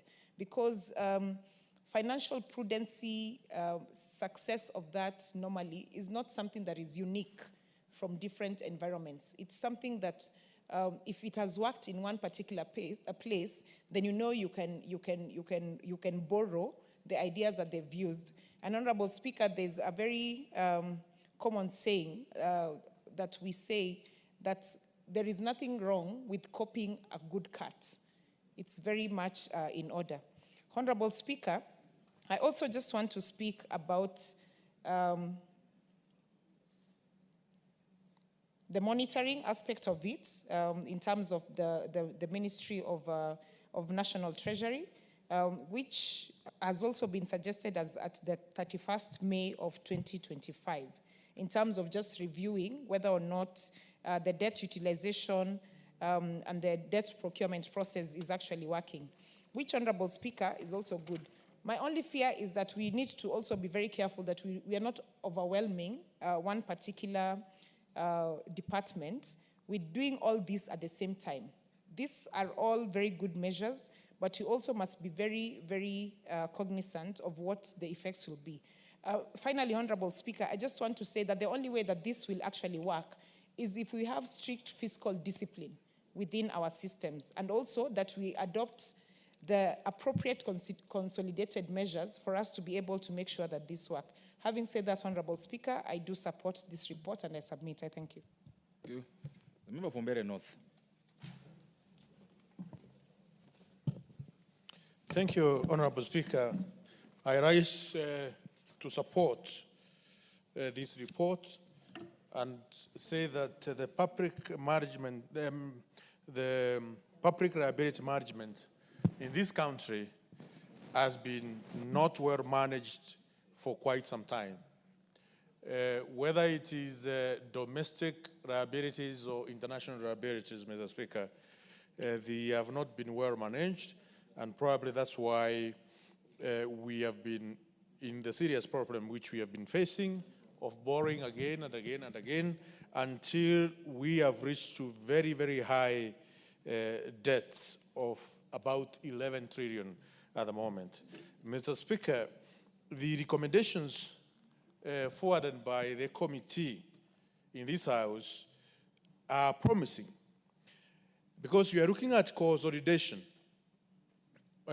or fiscal consolidation, to ensure that we move from where we are at the moment of about 65 point something percent to be within the recommended percentage in terms of the present value terms of 55% plus or minus 5% by 2028, Honorable Speaker. For this to be achieved, quite a number of things must be done, especially by the National Treasury, by Central Bank of Kenya, as well as by the Controller of Budget. And as the report says, the automation, to automate the debts service payment from the Consolidated Fund is one of the key recommendations so that we can be able to monitor how the withdrawals are done. There have been many rumors on the social media, on our media, that a lot of money has been withdrawn manually, not through automated ways, and we are not sure whether this money has been utilized properly. And we are talking about huge amount of money. With such kind of recommendation, Honorable Speaker, it will get rid of many speculation which may come as a result, of course, of the nation. My good friend, Honorable Rook of Siakago, I know his place. He has talked about rumors. I do not know whether that's parliamentary because it's a house of record. Parliament is a house of records, not a house of rumors. Can he probably rephrase instead of using the word rumors? Thank you, Honorable Speaker. Honorable Speaker, one of the daily said that there was manual withdrawals of about 1.3 trillion. That information is not confirmed. Those are just rumors, street rumors out there, Honorable Speaker. And for us to be able to get rumors not published in our media, automation of debt service payment will go a long way in ensuring that rumors don't find their way in media, because it will be verifiable, it will be not only verifiable, but even open source. We can be able to get that information when we request for it. Also, Mr. Speaker, this report talks about ensuring that a single account is implemented so that we may not continue, government may not continue borrowing its own money from our financial institution, from our domestic, from our banks, local banks. Mr. Speaker, as you have noted, if there is a sector which makes money year in, year out, at huge amounts of profits, is the banking sector. And all of them, they fight very hard for the government institution to open accounts in different banks. And I think we have to also be serious, Mr. Speaker. We have seen many counties opening 30 accounts, 40 accounts. Some of them, they have even 100 accounts in different banks. Just that the banks can continue making money out of the public resources. You got 30 seconds, please. Public resources. I think the consolidated single account will go a long way in ensuring that we have, we manage our local resources, public resources in the most prudent way. Finally, Mr. Speaker, it has come to a point where those who are managing public resources in a bad way, we should demand them to step aside. in case we have a report, and there are many reports in this House where public resources are mismanaged by senior government officials, it is high time for them to step aside, as we used to see during Kibaki administration. Mr. Speaker, with those remarks, I support this report. Thank you so much. Thank you. Honourable members, there being no further interest on the motion, I call upon the mover to reply. The Honourable Gladys Boss.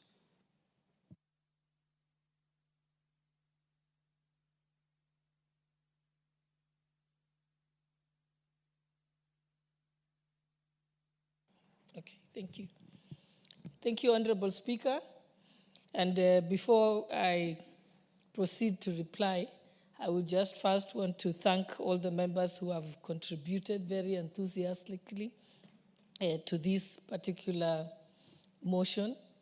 I think this shows great interest, and as we know, it's the first time in Kenya that we now have a midterm debt management strategy that is brought to Parliament. If you remember, prior to 2021, this was not the case.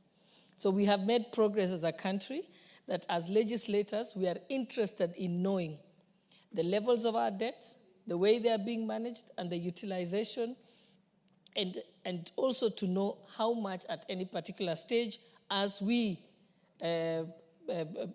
undertake the budget policy statement, and also as we prepare to have the budget and appropriations bill. But I also want to use this opportunity to say that I think some members actually thought that it was a gloomy picture that was painted.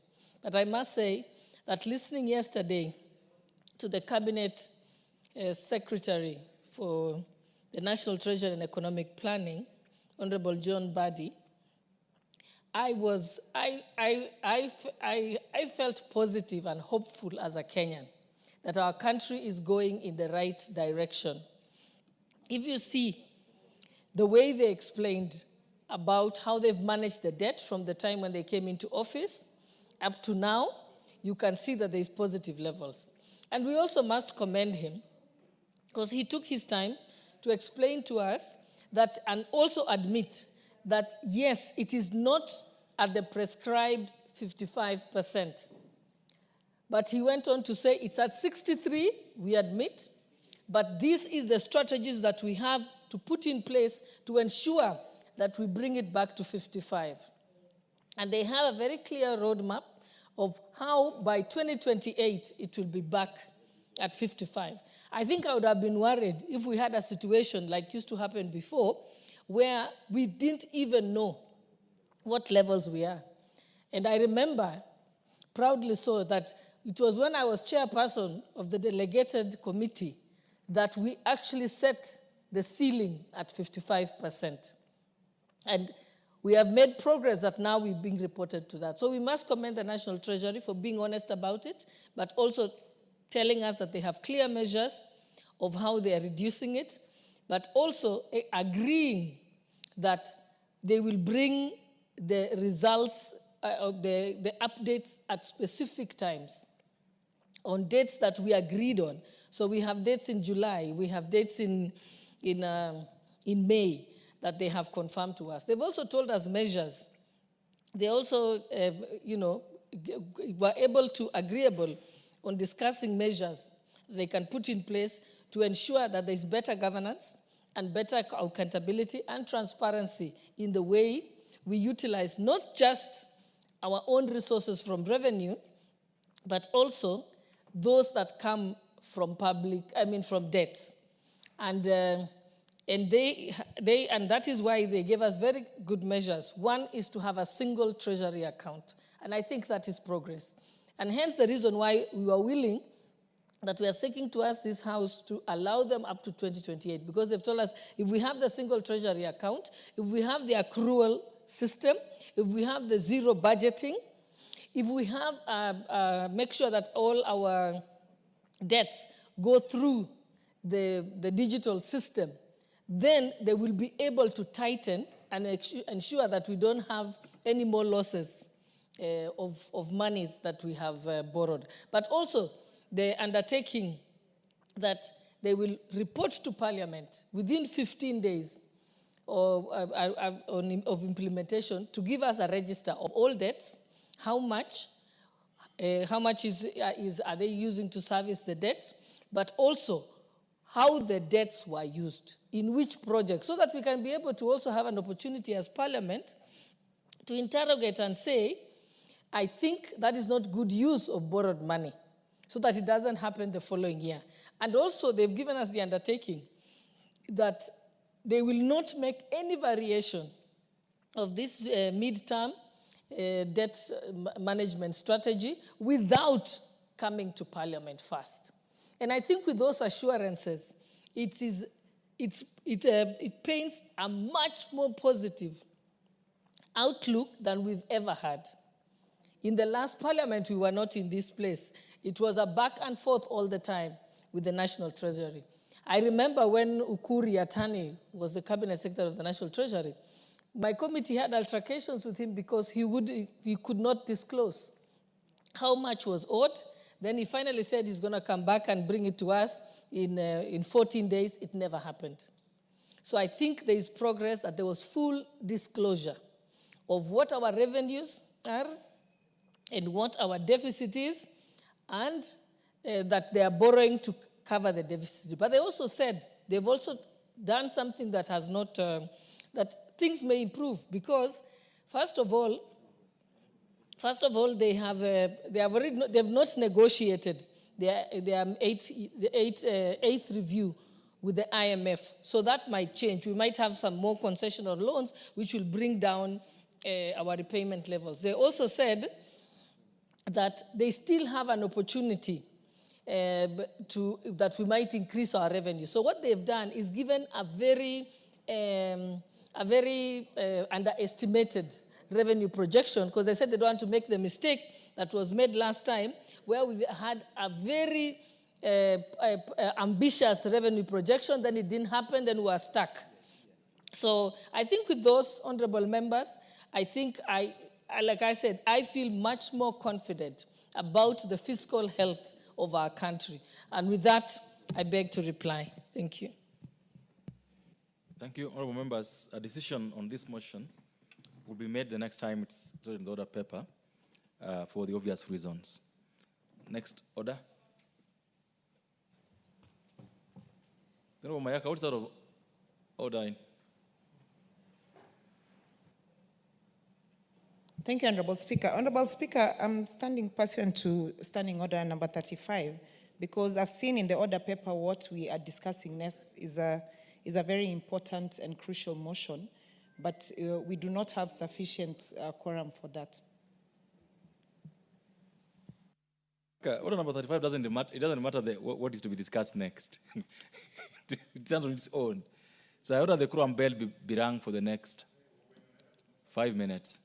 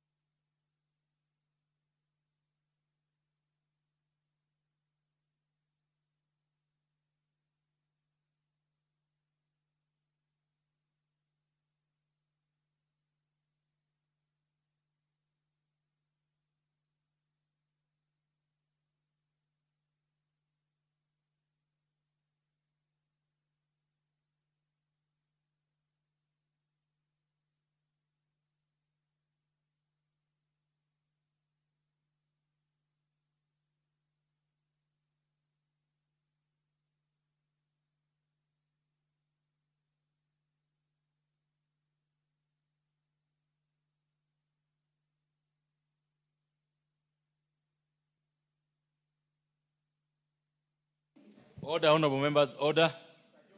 Order.